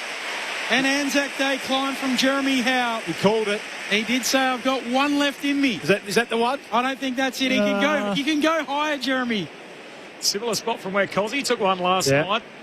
Howe lays it up in the McStay direction. He rips it down. And Dan McStay's getting involved. And I blame Big Mackay for that one. He just stood too there. Easy, wasn't it? Well, he's making it. He's been shepherded. You know, if you're a big bloke like that and you get shepherded, just crunch the bloke next to you. Just crunch him into the mark so that you don't get, one, it's not a free kick. Two, you're defending the ball. Oh, that was horrible by Mackay. Now he's got to stand on the mark as McStay's on his way in. The kick's out to the left and it stays there. And behind. So 9-10 to 5-5, 17 minutes into the third. Pies by 29. Ray Chamberlain. Yeah, I'm curious, Mick and Borley, when you're talking about the slow ball movement coming out of defensive 50 for Essendon. They don't seem to have a bailout option up the line. I don't know whether that's structural, strategic. I'd love to hear what your thoughts are on that. Well, at the end of the day, Ray, up the line is a crunch time. You just got to spoil the ball if you can't mark it. Frampton trying to take the mark here. Was there a whistle on the play? I thought there was. The umpire lets them rumble and then crosses himself and a ball up. And you see, that's what happens, Ray. Now you've got something on the wing as opposed to losing the ball 30 metres short of this. Collingwood by nigh on 5 goals, 29 points. Sardis coming through. Robes the tap, gives it off to Dersma, off to Parrish, kicks up to half forward. Maynard breaks it up. Collingwood ball on the back flank. Handball for Quaynor. Forward handball for Lipinski. Lipinski lifts it over the top, gets it onto the big ruckman Steen. He flicks a handball forward, turnover. Sardis picks it off, handball away to Parrish off the non-preferred. Ugly kick down to half forward. Langford spills down to Steen, who scoops it up but cops it up. Roby for the Bombers. Today Wicks who fumbles. Handball back inside. Dersma left it behind. The walls close in and he's tackled by Crisp outskirts of the centre square. There's only a couple of reasons why you fumbled. Give them to us. Well, one's when it's wet. The other one? You don't want it bad enough.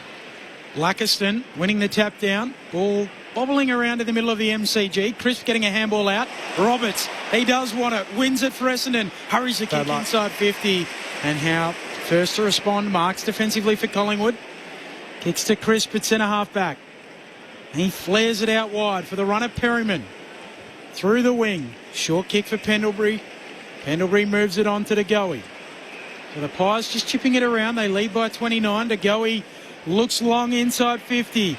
McStay, Elliott, take your pick. Whistle, free kick. It'll go to the Pies. Oh. Ben Mackay stands there and gives it the double teapot. Ben Mackay, that's his role to get there and spoil that.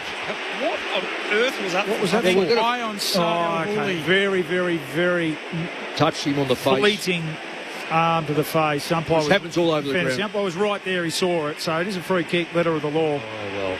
Jamie Elliott arcs out, curls it through, and lets Sardell Hooley know all about it.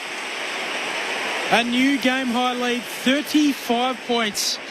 Time on third term, 10-10-70 plays 5-5-35. Mick Malthouse and Luke Ball.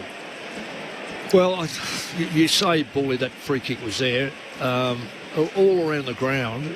It's not deliberate. It doesn't hold back. It's a contest where they've locked together. But I'll go back again and just say Ben Mackay could have got there and been the third man up and just absolutely smashed the hell out of the football.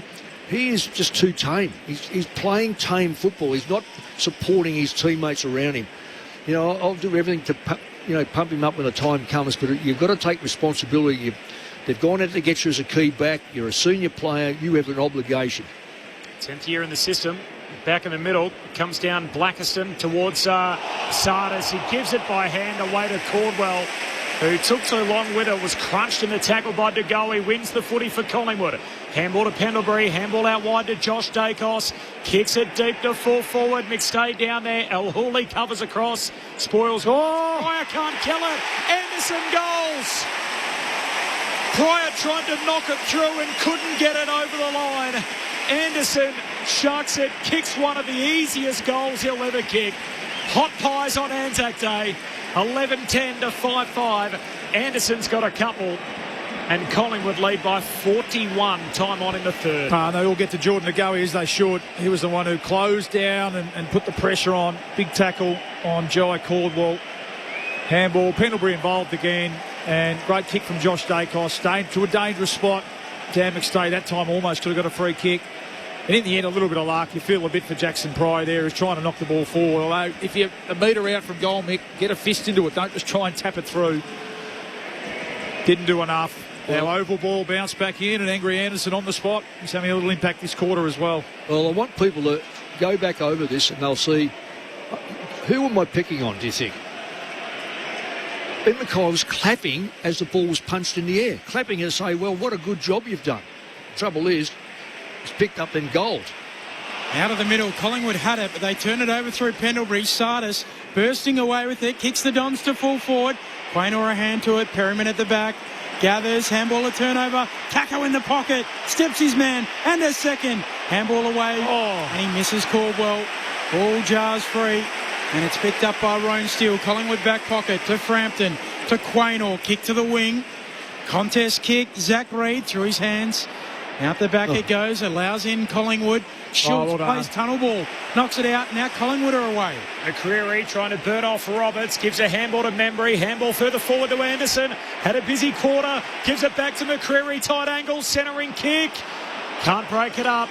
Dersma slips its way through to Lipinski, half forward. Handball to the pocket. McStay has his pocket picked. Nice work, Mackay. Then he's ragdolled without it, surely. No free kick. Anderson grabs it, kicks goalward. Misses, far side. Up behind. Is there one go begging there, Ray, and all of that? I think we can scratch one up for a little bit of a review there. Jeez. 24 minutes gone in the third. Collingwood all over them. 7-goal lead for the Pies. 24 gone in the third. Short kick into the pocket. Pryor accepts it. Collingwood by 42. Back to Roberts.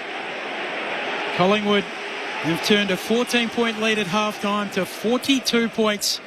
Closing in on three-quarter time. The exiting kick looking for Dersma, and he can only knock it out. Throw in coming. Pendlebury's had another 9 in the quarter, by the way, 5 of them score involvements. Luke Ball very silent. He's on the voting panel along with Matthew Lloyd, Karen Lyon and Isaac Smith to decide the Anzac medalist. We have never before had a 4-time winner. So Pendlebury 3 times, James Hurd 3 times. Both rucks lock up and miss the throw in. At the back, Lipinski gathers it. Handball away to Josh Dacos. Slaps it to Crisp, to Pendlebury. All handballs here for the Pies. Back feeds it to Frampton. He'll go with a long kick inside 50. McStay squeezes it. 25 out, tight angle, left forward pocket. Well, unfortunately, it's your man again, Mick. I mean, Dan McStay's really come to light, hasn't he, this quarter? And when he gets his hands on a few, he really grows in confidence. You can see that. But if you let him have a free run and jump at it, again, good clean hands from Collingwood to feed it out the back. If you let him have an unimpeded run and jump at the footy, Dan McStay, that's when he's at his best. And Memory gave him beautiful coverage, but again, you've got to push through the coverage. McStay hits the post. Yeah, I mean, this should be dead and buried, this game, shouldn't it? Well, it's not already, but should be a 10-goaler. Bombers have just stopped a bit, haven't they? Prize on a run to nowhere, then gives it to McGrath. McGrath crunched with the footy, and Nat is holding the ball. McCreary rewarded. And the kick is going to come all the way back. And he'll get a look at it here, 15 metres out, just right of centre. What did you make of the report during the week? 7 years, 7 million go to Tassie? 7 years, 7 million. Could be the beneficiary of some good timing, bro. He's going to be out of contract. He's at a good age profile. Oh, no. You're $1 million man. You've got to be kidding, don't you? It's good money. I think we got $64 million players in the game. Well, he's not one of them. He may soon be. He skips in here. McCreary on the drop punt. Poster. I feel like we've had about 3 posters in the quarter. Yep. Collingwood, by the way, have kicked 6-7 to 2-1 in the term, having kicked 1-6 in the second quarter. They're 44 up. Feels like they should be about 70 up. Essendon chaining handballs to exit their defensive arc. Out towards the worn wing. Sardell Hooley shows his fleet of foot. Gathers the footy off to Sharp, to Parrish. Back to El Hooley, turns it over with a kick. Oh, this is dreadful. And the mark taken by Houston, backward of the wing. One wing side of the ground. It's European hand pass. You've got to kick the football to put pressure on the... Yeah, everyone says, oh, you've got to use your hand pass. Yeah, 1 or 2 of them. And that's the 4th, 5th and 6th is in that with Collingwood. And have a look at the stats. Collingwood do not overuse the football. That's why they're miles in front. Out of the middle of the ground, kicks to Crisp. His kick just a little over the head of McCreary. Oh, 2 bombers there. McCreary goes and wins it. It's been that kind of day for the Dons. Hand pass back to Steele. Handball to Houston. Handball to Perryman. They reload. Now the kick inside 50. The big men down there. Steen and Cameron fly for it. Spills to Roberts of Essendon. Hand pass away to McGrath. Handball to Langford back flank. Handball away to Day-Wick. Shoots a hand pass back inside. Blackiston knocks it to McGrath. He's under pressure. Still at half forward for Collingwood. Pendlebury scoops it up. Got it out by hand. Turns it over. And El Hooley darting away. Oh, kicks it into Perryman. It'll ricochet to Schultz. He's buffeted off his kick. Jesus, his scrappy footy. It dribbles towards fullback for Essendon. Picked up by Pryor. He gets it off to Mackay, to Roberts. He can release Dersma. He'll kick outside of D50, and they are in heaps of space. Merritt will have it sit for him and go for a gallop. Takes a bounce, then chips it on to Dyson Sharp. Wide out. Could have kept going there, Merritt. Sharp kicks infield for Caldwell, who marks under pressure. Right on the attacking point of the centre square. He hasn't put enough pressure on the midfield, Caldwell, either. He's been pretty patchy. Collingwood by 44. Caldwell kicks into the pocket. Right, slides in and marks. 45 out, very tight angle, right half forward. Essendon look exhausted because they've chased all day. Collingwood still look up. Hands on, a lot of Essendon players, hands on hips, heads bowed. This is Anzac Day. They've got to realise they've got to dig deep. Collingwood have. That's why they've been able to break Essendon open really in this quarter.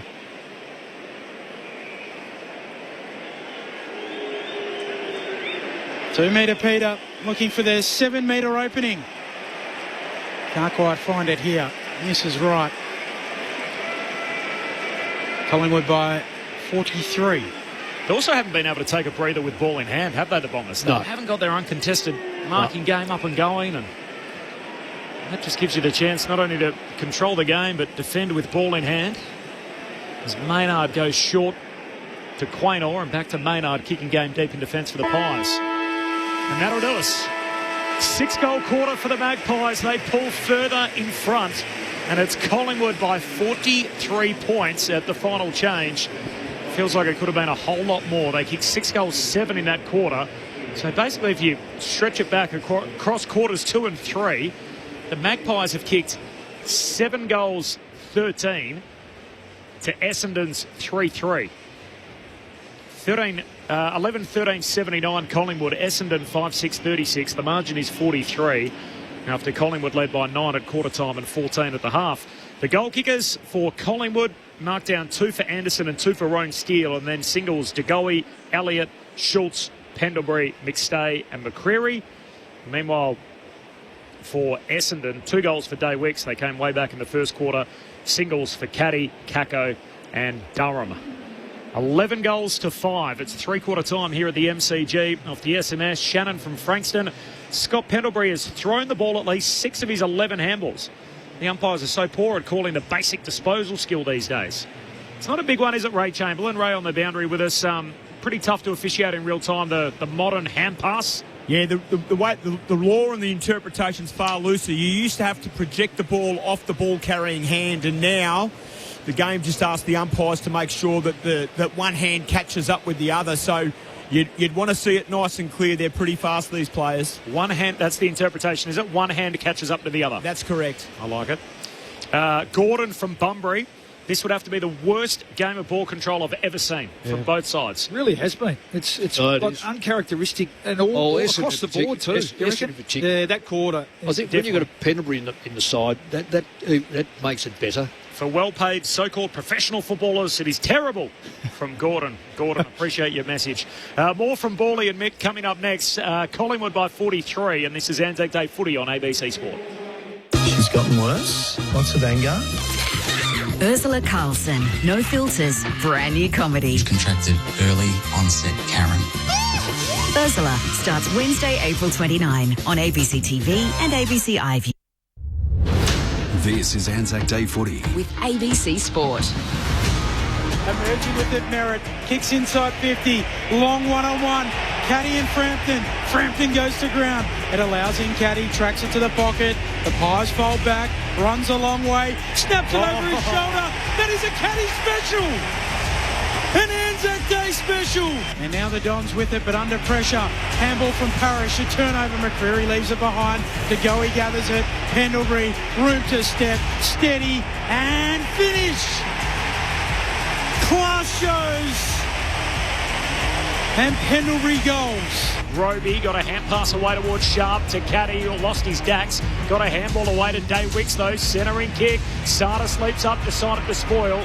Right there with Lipinski. Ball hits the net. Kako pursuing. Kako worries him out of it. Kako goals. Caldwell, who took too long with it, was crunched in the tackle by DeGoey. Wins the footy for Collingwood. Handball to Pendlebury. Handball out wide to Josh Dacos. Kicks it deep to full forward. McStay down there. El Hooley covers across. Spoils. Fire can't kill it. Anderson goals. Anzac Day footy on ABC Local Radio, Sport Digital and on ABC Listen. Hot Pies in that third term. They kicked 6 goals to 2 and Collingwood by 43 at the final change. The footy's not done yet. 2 games to come tonight. First off to Adelaide. It'll be the match between Port Adelaide and Geelong. For everyone out west, don't worry, you get the full build-up and the call. Both games available through ABC Listen if you want to stream them there. But it'll be Fremantle and Carlton, and that's a late jump, by the way, so we will take you there for the concluding stages if you're getting the Power Geelong game first. Here, Collingwood by more than 7 goals. Luke Ball, Mick Malthouse, 3-3. Well, it opened up that quarter, Mick, and it started again in the centre bounce. We said it, we were chatting at half-time. This game, the Collingwood-Carlton game last week, and just pretty similar in the sense that it was very scrappy and both teams really struggled to get fluency with their ball movement and any sort of efficiency in that midfield sort of forward connection. But that quarter, it was Collingwood out of the middle, and it was with their class players. It was Pendlebury again at 9 or 10 for the quarter. Nick Dacos, who really, but for just a little bit of finishing. As I said, he's got the new boots on today. I'm not sure they're the ones going forward because his kicking's just been a little bit off, and that's meant that, it's meant that it hasn't been a great game from him. It's just been just a solid game. But they absolutely dominated the corner. 19 inside 50s to 6, and in the end, really bad kicking has kept. I mean, you wouldn't say they're not in with a chance of winning the game, but it's kept them. It's kept it from being a blowout, really. Two or three posters? A couple of posters, yeah. And you called it too. The handball game just invited the pressure. And then Collingwood really got a sniff. And when they're at their best, Collingwood, that's how they play. So That's what I don't get. When you analyse and you know the strength of it, speaking, when you know the strength, then you've got to make sure that you don't give them the opportunity to exploit that strength. So, and you called it too, Mick. I mean, this could go either way here. This could really blow out. From Collingwood's point of view, and I think that's the message for Craig McCarthy. We're not playing at our best, but let's see if we can put the foot on the throat here and really put the foot down and run over and put this team away. They haven't been able to do that at all this year. And from the Bombers, can they just hang in there? Anzac Day, you're right, Mick. Play the game out. Well, they have to play the game out. This is Anzac Day. You don't turn your toes up at all. So I have a horrid feeling about this. I'm just watching a young side. They've got their head bowed. Collingwood are up and about. It'll take an amazing effort. It'll take Collingwood to have to put the foot off the accelerator for Essendon to get back. They're not going to win the game. At three-quarter time, they were 5-6. Collingwood were 5-6 at half-time, and they've had 13 shots from 19 entrances. 19 entrances to 6. That tells you that all Essendon's possessions are in the back half trying to get out. And you've got to get your players up the ground to have at least a contest as opposed to overusing the football. Felt a bit like early season Essendon in that third quarter. What can they do after a chant from their coach Brad Scott at three-quarter time? The game seemingly done. Can the Bombers try and put a pretty face on it? Free kick here for Parrish. Collingwood by 43. Final term underway. Parrish inside 50. May forced to spoil from the back, spills down Collingwood's way. Hand pass from Maynard to Nick Dacos, then back towards Maynard. He just taps it away to Houston, gives it to Josh Dacos, kicks a tumbler through the middle of the G. A little Sunday hop for the veteran Pendlebury. Scoops it up, handball to Tagoe. Another one coming up. Tagoe knocks it two on the run. More of the same to start the last. And the Magpies are looking to a blowout. 49 points their lead, 48 seconds into the final term. Dugoe's got a couple, 12-13 to 5-6. Well, the kick from Parrish out of the middle, just shallow, wasn't it? Just no penetration whatsoever and not to advantage, and the big spoil, and then Collingwood with their numbers, they've owned the corridor today, haven't they? And we've said it certain times throughout the day, the Bombers getting way too skinny, all collapsing into the contest, and the smart players, Pendlebury again, Dugoe, just holding their width, holding their space. The corridor was open, and that's the easiest of goals. Geordie Dugoe. It's been a good return, I reckon, from Dugoe, isn't it? I think he's looked sharp. A few fumbles early on, but after that, he's looked pretty good. He's looked explosive, and he's hit the scoreboard. Ball spits out forward for Essendon, but onto it quickly. Josh Dacos from the restart. He'll turn and kick from half back to half forward. El Woolley. Nice mark. Right on the defensive arc for Essendon. Just pokes it over the top to Caldwell. First thing they want to do is they stop and prop. Now he goes to the Richmond station instead of going down to City Hall. No, he wants to go via the railway line. I mean, fair dinkum. Out very wide to the southern side of the ground where Farrow takes it. Now kick up to half forward, and he'll go even wider. Yeah, well, what's that to? That's to Fran Station. Well, he's kicked out to Frankston. But you can see this. It feels like the life sucked out of the team a bit. This is where you need your leaders, Mick, just to... They haven't got a lot of them. Well, and that is the challenge, isn't it? Yeah, that's right. Well, it is a challenge. You've got to puff your chest out and just continue to play, continue to try. 11 guys, 33 games or less. Now line up, they've got 4 teenagers out there today, the Bombers. Straight up the pipe they go. And the kick from Nick Dacos finds Pendlebury. Hand pass away to Perryman. Too easy. Mick stays centre half forward. Handball away to Anderson. Anderson on the run. Misses. You knew when he was in the side and they dropped long that they had great faith in this kid. He is a serious player, Anderson. 2 goals, 1 in the second half for Anderson. 50-point lead for Collingwood. New game high early in the last. Roberts heaves it out a defensive 50 for Essendon. Maynard steals it back, half forward for Collingwood. Off to side bottom to Houston. Beautiful for Elliott. Bursts through the hands to go. He picks it up, shrugs a tackle, snaps a goal.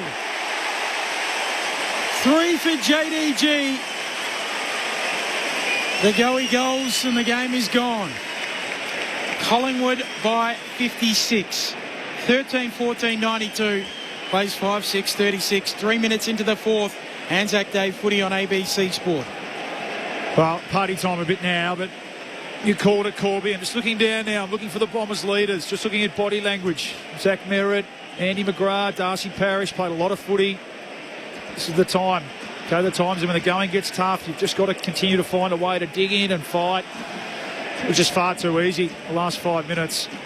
Geordie DeGoey, who, if you want to get a confidence booster, has been really good, hasn't he? And that time just shrugged off tackles far too easily.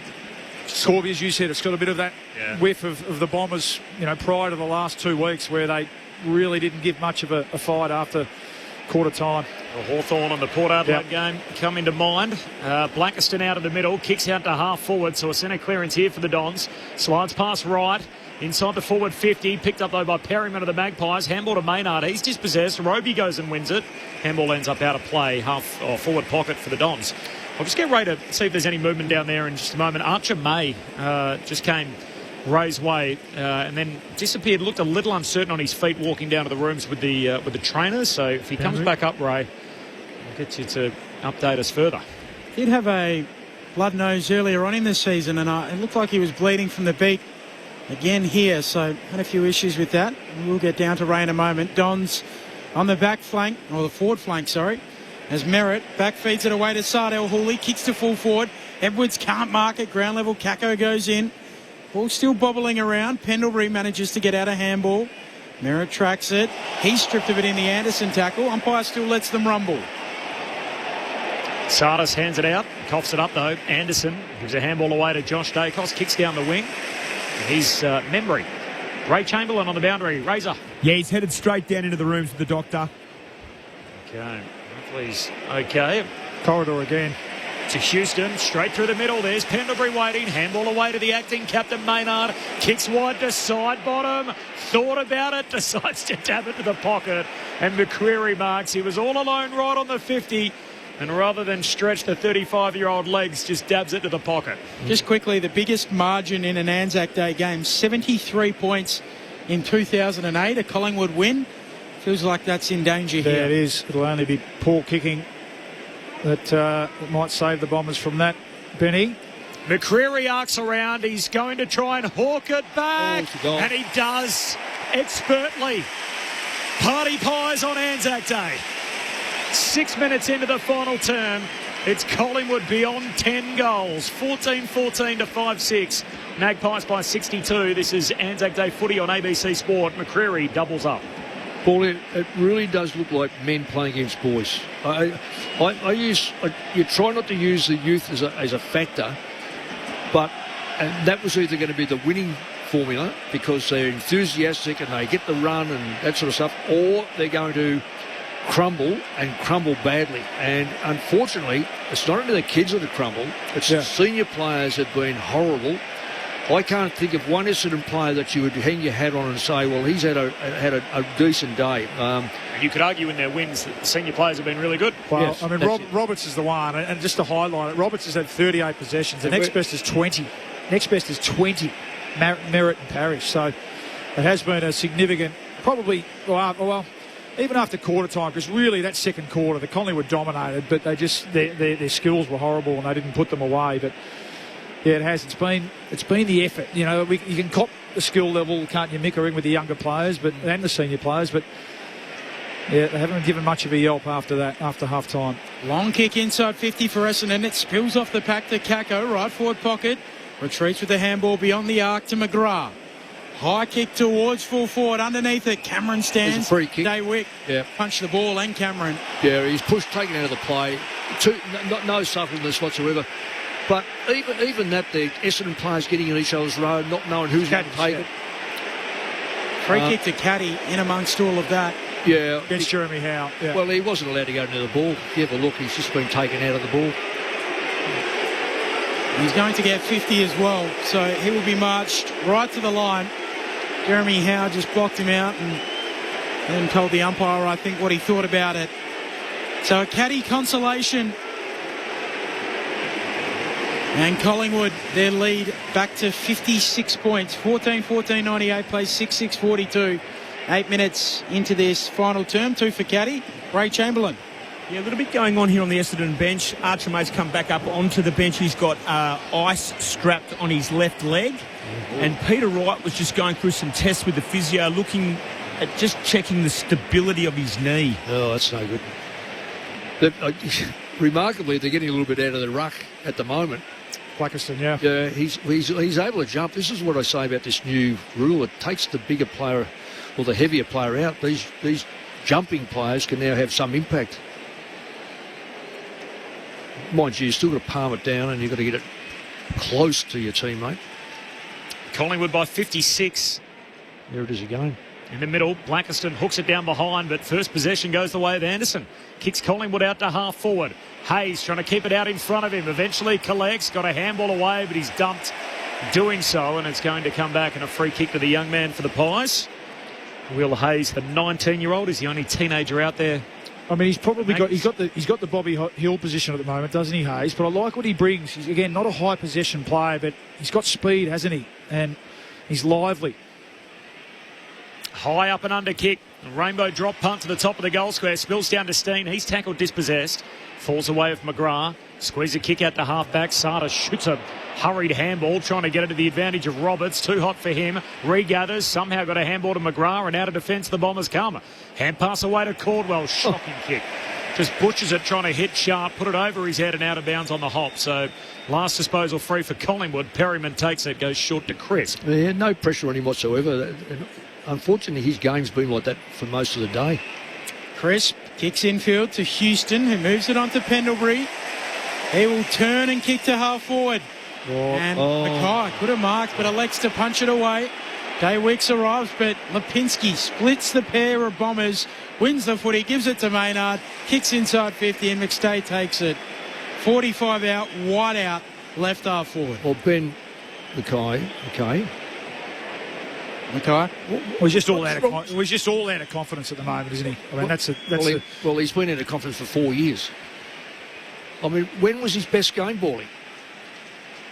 I haven't seen him play a good game of football. McStay from the elbow of 50 in the boundary line. Off the post. The poster. Looked good for a lot of the journey.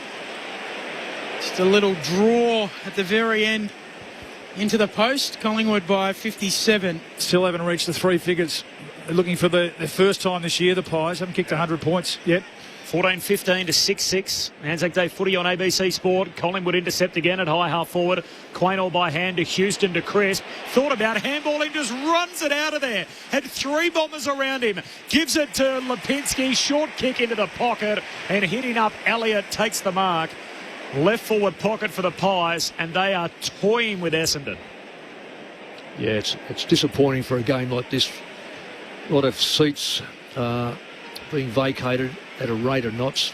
In the old line about the hope that kills you, Essendon came here today with a lot of optimism. Well, their fans thought we are dovetailing nicely. The Pies are coming off as the Bombers are building, and they are not going to get within Kui. Well, it could be a record score against them for Anzac Day.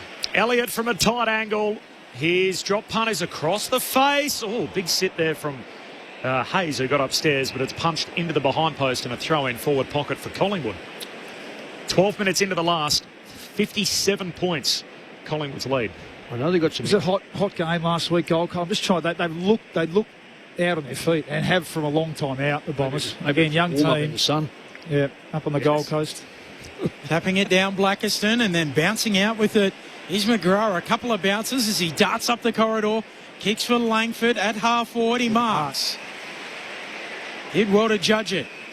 And 50, Lipinski. Who ran through there? Zipped through the protected area. Oh, he didn't.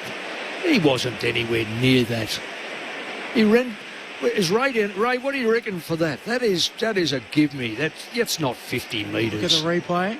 So, Mick, on the either side, it's 10 metres. And all the umpire wants to see there is Lipinski take a little vector out to the left. Just veer out. Don't just roll straight through. He gave him nothing. Yeah, he interfered with the play, didn't he? I mean, really. Needed to take the vector. He can only officiate the rule, though. Yeah, to be fair, Mick, they've got a direct set of instructions, so the umpire's not making it up. He's implying what he's applying what he's got to. No, and he's got nothing to hang his hat on there, unfortunately. Langford, 20 out, kicks the goal. Something for Essendon. It's back to 51 points. 14-15, 99 Collingwood. Essendon 7-6, 48. 13 minutes played, fourth term. Mick Malthouse and Luke Ball. Well, I will follow up by saying I get that. I get that. But are we too... Well, anyway, this is for another moment. It just, to me, is far too severe.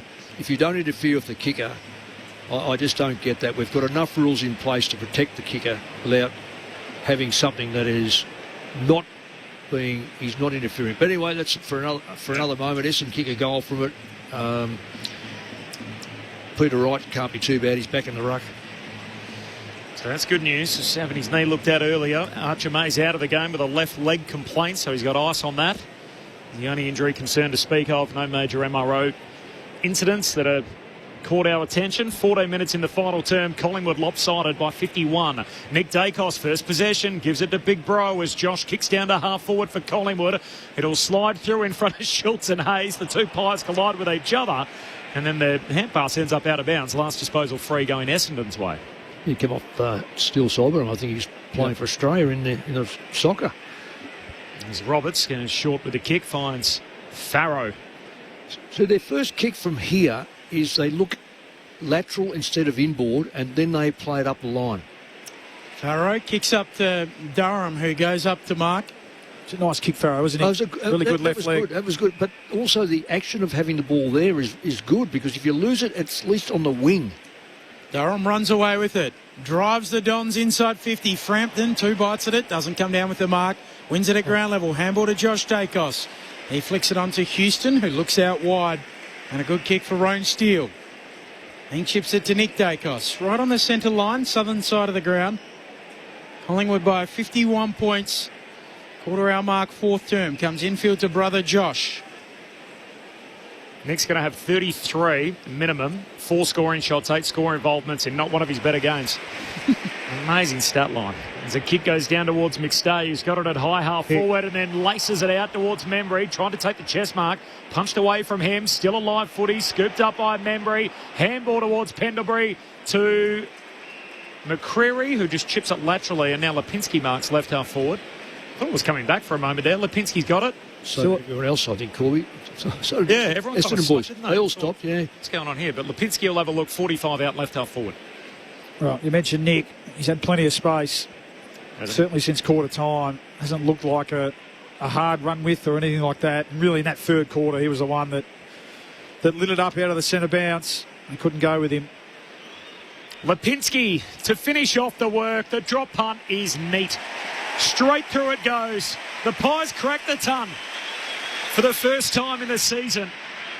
And they have made a mess of the Bombers on the biggest day of their home and away season. 15-15 to 7-6. 16 minutes gone in the final term in front of 92,251.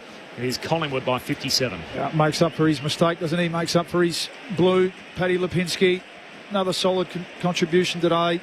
17 possessions, 7 score involvements. Again, was one of the Collingwood players who just looked a little bit off with his disposal. He's such a good user. They love the ball in his hands going inside 50. Certainly after half-time he's got going. He's having a pretty good year, pretty consistent year, Pat. Plenty of time here for the Pies to get well beyond that 100 mark. Possibly beyond the biggest winning margin on Anzac Day as well. Tapped down by Steen. Nick Dacos backtracking, takes a bounce, look out now. Handball back into the middle of the ground. McGrath tries to make it his, leaves it behind. Steen picks it up, feeds Crisp. Collingwood at half forward, kicks to Lipinski in nearly the same spot he marks. 40 out, slightly a tighter angle this time. And he'll try and double dip here, Pat Lipinski. It's so easy at times, isn't it? Oh. Again, Collingwood have made it harder than it's needed to be at times, but how many times have they been able to turn the ball over and then score, go back the other way without any pressure whatsoever? How typical two Essendon players bounced off each other and lost momentum. Pat Lipinski puts his boot through it from 47. Oh. And this is a shocker. The last kick was a beauty. And this one is not. Just sneaks it through for a minor score. Collingwood by 58 points, 18 minutes into this fourth term. Lipinski now 2 goals, 5 on the season. And Don's out of defence. Pryor down the line, comes back Collingwood's way though as Maynard with the spoil, and then into the hands of Lipinski to Pendlebury to Maynard, handball away to Crisp on the run, the AFL's Iron Man slots it, make it game number 269 consecutively, and a goal to put the cherry on top of that. 64 points Collingwood's lead, 19 gone final terms, 16-16 to 7-6. Jack Crisp getting in on the act now, and this is where, for a Collingwood player, this is a nice time to be out there playing footy. Big occasion, big crowd, well and truly on top. The resistance from the opponents is well and truly faded away. It's where they say, if you can't get a kick out there now, you're probably in the twos next week, I reckon. Goal 99 in Jack Crisp's career. Yeah, what a player he is. Incredible, like Corbin said, 269. Scott Pendlebury, 40 disposals. Incredible. He's the first player, 38 Steen, and over to have 38 disposals or more. The Steen down to Nick Dacos, inside 50 again. No mark for Cameron, side bottom taps it out. A hurried kick from the Dons, and El Hawley is picked off by Pendlebury. Make that 41. Schultz keeps it alive to side bottom to Lipinski. Handball back to Cameron. Now Pendlebury again. He just chips it back centrally. And McStay marks. He is outstanding, Scotty Pendlebury. So the next time he plays, he's going to equal the all-time games record, and he's 1 disposal shy of having his biggest day out ever in terms of touches. So virtuoso. So you say to yourself, who are they tagging? Was it Nick? We know that. Well, they haven't tagged anyone, really. No, they haven't. There's the one they should have sat on. He might be about to have a 4th medal draped around his neck as well. McStay finishes it off. A couple for Dan McStay. The Dons were finished off a long time ago, though. 17-16, 118. They 7-6-48. 70 points with 7.5 minutes remaining. The largest ever Anzac Day margin, 73. Pendlebury's 42, by the way, so he's got 42 today. The only other time in his career he had 42, which is currently his equal high, he was 25 years of age. He's now 38. It was game number 163. He's now playing game number 431. And he was a couple of lockers down from a guy who was 29 years of age in his 200th game. It was Luke Ball's 200th. There you go. Wow. Did you know that, Paulie? I didn't. No. He probably got inspired by to amaze me. A highlight reel that they showed during the week, Pendles. Amazing. 431. Why isn't that advantage? But not only that, though, what is the free kick for? Steen's been good again. Is that crossing the circle line? Steen gives a handball away to Nick Dacos. Hand pass on to Quaynor from the wing. Kicks inside 50. They come from all directions. 2 Bombers flew. Slides out the back for Elliott. He goes. And the Pies are humiliating Essendon on Anzac Day. 76 points. And this is in the all-time territory now. 22 gone final term. Collingwood, large, 18-16, lead Essendon 7-6. Yeah, 13 goals to 4 after half-time. It's a smacking. Well, it's 57 inside. If you look around the ground, you know who the Essendon supporters are. There's a few that might stay, but by and large, it's just an exodus like Moses crossing the Red Sea. Have a look at it, will you? It's just unbelievable. Well, it's just a lack of physical pressure in this, second half, really. You saw signs late in that second quarter. Yeah, you did. The second half, it's really been bruise-free footy. Can you blame them? Bombers' point of view. No. Beat the traffic. Bomber supporters. They've been through plenty. And here's the 250th meeting, for whatever it's worth, between these two sides as well. Here on Anzac Day for the 31st time, and it might be a record margin on this day for Collingwood. They'll win a free kick at half forward here too. Rone Steele emerges with the footy. Pendlebury needs one more for a new career high. Steele kicks inside 50, reaching for it, unable to mark. There is De Goey. Ball spits out. Kick from Roberts, ricochets away. Merritt gathers, handball away to Pryor. Handball to Sardis, and Essendon can clear up to the worn wing. Kicks to a genuine one-on-one out there, Wright and Frampton. No mark taken. Umpire says keep rolling. As Collingwood through a string of handballs, try and work it out. Eventually back into the path of Steele, who kicks a high up and under. Attacking the footy, Roberts threw his body at it. Free kick. It's going Collingwood's way though in the marking contest, coming back to Cameron. Thought about the little give round the back to Nick Dacos. He does so eventually. He's standing in front of him. Possession 38 for Nick. He gives it away to Steele. Centering kick to full forward. Side bottom left up. Trying to play on. Didn't have the first touch. Steele gets the kick away. Side bottom goal somehow. He flew second in line. The mark wasn't paid, and he kicks it through a pack of bodies to make it a 19th for the Pies. And this is embarrassing for Essendon. As Collingwood are running up a score, they've kicked 8 in the final quarter. 19-16 to 7-6. 24 minutes gone in the final term, and the most one-sided Anzac Day clash we've ever seen. Oh, it's just dreadful, isn't it, really? Feel sorry for the people who have, when they come to this game with so much expectation, just to see a really good contest. Well, unfortunately, this probably ended midway through the second quarter, even though it was a bit closer. 1-6, the Pies kicked, of which could have been 6-1, and they made sure that has happened this time. Blackiston palming it forward, but it's pinched by McCreery. Handball to Nick Dacos. Pies in the middle of the ground. Handball to brother Josh. Sweeping handball from McCreery again. Stripped in the Merritt tackle. Ball jars free. Gathered by Parrish. Essendon back the other way. Blackiston away to Durham. Sweeping handball. Roby kicks into the pocket. Langford with separation. He takes the mark. 40 out. 45-degree angle. Right half forward.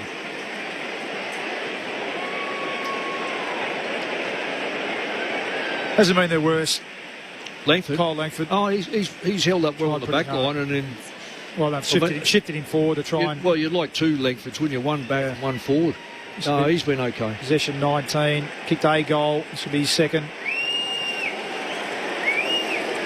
Oh, Langford crosses the 50. His set shot from 40 metres out. Beautiful kick. Never deviates. Straight through the middle. A couple for Kyle Langford.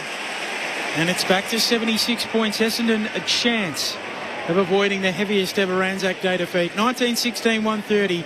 Plays 8-6, 54, 26 into the fourth. Yeah, you're right.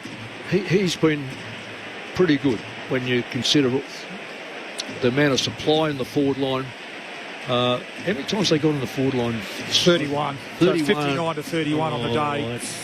But the 59 Bally is with 35 scores. Yeah. 35 from 59. Well, and again, there's still... That has been monstered. And it's opened up. You still wouldn't say that Collingwood have fixed, today, have come out of today thinking, all our attack and our offensive struggles are fixed, I reckon.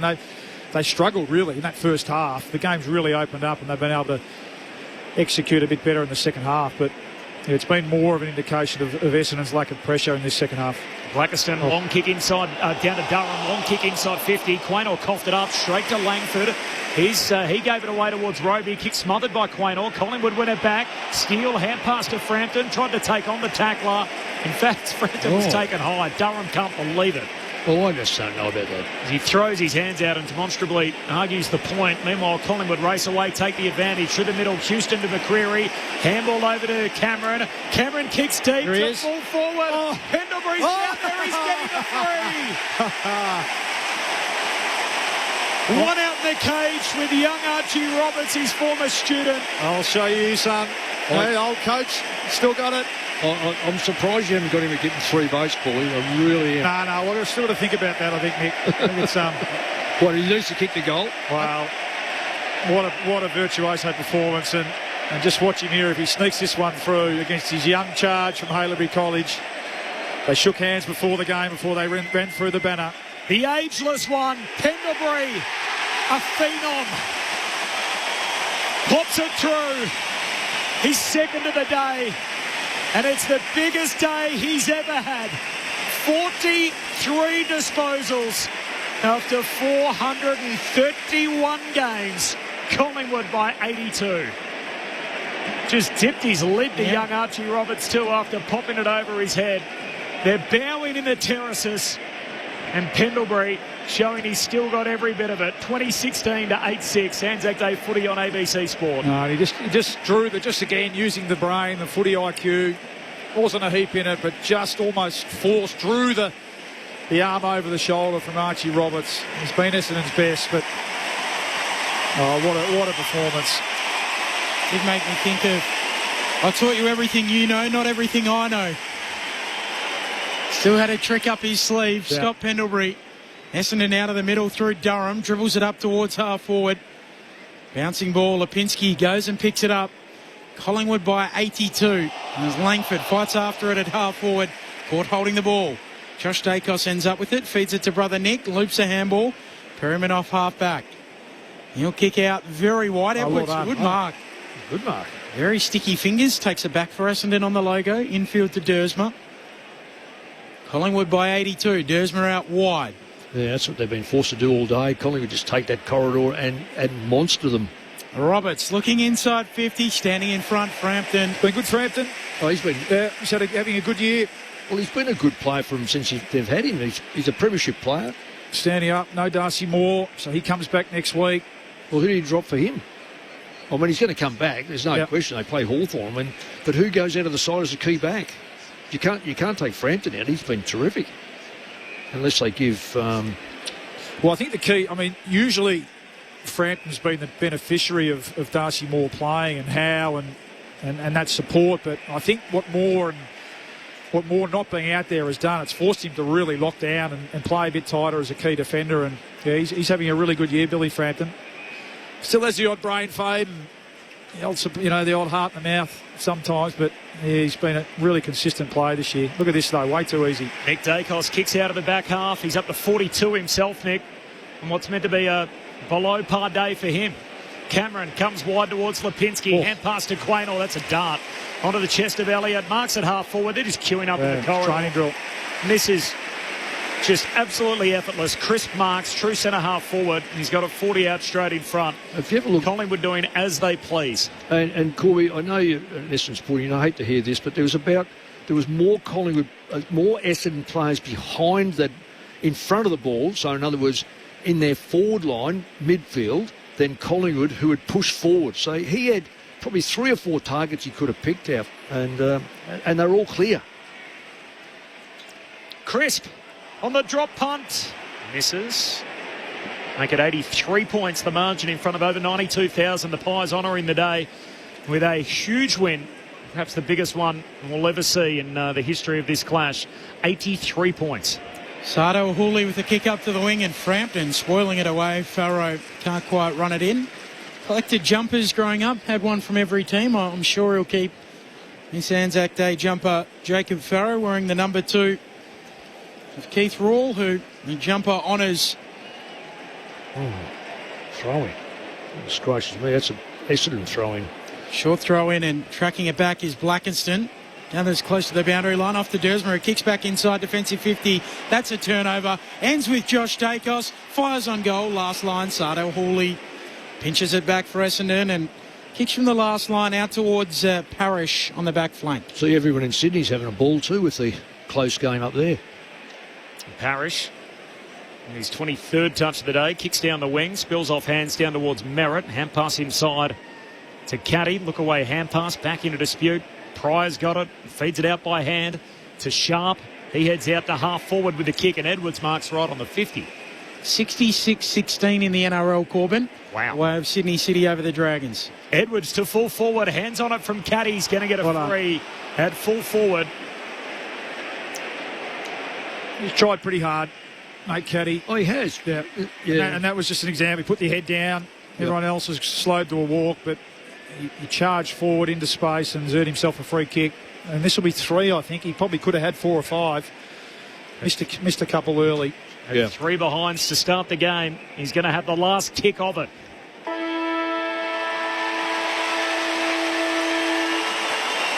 And Collingwood make a mess of the Bombers. Caddy goals after the bell, but it can't save Essendon from the heaviest all-time Anzac Day clash defeat. 77 points in a Pendlebury performance for the ages. They know how to play the game. Side by side they stick together to uphold the Magpies' name. See the barricades are shouting as all barricades should. Oh, the premiership's a cakewalk for the good old Collingwood. Scott Pendlebury had a career day. In game number 431, a career high, 43 disposals. 19 of them led to scores. He kicked 2 himself. A phenomenal performance from one of the all-time greats who next week will equal Brent Harvey, or at least when he next plays, as the most capped player in the history of the game. Collingwood, they won every quarter and just about every moment. The Magpies by 77. Good old Collingwood forever. They know how to play the game. Side by side they stick together to uphold the Magpies' name. See the barricades are shouting as all barricades should. Oh, the premiership's a cakewalk for the good old Collingwood. We've never before had a 4-time winner of the Anzac medal. 3 times for James Hird, 3 times for Scott Pendlebury.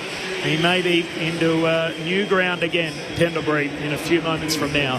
The goal kickers, 3 for De Goey, 2 each for Pendlebury, McStay, McCreery, Anderson and Steele, who kicked the first of the game. Meanwhile, 1 each for Lipinski, Elliott, Schultz, Sidebottom, Crisp and Hayes. Everybody got a lick of the ice cream from a Collingwood perspective. While for the Bombers, 3 for Caddy, 2 for Day Wicks, 2 for Langford, 1 for Kako and 1 for Durham. It was a false dawn for the Dons after a spirited couple of weeks. They are back in the doldrums. Collingwood by a record margin in the 31 editions of these games. They win by 77. Oh, I don't know how to say this, but I think Justin Trudeau, the former Canadian Prime Minister, is just out on the ground chatting to Craig McRae and Darcy Moore at the moment as well. Well, that's the way to say it. That's the way to say it. Yeah, there he is. Just say it. Yeah, just say what you see. Very bizarre. Yeah, well, there you go. It was that sort of day, to be honest, Ben. It was well, certainly from a first half point of view, Mick, we won't be watching that one again. We won't be watching the highlights from the first half. There weren't so many of them. It was a really scrappy, and both teams not quite finding any sort of fluency with the footy like we spoke about. The effort was there. It was okay, but as we said, probably late in that second quarter, you had the feeling that Collingwood were starting to dominate and take control, and then that's how it played out in the second half. It was a procession, really, after half-time. All one-way traffic, 62 inside, 50s to 34, and in the end it was just Collingwood. And they're still trying to find, aren't they, that best mid-forward mix, that that sort of connection piece there, and that included converting. They had 3 posters in the third quarter and then another 2 in the last. So 12 goal kicks, Bully. Yeah, well, that's a good sign, isn't it? It's a great sign. And sometimes when it's not really clicking, early in the season, if you just get even contribution, as a coach, that's a good way to start and get yourself back into form. So, a big win in the end and pretty disappointing second half performance from the Bombers. Yeah, I feel, as a football purist, I feel really sorry for the public that have 93,000, I think, have turned up. It's such an important game. It sort of throws it out there again. Do you play the last year's grand finals? Don't do this. But we've got to ask the question when you have games like this. I only say that because is there an absolute guarantee that these two sides have to play? Yep, we've had it for 31 years. 31 editions. 31 years. Always brings a crowd. Yeah, well, that's right. We don't want them leaving at three-quarter time, though. Yeah. Which they have done on a few occasions. If they build the day and they tell the stories, and I don't know, I feel like why? Oh, why mix up? look, I'm sort of caught because I just think, I was fortunate. I've coached 12 here and one over in New Zealand, and I felt as if I felt at times, not overly privileged. I was overly privileged to be, because Collingwood and Essendon sort of invented it. Do they own it? And I guess at times I thought, we were close to the bottom of the ladder and thinking, I wonder if there's a better game for the supporters. Here's Hamish McLaughlin. The Essendon Football Club, who are beaten by a better side today. Would you now please welcome Jennifer Ward, mother of Benjamin Renato, who paid the ultimate sacrifice in action in Afghanistan in 2009 while serving in the Australian Army. Jennifer will present the Anzac Day medal to the player whose conduct and play during the game best exemplifies the Anzac spirit. Skill, courage in adversity, self-sacrifice, teamwork and fair play. And the winner of the Anzac Day medal for the fourth time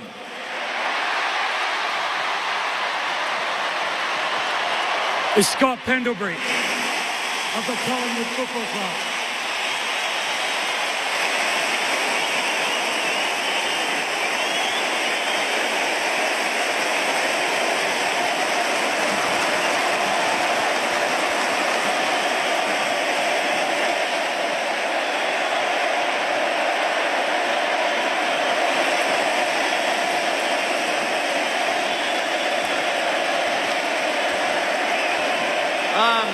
I'd just like to thank every fan that rocks up today on behalf of both footy clubs. You make today such a privilege to play on. The atmosphere you guys create for both sides is unbelievable. To Essendon, it's always a great fight to play against you guys on a day like today. Keep chipping away at it. And to our boys, well done. Great win. Let's go on to the next one. Cheers, guys.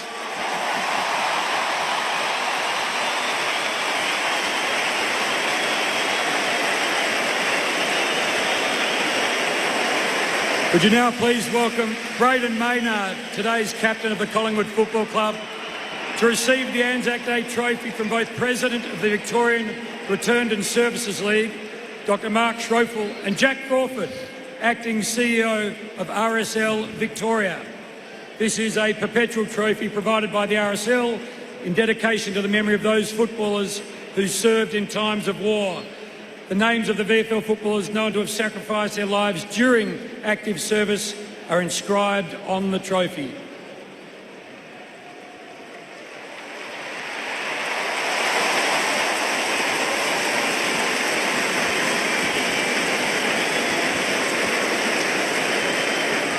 Oh, what a champion Scott Pendlebury is. Give it up for him one more time.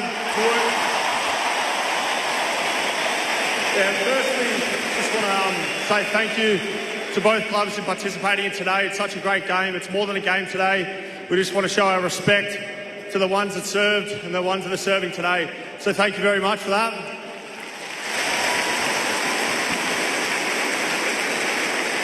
And then just respect to Essendon for coming today. It's a great game always. It's a massive occasion for all, and it's such a great day to be a part of. So thanks, guys.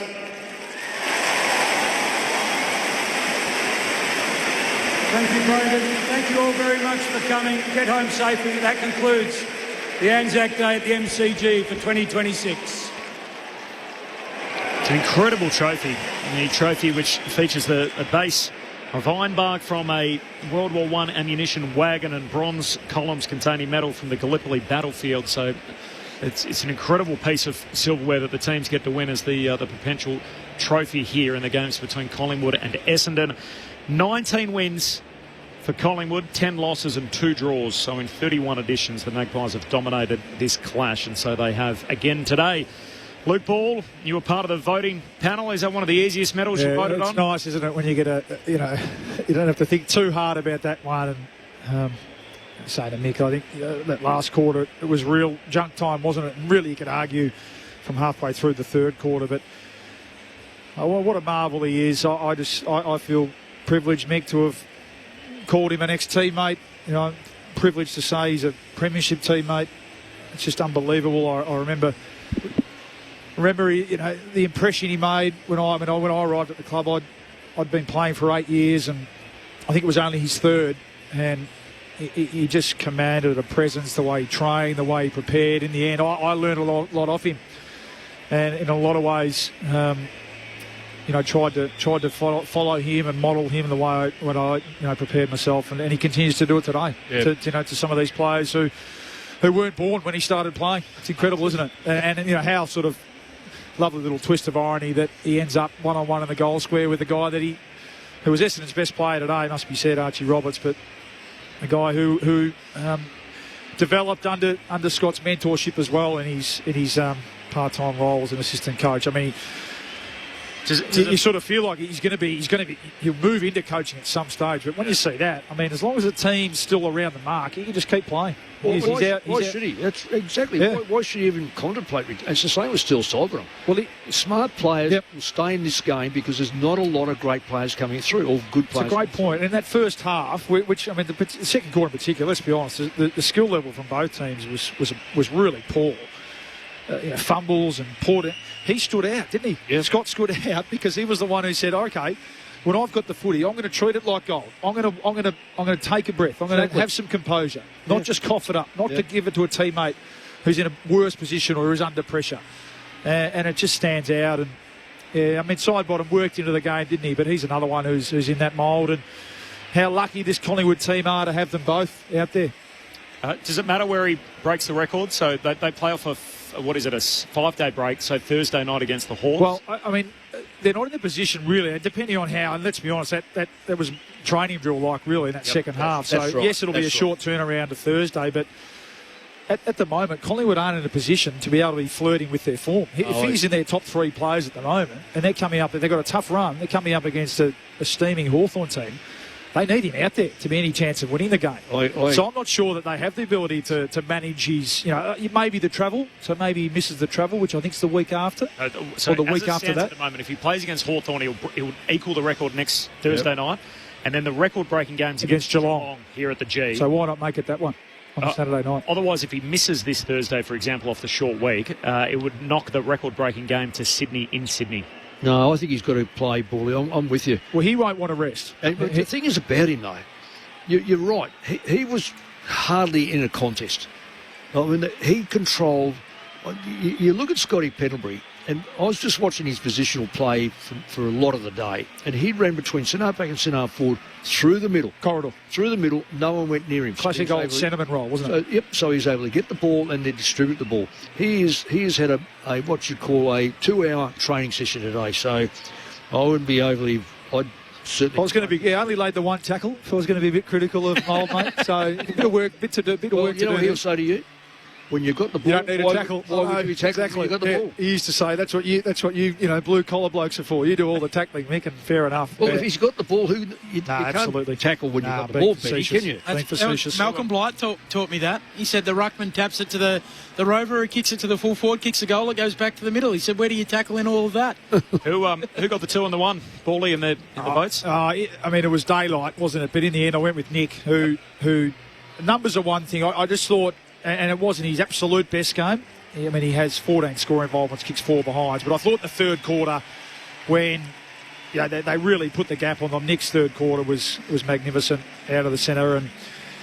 And sometimes he's a victim of his own high standards, isn't he? So, an 80% Nick Dacos game is better than most players in the competition. So went with Nick, and then went with his brother for the one vote. I thought his first quarter, Josh, was really good. Yeah, 12 possessions, and when the pressure was on too. Yeah, that's right. Yeah, and in the end, Crisp was good. They all got involved, didn't they? Lipinski, Houston, like Frampton's game. DeGoey was good in his first game back.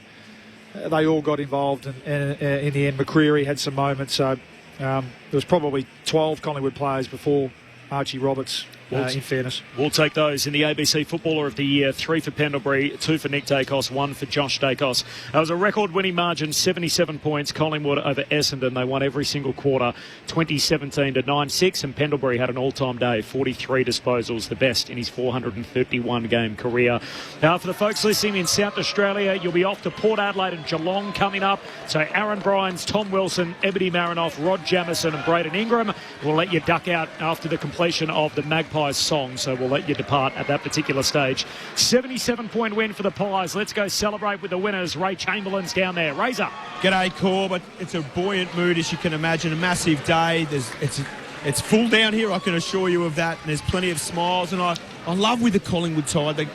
You talk about the ageing Collingwood stars. Well, what comes with that are kids and families, and all the young children come down and get in the circle. It's brilliant.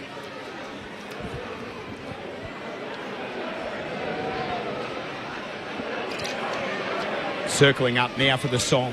Just lining up all the kids under 3.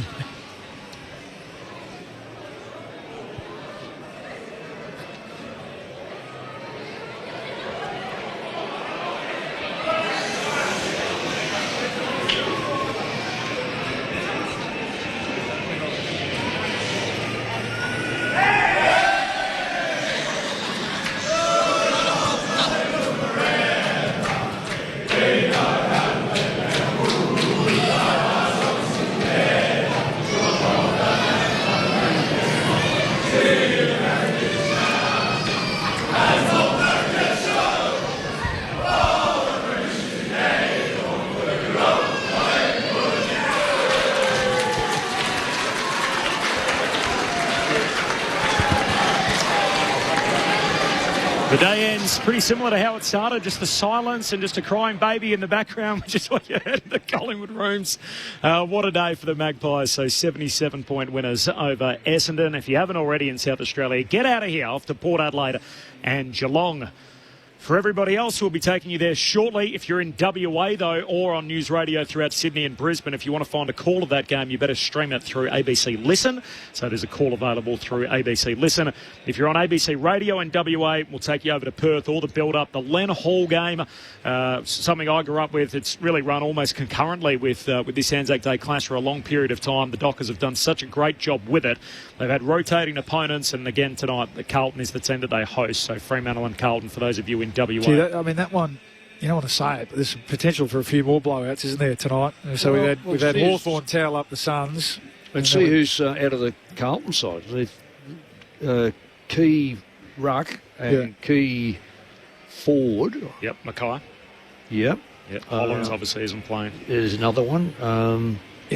Fremantle, they'd be happy if they kick 15 goals. But they've got a better forward line, but they don't have as deep. Well, there's a live kill there tonight. Port Adelaide were really good last week. They in the end, they could have pinched the game against the Hawks. So, that's true. It's a good call out, though, Bally. I mean, we did a victory lap on Monday thinking, how great's the season? We had 5 games decided by 9 points or less. This weekend, by the way, we've gone 11 goals on Thursday night, Sydney over the Bulldogs. We've gone 9 goals on Friday night, Melbourne over Richmond. We've had 49 points, Hawthorn over the Gold Coast. And then today, the all-time record winning margin in one of these matches, Collingwood by 77 points over Essendon. I cut you off before, Mick, but it is an important conversation to have. Do you think Collingwood and Essendon should be bumped off the date on Anzac Day as the blockbuster here at the MCG? I've just seen, I was over at Collingwood this afternoon, before this, and there are 3 different groups, and you try to be as informative as you can. And I wouldn't want to rob Collingwood or Essendon of the game but what right have they got over 31 games? So it's 31 years. So the rights have been, we've had draws, we've had some great games, we've had some great players. The medal can only go to a Collingwood Essendon player. The others just look back and go, wouldn't it be, I'd love to play. I don't know what the answer is. You've said it, which I really didn't take into consideration. There's 93,000. You could have a game of 2 up out there getting at 92,000 or 93,000 because it's the occasion. But at some stage, don't we want to say the reward for an Anzac Day may well be last year's grand finals. This could have been Brisbane Geelong. We don't know. One could have tailed right off. You don't know, and you can't make up the draw as you're going along. So you've got to pre-arrange the draw. I'm not sold either way. I'd hate to think I'm trying to downgrade what Collingwood have done nor what Sheedy's done at Essendon, but I just feel that the seats were starting to empty two-thirds way through the third quarter. It's better than having them not filled at the start, though, isn't it? So you're suggesting that a Brisbane-Geelong game may not get 93,000? I don't think so. I think it wasn't as if we didn't play footy on Anzac Day before 1995, but we built it up into this game. I understand. So then to say, hey, thanks for all that. By the way, we're now going to share it around and give it to someone else. As I say, I'm divided because I see a game like this and I'm thinking, look, I did pick Collingwood and I thought I was hoping for a close game, but reality was that you can't go on 10 quarters of football and go, we're over the hump. And Collingwood, I know the way Collingwood play. And as soon as you read about the young kids playing, you think they're going to squeeze them up and squeeze the life out of them. And this could go anywhere. But the only thing why I didn't pick Collingwood for bigger margins is they haven't kicked big scores. Yeah. They've just smashed the scoreboard today. No, I'm going to leave it open. I'm not saying one way or the other. I will say, though, I'd love to think there's a game, which there is in Perth, and it becomes a permanent fixture on Anzac Day.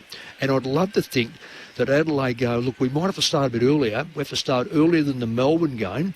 But let's get the southern states who have been so football since 1880s involved, where Port or Adelaide have the game and they play whoever, and you've got the southern because we keep feeding the northern states, so let's have that. And the problem for Essendon fans, and there'll be people out there getting prickly about the conversation, if you play like that, it leaves yourself open for questions. The same way it did for Richmond and Carlton. All-time record winning margin, Collingwood by 77. Let's go back, celebrate with the winners, and Ray Chamberlain. Razor. Thanks, Corbin. And look, we're down in the winning rooms here. We've been Billy Frampton's taken some time out of his aftermatch. Thank you very much, Bill. Mate, there's never a dull week in the AFL, and you guys have had a massive month. 4th win for the season, just to tilt the ledger in your favour. On field, what was the focus coming into this week? Yeah, our focus is pretty simple, really. We just wanted to bring our pressure. I think a lot of people have been talking about our offence and how that's been maybe not clicking how we want, but we knew the bones were in place and we just had to let our pressure and DNA come to the fore, and eventually it will start ticking over how we want it. So really good game to get a bit of nourishment, especially for the forwards. So yeah, a lot of boxes ticked. The Collingwood Football Club and obviously the other club today being Essendon, in conjunction with the AFL, you do an incredible job in honouring the servicemen and women, past, present. It's a privilege that comes with enormous responsibility, right? So give us an insight into the week and how the club educate and immerse the group in the history of the Anzacs. Yeah, it is such a massive occasion. In my opinion, I think it's our most proud day as a country, and it's such a privilege to be able to play on this day and try and channel some of that spirit from our Anzacs and those who serve. So the club represented really well. We had a couple of speakers come in from the local RSL and another one who served in Vietnam, and he was an older guy and he played in our under-19s way back, and it was quite emotional. He came in, wasn't supposed to speak, and then he sort of got up off his own bat and gave some stirring words. It was quite an emotional time. And really inspiring, obviously, to see what those guys have gone through, especially some of our Vietnam vets. So, it was incredible. It was a great mix today. You had 3 players who was their very first Anzac Day game, and then you've got a couple of more experienced guys. You might have heard of them, Sidebottom, Howe, Chris, a bloke named Pendlebury. Went all right today. Talk us through the relationship between those older guys and the younger guys and the impact that has. Yeah, it's so important. I think we do have a lot of youth coming through. We're probably lacking a little bit in that middle sort of echelon of age, so it's sort of old and young. But the old guys are absolutely incredible at how they bridge that gap. Like Howie, Sidey and Pendles are as good at teachers as anyone. And obviously their on-field stuff's amazing too. So to play with them, my experience of playing with Howie, like he sets the game up for you. Pendle's the same with all the mids. Like he literally tells you what to do at times out there while helping himself to 43 and 2, which I think is a career high, if I'm not mistaken, which is absolutely insane for the old bloke. So, yeah, we're so lucky to have him in our team.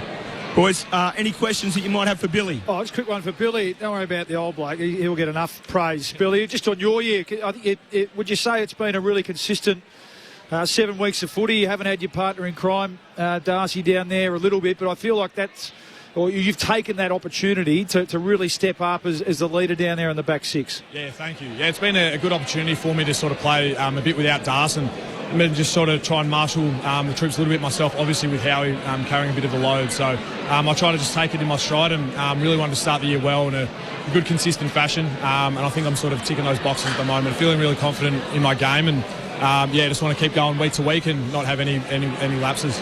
I think the ruck's become a really key position this year, just with the tweaks. And again, Oscar Steen, when he gets his opportunity tonight, I think, when the game, not that it was in the balance, but when you really had to put the foot down, it was him out of that centre. It's become quite a weapon, especially with Nick and Geordie back in the team tonight. But being able to run onto it into space. Yeah, no doubt. He's a massive weapon. He's so good in the CBs. Vertical leaps, incredible, and the way he taps the ball down, especially to Nick. I'm sure Nick's in his ear 24/7 during the game, telling him where to put it. And he's just so good in there. Gives us a really good look. I noticed last week too, so he sort of changed the game a bit in the last quarter, and I feel like he did it again. I feel like we didn't lose many CBs today, which as a backman's unbelievable. Don't have to deal with those coming out the front too often. So, yeah, he's been a huge bonus for us. You mentioned your offence, and I think today, you're right. It's good to sometimes get a bit of an easy kill in that second half, and sometimes you just need to break through and put a good score on the board. Because when we look ahead, you've got a tough 3 weeks coming up, haven't you? The Hawks and then Geelong and the Swans are on the top of the ladder at the moment. Yeah, exactly. It doesn't get any easier, but yeah, you've got to play who's in front of you. And we knew today was a bit of a chance against a younger team to obviously start really well and be a bit of an arm wrestle, and then if we can break them, hopefully get our offence moving and get some score on the board. So yeah, I think we broke 100 for the first time in a while this year, so it feels good for everyone. Get a bit of reward, and yeah, obviously a big couple of weeks coming up, so we'll be looking forward to that. Billy, last post is playing, MCG silent. What are you thinking about in that moment? Yeah, it's a sensational moment. Like, you can't really describe it. I get a little bit emotional just sort of reflecting on people who've gone before us and what they've done for our country. We don't exist without them, so it's a moment of reflection and just thinking about those people and the sacrifices they've made.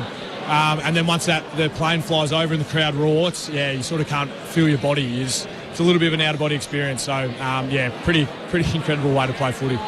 Awesome. Congratulations on the win today and being part of it all. Appreciate your time. Awesome. Thanks, guys. Appreciate it. Thanks to Ray Chamberlain downstairs as well with Billy Frampton in the Collingwood rooms. A win by 77 points for the Pies. The ABC Footballer of the Year votes. We've pinched Ballie's votes from the Anzac medal. So 3 for Pendlebury, no surprise. 2 for Nick Dacos, 1 for Josh Dacos. So 5-day break to Hawthorn. Hawks are humming too. They won without Sicily and more today by 49 points over Gold Coast. And then after that, it's Geelong of a longer break. I think it's a Saturday night. It's an away game for Collingwood, so Geelong will be laughing. They'll be licking their lips thinking this is great. We can sell a few corporate boxes and a few seats and get the Magpie Army along. So if he plays the next 2 games, he'll equal Boomer next Thursday night, and then he'll break it the following Saturday. It's a Saturday, Veronica. Saturday night? Saturday night, yep. You're going to have a new running mate. Instead of you and Boomer, it's going to be you and Pendles as the all-time games record holders. So, as I say to you, no record stands forever. That's for the whole idea. The ones you win Ballie's premiership with, as a coach, you got the medallion. That's yours for 2010, and from there on in, it's all over. Are we seeing a ladder that's just starting to crystallise, which is like Hawthorn has just knocked off Gold Coast. We had high hopes that Gold Coast would be highly competitive to the point of challenging for the top 4. Yep. They've been smashed. Still a bit pretendy, I think. That's where I'm coming from, Bully. Lost 3 of their last 4. 3 of the last 4. I don't know how Hugo Hagan went. He kicked 1. Had it 7 times, kicked 1. Well, that's not enough. Jack Johnson, feeding him. These older players, it's telling me exactly what Scott Pendlebury said to me a year, I think it was Corby, I remember saying to you, Scotty said, all those pre-seasons, the long pre-seasons have just served me. Now I can just nestle in. I know what I have to do. My body's already equipped for it. Dunstan was probably, when he went to Brisbane, told that he's not going to get a game at Hawthorn. Mm-hmm. At Hawthorn, he was told, look, you might struggle. And he struggled for the first few weeks back at Hawthorn. I think he might be leading the goal kicking. If he's not, he's pretty close to it. Well, and he's so, like, we saw what they were like without him last week. Yeah. We did that game. They really struggled forward of the ball against Port Adelaide without... And we heard Sam Mitchell call him his safety blanket. Yeah. He's such a smart player and kicks it so well. So, Yeah, they look like the most logical. I mean, the Swans' best at the moment is really, really good, and they've still got Soldiers to come back, of course. That's it. They're a real dangerous side. And we still think the Lions will probably time their run. Their best, I think, still the best in the competition. But then I think the Hawks are the next. And then I mean, we keep dismissing or overlooking the Cats. I don't. No, again, I think that's your top. I think that's your top four at the moment. I think they're the best Victorian side. Fremantle is... Or outside of Hawthorn. I'd just like to think... Yeah, I think Geelong are better than Fremantle. Okay. Geelong are better than Hawthorn. But Fremantle's a side that we keep hearing, they're there. If they get Young back in the side, then they're... Played last week, yep. Yeah, but playing the way... Yep. Because right now, they are... Compared to Collingwood, even Collingwood, I mean, their depth in the middle... This Anderson, I mean, he's jumped up out of... If you drop Long and leave Anderson aside, they're saying, listen, we don't mind the toughness of Long, but this kid can finish off. He was very, very good. We've got another half a dozen minutes or so. Your thoughts on the SMS. Hi, ABC footy experts. Can you explain to me how the Dons thrashed the Demons 2 weeks ago? Really funny game footy from Pauline. It is. Yeah, it is. Yeah. No, short answer, no, Pauline. Sorry, can't explain it. Beansy from Broadford in Victoria. G'day, Corby, Ben, Mick and Bawley. I have to congratulate you on an excellent call of a terrible game. I can hardly watch, but I'm enjoying listening to you fellas. Thanks, Beansy. Appreciate that. Off the SMS, mixed reviews for you. Well, not so much. Mick didn't really pin his colours to either way, but at least raised the question about the Anzac Day blockbuster. Kevin in Shenton Park says, Corbin, declare your interest. Mick is right. Should be shared around. I'm an Essendon fan, which I thought was I didn't think it was a secret in any way, shape or form. And from Anne, no, Mick. Victoria's lost so much to other states. Let's keep it as a day we developed. It's about the servicemen and women. From Anne. So that's a little... fair enough. I live with either one of them. I just want to see a good game of footy. That's what I want to see. I want 92,000 a day. 231. I'd like to see 92,000 stay right to the last second of the game because it's so close. And that the reason why the question gets raised is because one team didn't live up to their end of the bargain today. I mentioned it during the call. The false dawn of the Bombers. So back to the doldrums again for Essendon. How does Brad Scott chop this up? That this was early season Essendon. The games that we saw against the Hawks and the Power revisited. Can I just say about it though? I'll put the coach's hat on, and certainly I love Brad. So don't get me wrong on this. You identify the first thing you do is identify the strength of the opposition, and player for player, game style. Game style is we are going to pressure and out. And you heard Billy Frampton say it. We're going to out pressure the opposition. So they pressure from the front forward, and they make sure the ball doesn't leave their forward line. They pressure in around the ball. Now they've got a dynamic little ruckman, or a tall young ruckman that can actually push that ball where he likes. Their back line under pressure is, and Bully, you know it, can be found out. But it was never found out because the ball didn't move quick enough in there. So that's the first identifiable thing that you would do as an Essendon, and you go, the more we hang on to the footy, the more we're going to give it back to Collingwood. So let's keep our six forwards on their six backs to keep them honest, back our mids to get the ball in there, and then flood the area and put them under pressure. Never happened at any stage during the game that was Essendon being able to put pressure back on Collingwood's. There's a couple of players that are a little bit iffy at ground level, not courage-wise, just touch-wise, and also on the lead. I think Bully, you named it a couple of times. They were a bit fragile because the Essendon found their way in there, but they stopped doing the run. They stopped getting the ball quickly into the forward line. They've got Caddy down there who can mark the football. He was opposed to a player who was always going to be playing off him in Howe early on. Didn't exploit it. So I'm thinking that perhaps they just didn't identify the strength of Collingwood and try to at least do something about it. I think the effort, like why you're feeling so glum about it, I think, Corby, is just their lack of resistance. When the tide started to turn, and sometimes a player like Nick Davis, and we saw it last week as well. When they get on a roll, okay, sometimes you get beaten by talent, but there just felt like a real lack of it, and the body language reflected it. It was like, oh no, this is we haven't got the run. This is going to be too hard. So it was a training drill from really 10 minutes into that third quarter. So how and why can that happen? I think maybe the first thing to go won. physically, and that's the thing. Yeah, really, I mean, for all the praise that we're heaping on, the Anzac Day medal winner and Scott Pendlebury, and then we talk about all these other players, you're right.